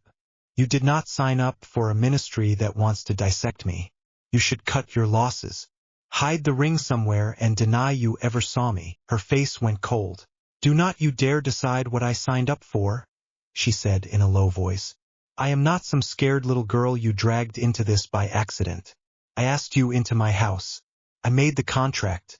I pushed my family into your mess with my eyes open. You do not get to take that choice away from me because it suits your guilt. He opened his mouth. She leaned closer, eyes bright. You talk about death following you, she said. Have you considered that maybe someone is allowed to walk into that and say yes? I know what you are. I want in anyway. I am not fragile. I am not pure light. I am not playing at some fairy tale where the hero saves the girl and then runs away to keep her pure. I am already in this up to my neck. He stared. She did not look away. You are not my shield, she said. You are my partner. We share the danger. We share the choices. If you run, you leave me with a cursed ring, an angry god, a ministry crisis, and a hole in my wards where you used to sit. That does not make me safer. That makes me weaker. The words hit something raw in him. I do not want you to die because of me, he said. I know, she said softer. I know that is what scares you most. But here is what scares me. You walk out that door, still half dead, still convinced you need to handle this alone, and you throw yourself into the next fight without anyone there to pull you back. That is how you die. Not here. Out there. In some ditch where no one even knows you fell. He swallowed. His throat hurt. Better than you dying, he said. She shook her head. No, she said. Not to me. Silence again. He could hear her breathing. His own. The faint crackle of the wards. She drew in a slow breath. I am not saying this because I think it will fix you, she said. I am saying it because I am tired of you calling yourself a monster. You are not. You are a person who has seen too much and picked up a weapon that wants to drag you further. You are still the boy who jumped for a falling girl in first year. The boy who dove into a lake to drag his friend out. The boy who walked into a graveyard again tonight for people who do not trust him. I see that. I choose that. I am not leaving. You do not get to leave either. He felt something in his chest loosen and tighten at the same time. His hands trembled under the bandages. Daphne, he said, voice rough, you deserve better than this. Her mouth curved, a short, tired smile. Better than what? She asked. Better than a partner who takes curses for people and hates himself for it. Better than a living conduit to the underworld. Better than a chance to reshape how this war ends. Sorry, Potter. That is exactly my type. He stared at her, then let out a breath that was almost a laugh. You are insane, he said. Comes with the greengrass crest, she said. He shook his head. The movement made him dizzy. He shut his eyes for a moment. When he opened them, she was closer. He could see every detail of her face now. The faint scar at the edge of her eyebrow from some childhood mishap. The lines of fatigue. The stubborn set of her chin. Her hand lifted, hesitated, then settled carefully against his cheek. Her fingers were warm. His skin felt less like stone under them now. Your temperature is better, she said. Thank you for the medical report, he murmured. You are welcome, she said. Her thumb brushed the edge of the fading scar on his forehead. I am not afraid of your cold, she said quietly. I am afraid of losing you because you think you have to face it alone. His heart thumped, slow but steady. You say that like I am important, he tried. She rolled her eyes, but her hand did not move. Do not make me spell this out, she said. Maybe I want to hear it, he said. Her gaze dropped for a second to his mouth, then back to his eyes. Of course you do, she murmured. She drew in a breath. I admire your restraint more than your power, she said. I admire that you could have killed half that graveyard and you chose not to. I admire that you still care about the girl who stood by while Dumbledore planned to lock you away. I admire that you walked out of Grimmauld instead of letting them turn you into their attack dog. And I care about you, not the Bident, not the legend. You, the words hung between them. Harry's hands curled in the blanket. I care about you too, he said before he could overthink it. You dragged me out of a hole when you had every reason to leave me there. You stood between me and your father. You are the only person who has ever looked at what I can do and said, yes, I can stand next to that without flinching. That matters. You matter. Color rose in her cheeks. Well then, she said softly. He swallowed. Daphne, he said, can I ask something stupid? Only if you accept that I might say no, she replied. Fair, he said. He wet his lips. Can I kiss you? He asked. Silence. Her eyes searched his face for a long moment. Are you asking because you nearly died and everything feels sharp? She said, voice steady. Or because you actually want to? Both, he said honestly. I do not know if I get another chance. And I have wanted to since you dragged me into your drawing room and told me I was not allowed to die without signing your contract. A small breath left her. That is the worst romantic line I have ever heard, she said. You can fix it, he said. You are better with words. She laughed once, short and real. Her hand slid from his cheek to the back of his neck. Her fingers threaded into his hair. Stupid boy, she murmured. She leaned in. The kiss was not fireworks or music. It was clumsy at first. His neck hurt when he tried to angle his head. Their noses bumped. Then he relaxed into it. Her lips were warm and a little chapped. She tasted like the tea she must have been drinking to stay awake, and something sharp under it that might have been one of the potions. Her hand held his neck steady. His bandaged fingers found her waist and held on, careful but firm. The Bident hummed. Harry felt it as a vibration in the air. The metal beside the fireplace rang with a low tone. The wards around the safe house responded. The faint lines on the walls flared, then settled into a new pattern that felt different in his senses. The cold inside him surged for a second as his magic rose. There was a moment when he thought he might freeze her where she sat. He braced, ready to pull away. She pressed closer. Her other hand came up to his chest, right over the faint glow of the runes she had drawn. Her thumb moved in a slow circle. Easy, she whispered against his mouth. Come back. He let his eyes close. He focused on the feel of her, the weight of her hand, the warmth of her body, the steady rhythm of her breathing. The wild rise of his magic settled. Instead of rushing outward in a blast, it sank. It wrapped around the two of them and the Bident like a cloak pulled closer. The frost on his skin melted into a damp chill rather than biting cold. The hum from the weapon changed. Before, it had always felt hungry, sharp. Now there was a new note there. Recognition. Harry opened his senses a fraction. The Bident no longer treated Daphne as a foreign object in its space. The air around her did not crackle when she moved near it. Instead, the magic bent slightly toward both of them, as if she now sat inside the small circle he had occupied alone since the department. Queen and king, the outline in his head suggested. He pushed that thought aside before it could grow into anything that sounded like metaphor. The kiss slowed. Daphne pulled back just enough to look at him.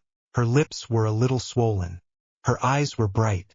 A few strands of hair stuck to her cheek. "How do you feel?" she asked. "Tired," he said. "Cold. Less dead than before." "Good," she said. "That means it worked." "What did?" he asked. She glanced at the Bident. "When I read those underworld texts, there were 3 possible stabilizers mentioned," she said. "Blood, oath, and bond. Blood ties the artifact to a family. Oath ties it to a duty. Bond ties it to a person. You already have blood ties. Your mother's magic did something strange when she died. You already have an oath whether you like it or not. The prophecy is nasty, but it counts. That left bond." He frowned. "So you decided to kiss me for medical reasons," he said. Her mouth twitched. "The text described it as a contact anchor," she said. "A person the artifact learns to treat as an extension of its wielder, not a separate target. Can be parent, sibling, friend, partner. The method suggested was a link built through prolonged, willing contact with mutual consent." "You picked the most interesting version of that," he said. "I am a greengrass," she said. "We do not do things halfway." He smiled a little. "So you did not just kiss me because you wanted to," he said. Her eyebrows rose. "I did not say that," she said. His chest warmed in a way that had nothing to do with magic. "The Bident accepts you," he said quietly. "I noticed," she said.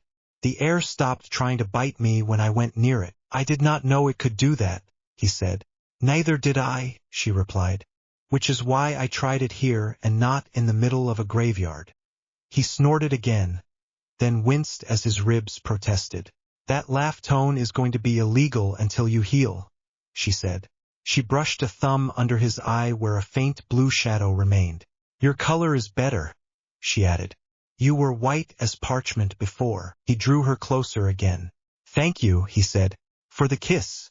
she asked. "For everything," he said. "For staying. For yelling at me. For not letting me run. For making deals with gods by accident, if that is what this counts as." She let her forehead rest against his. "You are welcome," she said softly. "And for the record, if anyone asks, I was completely logical and strategic about this. No emotions involved at all." He huffed. "Liar," he said. "Pot calling kettle black," she replied. He smiled against her hair. Silence settled, easier now. The safe house felt different. The wards had a new shape in his senses. The frozen edge near the walls had softened. The Bident's presence in the room no longer felt like a knife pressed against his spine. It felt like a heavy, steady weight at his back. He could still feel the pull from the sealed case under the mantle. The ring's scream had been cut off, but its presence remained. A small, ugly knot in the air. "We still have problem jewelry," he said after a while. "We do," she agreed. "And more of them out there," he added. She sighed. "We do," she said again. He shifted enough to look at her. "We will destroy them," he said. "But we do it on our terms. Planned. Controlled. No more rushing into cursed shacks and winging it." "Now he learns," she muttered. He ignored that. "We use your vault," he went on. "Layers on layers. We use my connection to the Bident when needed. We pick our moments. We use bait that is not my heart stopping in a graveyard." "Those all sound like acceptable plans," she said. He drew a slow breath. "The ministry will still come," he said. "They will keep trying to get me into a room with unspeakables and chains." "Yes," she said. "We will deal with that later." "Voldemort felt the ring move," he added. "He will be angry." "Good," she said. "Let him stew. While he throws a tantrum and tries to guess who stole his pretty, we will be 2 steps ahead." He smiled. "You like this game," he said. "I like games I can win," she answered. "And I like having a partner who can punch holes in the board when needed." He chuckled. then groaned when his chest flared. "Careful," she said. He leaned his head back against the headboard. A yawn caught him off guard. Daphne pulled back a little. "You need sleep," she said. "I just woke up," he complained. "You woke up from the kind of coma that makes gods pay attention," she said. "You need normal sleep now, without underworld visits." He wanted to argue. His body did not agree. "Stay," he said before his brain could catch up with his mouth. Her eyes flicked to the small bed, then back to his face. "Someone has to make sure you do not stop breathing again," she said. "So yes, I was already planning on it." She slid off the bed, tucked the blanket around him with brisk hands, then circled to the other side and lay down on top of the cover, facing him. She kept a small gap between them, enough to give him space, but close enough that he could feel her warmth. Her hand found his under the blanket. He curled his fingers around hers. "Harry," she said softly in the half-dark. "Yeah," he mumbled. "You are not a weapon," she said. "You are a person who happens to hold one. Remember that." His eyes closed. "I will try," he said. "Good," she replied. He heard the Bident hum once, low and steady. The safe-house wards settled around them like a solid roof. The cold in his bones stayed, but it no longer tried to drag him under. He drifted off, hand in Daphne's, breath slow and even. For the first time since the Department of Mysteries, his sleep stayed quiet. No graveyard, no prophecy echo, no falling. Only the sound of another person breathing beside him and the distant, steady rhythm of underworld metal that had decided, at least for now, to match its pace to his. The first thing Harry saw was the castle burning. He stepped out of shadow near the edge of the Black Lake and Hogwarts loomed above, its towers cut by lines of green and red light. Spells arced through the night. One of the higher turrets blew out in a burst of stone and flame. Bits of rock tumbled down the side of the wall and vanished into the dark. The air smelled of smoke and wet earth and that thin metallic taste his magic always found in battle. Daphne stepped out of the same shadow at his side. Her hand was tight on his sleeve. Her hair whipped in the wind. The green grass crest on her cloak half torn from whatever fight they had slipped away from to get here. Between them, the Bident rested against his shoulder. It was quiet in his hand, but the metal pulsed with a steady cold, like a second heartbeat. "They started without us," Daphne said. Her voice was calm. Her eyes were not. Harry let his gray sight open. The world around him shifted to shades of gray and white. The castle was a dark shape. The grounds glowed with moving candles. Souls.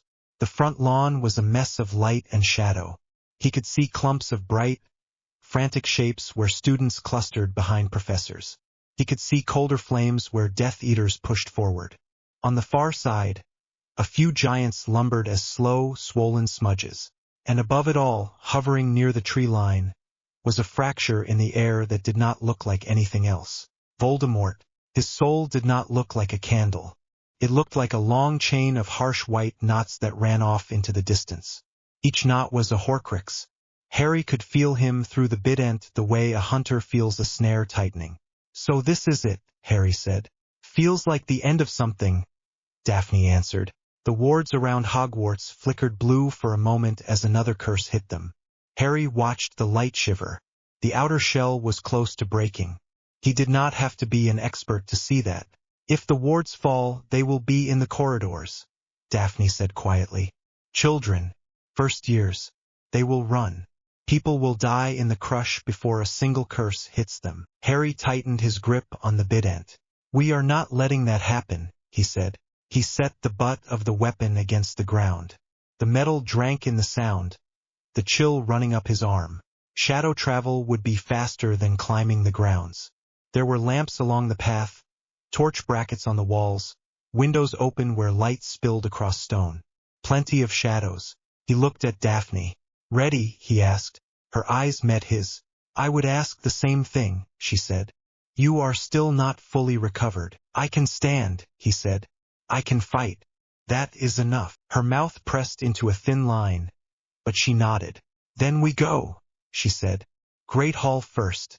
That is where they will gather." He drew a breath and flicked the Bident out. The points traced a line in the air. Shadows bent toward it. The world folded. Cold hit his skin as they stepped through. They stepped out onto a floor slick with dust and dropped feathers. The great hall was chaos. The enchanted ceiling was splintered. Only patches of illusion remained, showing pieces of a night sky over a real one full of smoke. Long tables had been shoved aside to form barricades. Students in mismatched robes and armor stood behind them.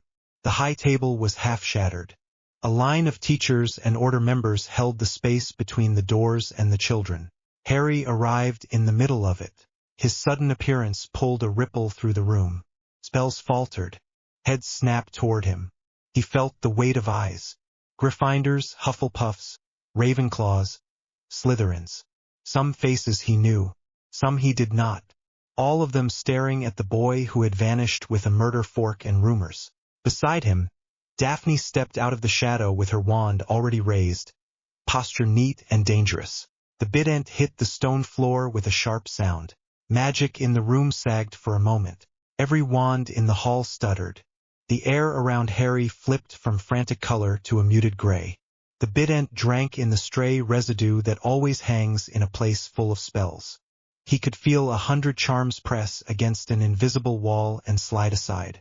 Silence fell, thin but real, even with battle sounds still pounding against the doors.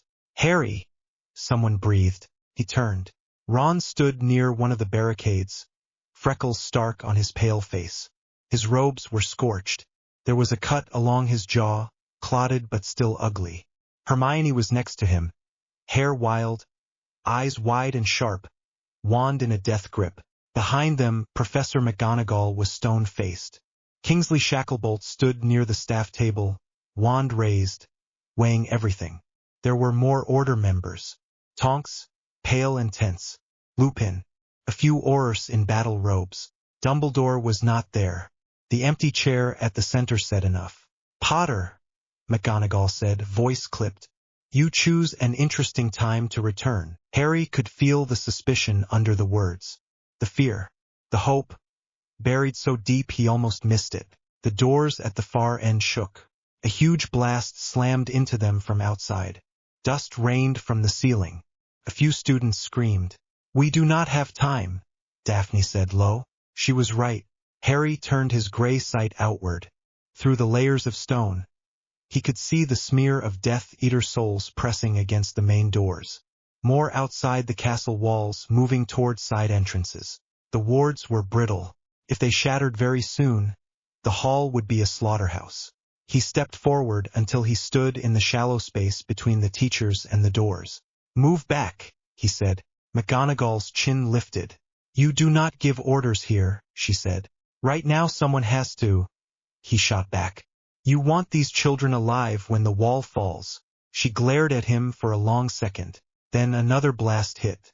Stone cracked in the archway. The door bar bent. "Students to the back wall," she snapped without turning. Groups behind each table. Heads down. The older students began guiding the younger ones as ordered.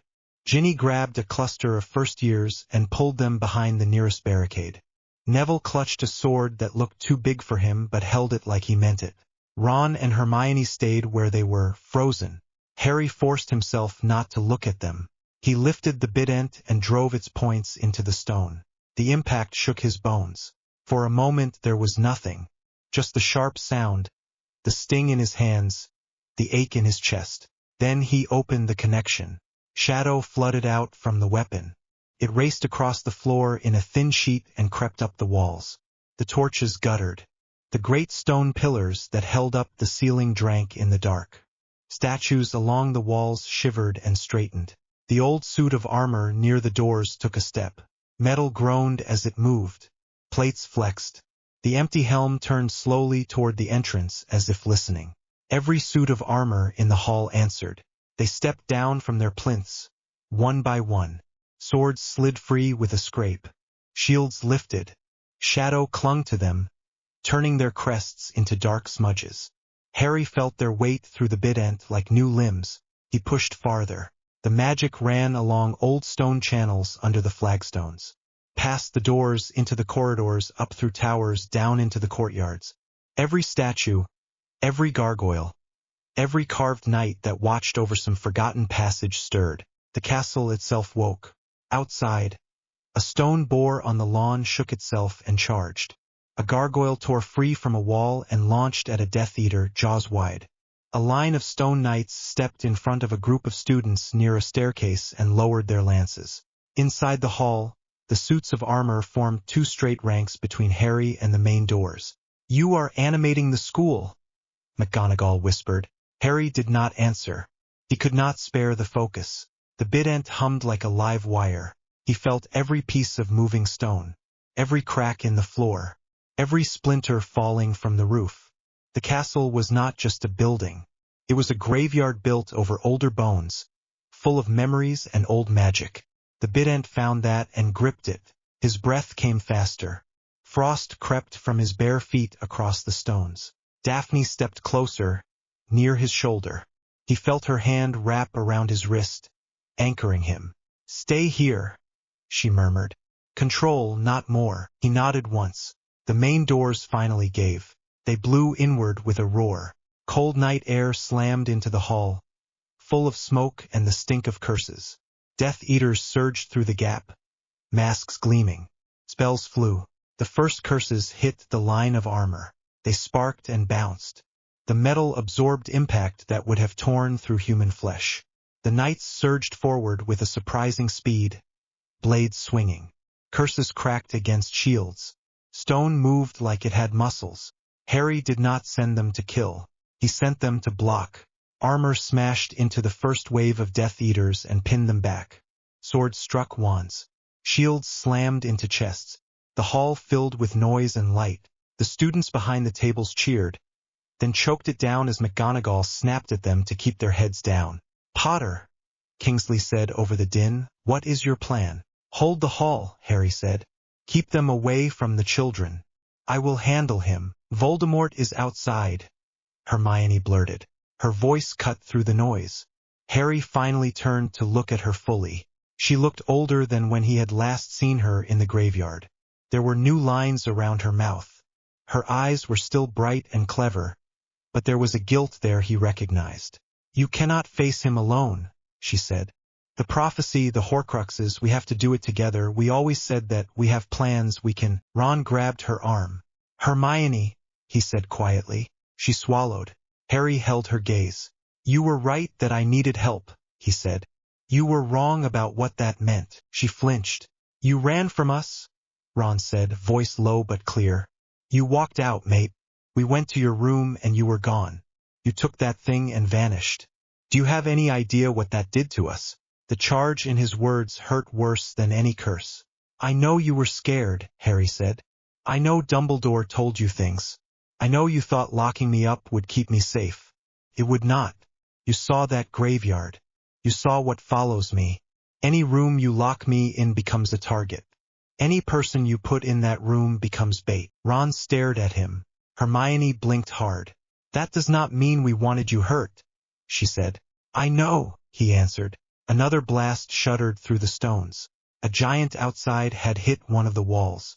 Dust rained down again. One of the armors lost an arm to a lucky curse and kept fighting with the other. Harry leaned more of his weight on the Bident. "You tried to keep me safe by taking my choices," he went on. "Daphne keeps me alive by standing next to me while I make them. That is the difference." Hermione's eyes flicked to Daphne. Daphne lifted her chin, expression cool. "I do not expect you to trust me," Daphne said. "You did not see what I saw in Nocturne. You did not see what he did in the shack. I know what he carries. I chose anyway." Ron looked between them. For a long moment, none of them spoke.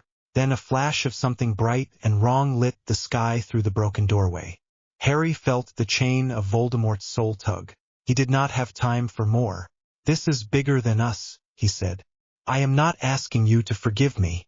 I am asking you to let me do what I am for." Hermione's throat worked. "We thought you wanted the power," she said. Harry almost laughed. "The power wanted me," he said. "I am just trying not to let it eat everyone around me." Ron's mouth twisted. "Sounds about right," he muttered. The tone was dry, familiar. Under the anger, under the fear, There was still a bit of the boy who had shared chocolate frogs on a train. Ron met his eyes. "You save her," he said, jerking his chin toward Hermione. "You save as many as you can. You do that, and we will sort out the rest later." It was not forgiveness. It was not a full welcome back. It was something. Harry nodded. "I will," he said. Hermione swallowed again. Her fingers tightened on her wand. "Harry," she said quietly. "Yes," he asked. "Do not die alone out there," she said. He felt that land somewhere deep. "I have no plans to," he said. Daphne squeezed his wrist once. The line of armor held the hall for the moment. Death Eaters pushed and cursed, but stone bodies did not tire. McGonagall and the others flung spells over the metal shoulders, stunning anyone who slipped through a gap. Harry could have stayed there. He could have stood behind the suits and thrown his magic into defense. That was not where he needed to be. Voldemort waited outside. Harry let his gray sight stretch. He followed the chain of soul knots through the chaos. It anchored near the front gates, where the wards of the castle thinned and the land dipped toward the forest. He felt giants there and spiders and the cold smear of dementors. He also felt students, fighters, teachers. Voldemort had chosen a stage. "Courtyard," Harry said. Daphne nodded once. She turned to McGonagall. "Headmistress," she said, "keep them inside. Do not follow him unless the walls fall." McGonagall's mouth pressed into a hard line at the title. "Since when do you give me orders, Miss Greengrass?" she said. "Since he will not hold back if anyone he cares about is in the blast radius," Daphne replied without flinching. "You want the castle. Let him have the snake." McGonagall looked at Harry. His scar prickled. The Bident hummed in his grip. She gave a small sharp nod. "Very well," she said. "Go. We will hold here." Ron and Hermione said nothing else. They did not have to. Harry lifted the Bident. He opened the nearest shadow. For a heartbeat he stood in the cut between one place and another. Daphne's hand stayed on his arm, the only warm thing in the chill. Then they stepped out into the main courtyard. The air outside was worse. Smoke drifted around the towers. Flames licked at one of the roofs. Craters pocked the stone where curses had hit. Broken stone knights lay in pieces where giants had smashed them. The statues that still stood fought back, blades and spears tangling with cursed beams. In the center of the courtyard, under the cracked clock tower, a circle of clear ground had formed. Voldemort stood there. He was pale in Harry's gray sight, a stretched human candle wrapped around a chain of harsh white knots. The Elder Wand sat in his hand, dark against his skin. His red eyes glittered in the firelight. Around him, Death Eaters ringed the clearing. Some held students and teachers at wand point. Others kept their wands trained outward. Hagrid knelt near the edge, bound. Neville stood with a cut across his face and a fierce expression, too close to a masked figure for Harry's taste. Ginny had blood on her temple and her wand out, jaw set. Harry felt every pair of eyes shift when he appeared. He did not step from the castle doors. He stepped out of the shadow of the clock. One moment the clear space held only Voldemort and smoke. The next, Harry and Daphne were there, Bident grounded between his feet. The air went cold. The noise from the rest of the battle faded, as though someone had placed glass over them. The only sounds that remained sharp were the crackle of nearby fire and the faint ring of the Bident against stone. Voldemort smiled. "Harry Potter," he said. "At last." Harry took a slow breath. "Tom," he said. Murmurs ran through the Death Eaters. Voldemort's smile thinned. "You have been busy," he said. "Stealing my ring, playing with my servants, animating my school." Harry lifted the Bident slightly. "You make terrible decorating choices," he said. "Someone had to fix it." Voldemort's eyes narrowed. "You have something that belongs to me," he said. He glanced at the Bident as if that were what he meant, but Harry could feel the pull toward the sealed case in the Greengrass vault. The ring still screamed at a pitch mortals could not hear. Harry rolled his shoulders against the ache. "You put pieces of your soul into the world like litter," he said. "They belong to no one. Not anymore." Voldemort's nostrils flared. "You do not understand what you carry," he said. "You are a boy with a weapon far beyond you. Drop it. Come here. I may still be gracious. We can fix this. I can show you how to use what you hold without tearing yourself apart. Daphne shifted at Harry's side. Harry did not look away from Voldemort. You had your chance to fix anything, he said.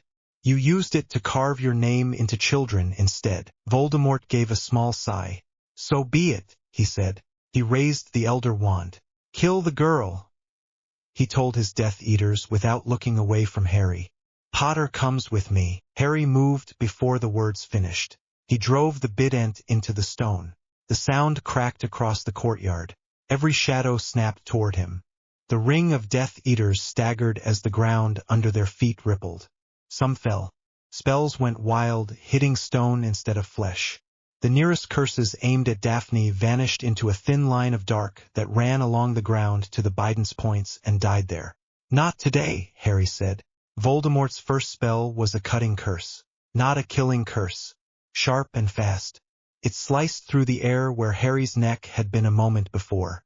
Harry stepped sideways. He did not raise a wand. He lifted the Bident and met the streak of green that followed. The killing curse sank into the metal and vanished, leaving only a thin ring in the air. The Elder Wand pulsed with power in Voldemort's hand. The Bident hummed in Harry's. The air between them warped. No one else dared fire for a second.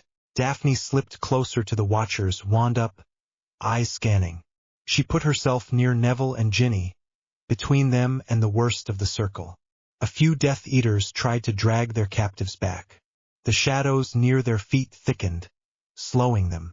You see, Voldemort said softly, you are like me. Only we stand here. Only we matter. Harry thought of Daphne's hand on his chest in the safe house, of Hermione's voice in the hall, of Ron's dry tone, of the children pressed against the back wall. You are wrong, he said.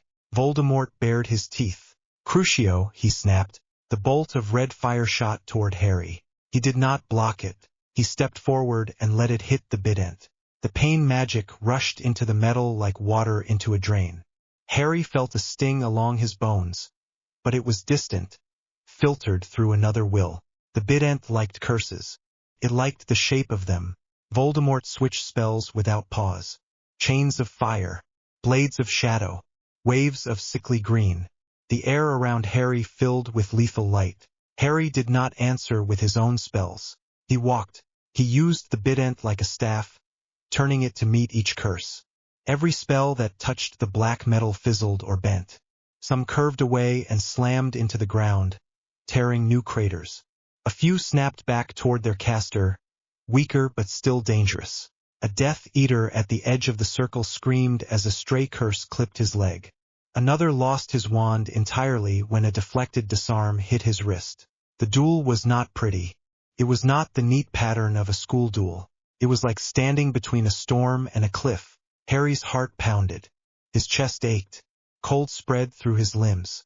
Every time the Bident drank in another killing curse, his ribs felt like ice.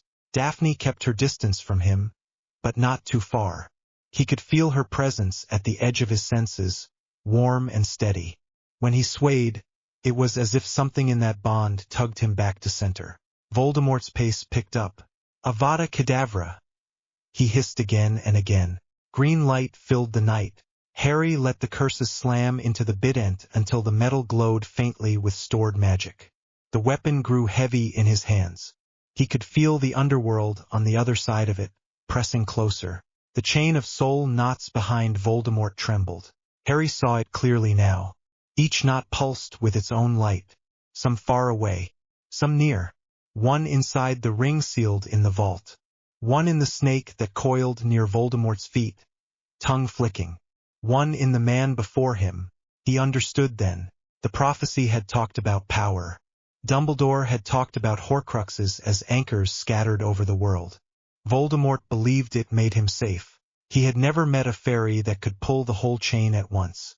Is this all? Harry called. His voice carried strangely in the dampened air. You talk about immortality and fear death more than anyone here. You threw bits of your soul into everything you could touch, and still you stand here, hiding behind a wand and a curse that has failed more than it has worked. Is this it? A man who cannot imagine any ending but his own. Voldemort's face twisted. "You will die," he hissed. "You will die, and I will tear that weapon from your cold fingers and use it to break this world into dust." "No," Harry said. He lifted the Bident one more time. This time he did not hold it out to catch a curse. He rose it above his head, every muscle screaming, and brought it down with all the strength he had. The points punched into the stone. The world shattered. For a heartbeat there was only silence. Then the ground cracked. A line ran from the tips of the Bident straight to Voldemort's feet. Stone split. Shadows poured out of the gap, thick and black. They wrapped around the chain of soul knots, not just the one in front of Harry but all of them, stretched across distance. Harry felt the pull. Voldemort screamed. He tried to raise the Elder Wand. No spell came. The magic he flung out tore away from him like threads ripped from cloth. The chain that had held his soul fragments separate for years yanked taut. In the vault, the ring flared once and went dark. In some hidden lake, a locket sunk deeper into the mud, its curse snuffed. In a bank vault, a cup cracked and fell apart. In a forgotten tower, a tiara crumbled to dust. The snake at Voldemort's feet convulsed, hissed, and went limp as the knot inside it snapped. Harry saw all of it in flashes through the gray sight, as if he stood in many places at once. The Bident did not care about distance, cared about debt. Souls owed to the underworld. Pulled. Voldemort clawed at the air. "You cannot," he gasped. "I am the rest of the words vanished. Shadows surged up around him. They were not gentle. They were not soft. They climbed his legs and wrapped around his torso. They sank into his skin. They seemed to eat light. For a second his eyes met Harry's. There was fear there, sudden and naked. Then the crack widened and the Dark Lord of Britain was yanked down. There was no body left behind. No corpse. No dramatic collapse. Just a deep, ugly hole in the stone and the fading echo of a scream. The Elder Wand fell. It bounced once and rolled to a stop near Harry's boot. Harry stared at the spot where Voldemort had been. The chain of soul knots was gone. For the first time since he had picked up the Bident, there was no tug from that side of the war. No cold smear on the edge of his senses. It was quiet. His knees almost gave. Daphne was at his side in an instant. She grabbed his elbow with one hand, the other hovering near his ribs in case he fell. "Harry," she said. Her voice sounded very far away. He sucked in a breath. The cold inside him was intense, but it stopped climbing. It held. The lines of frost on his skin did not go past his wrists. His heart beat, slow but steady. He pulled the Bident from the stone.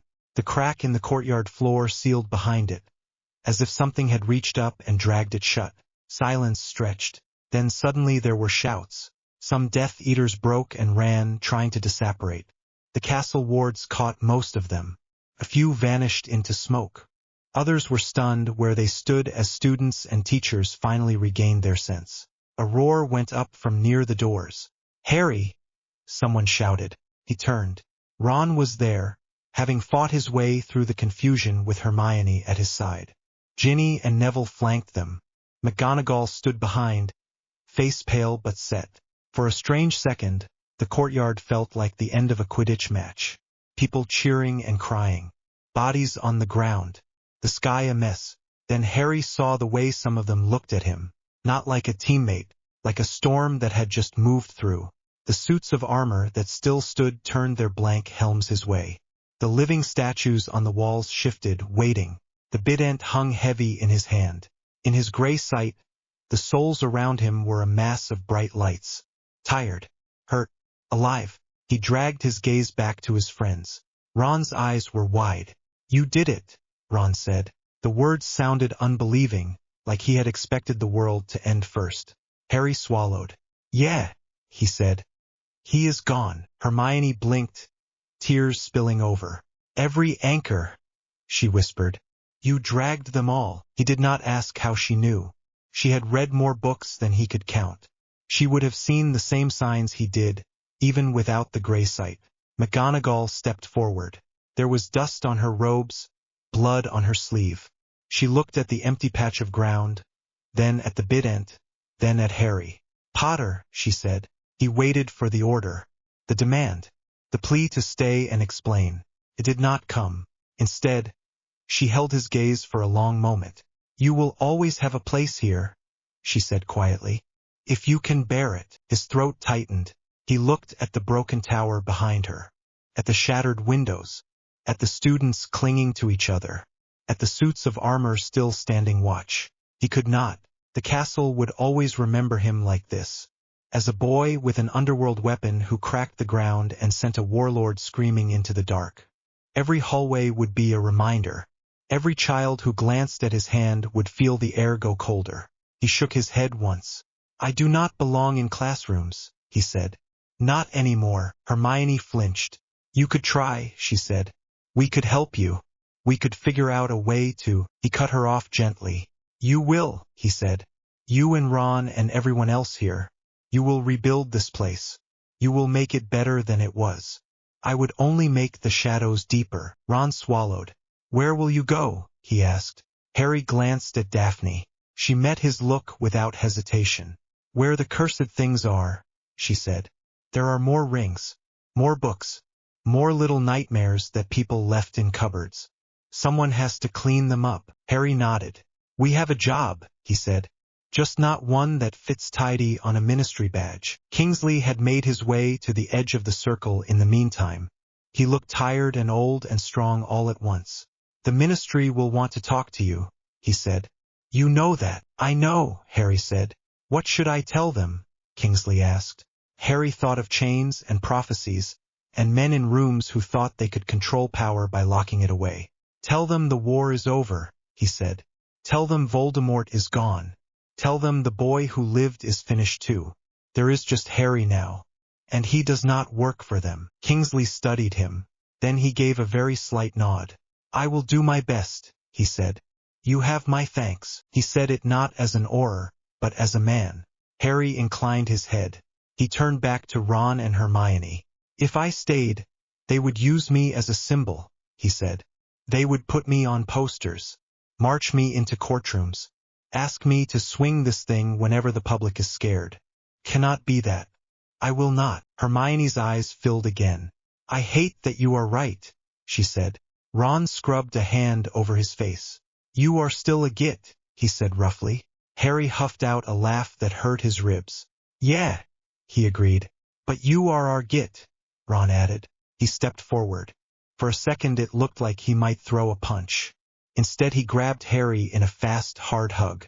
Harry stiffened, then forced his arms to move. The bident stayed in his right hand, angled away. He clapped his left arm around Ron's back, feeling the other boy shake. "Do not vanish for years without an owl," Ron said into his shoulder. "I will hex you myself if you do." "I will write," Harry said. Ron pulled back, eyes bright. "You had better," he said. Hermione stepped in next. She wrapped her arms around him tighter than her frame should allow. He felt her breath hitch against his collar. "You were never a monster," she said, voice muffled. "I am so sorry it took me this long to say that." He closed his eyes. "Thank you," he said. She let go after a moment, wiping her face with the back of her hand. Ginny hovered at the edge, still gripping her wand. They looked at each other for a heartbeat that held a lot of unspoken things. Old crushes. Almost something more. Futures that would now never quite happen. "I am glad you are alive," she said simply. "Me too," he replied. It was enough. Daphne came to stand at his side. Her hand brushed his, fingers sliding into his grip just under the Bident's shaft. The touch was small and public and steady. "Time to go," she said. "Yeah," he answered. He took one last look at the castle. Smoke, cracked stone, living statues standing guard, students holding each other up. It was not the Hogwarts of his first train ride. It was older now, scarred, real. He loved it anyway. "Take care of them," he said softly. It was not clear whether he spoke to McGonagall, to his friends, or to the castle itself. Maybe all of them. Then he turned away. He and Daphne walked toward the shadow cast by the tallest tower. No one tried to stop them. No one could. The air around them still held the faint, heavy presence of the underworld. People stepped back without quite meaning to. At the edge of the courtyard, Harry paused. He looked back once. Ron raised a hand. Hermione did the same. Kingsley stood straight, watching. Neville held the sword of Gryffindor like a promise. Ginny met his eyes and gave him a sharp nod. Harry nodded back. Then he stepped into the shadow with Daphne at his side. The cold folded around them. The Bident hummed. The castle and the war dropped away. When they stepped out again, it was onto a quiet hill far from the smoke. The night air tasted different here. Clean. The stars were clear. Harry let out a breath he had not known he was holding. Daphne watched him. "How do you feel?" she asked. He checked. "Tired. Cold. Aching. Alive. Like something ended," he said. "And something else started." She nodded. "That is what a horizon is," she said.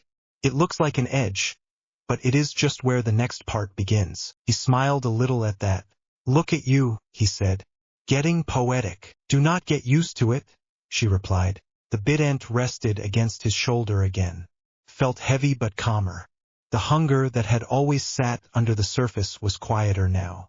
It had been fed a soul that had cheated its rules for far too long. For the first time, Harry felt like it, and he were not fighting over where the line was. He looked at Daphne. Her hair was a mess. There was blood on her cheek that was not hers. Her wand hand trembled slightly now that the fight was over. Her eyes were still sharp. He reached out. His fingers brushed the blood from her skin with his thumb. "You stayed," he said. "Of course," she answered. The word sounded simple, obvious. He leaned in. The kiss this time was slower, less desperate. It tasted like smoke and relief and something that might be a future. When they broke apart, she rested her forehead against his for a moment. "So," she said, "silent guardians of the dark corners of the world." "Something like that," he replied. "No badge," she said. "No paperwork," he added. She smiled. "I could get used to this," she said. He looked out over the dark hills. There would be other rings, other cursed books, other people who thought they could play with death and walk away untouched. He would never be free of the cold, but he was not alone in it. He squeezed Daphne's hand. "Come on," he said. "Let us go find the next problem." She laughed under her breath. They walked off the hill together, the Bident a shadow at their side, the war behind them and whatever waited ahead theirs to face. Not as a weapon and its wielder, as two people who had looked into the dark and decided, together, to keep walking.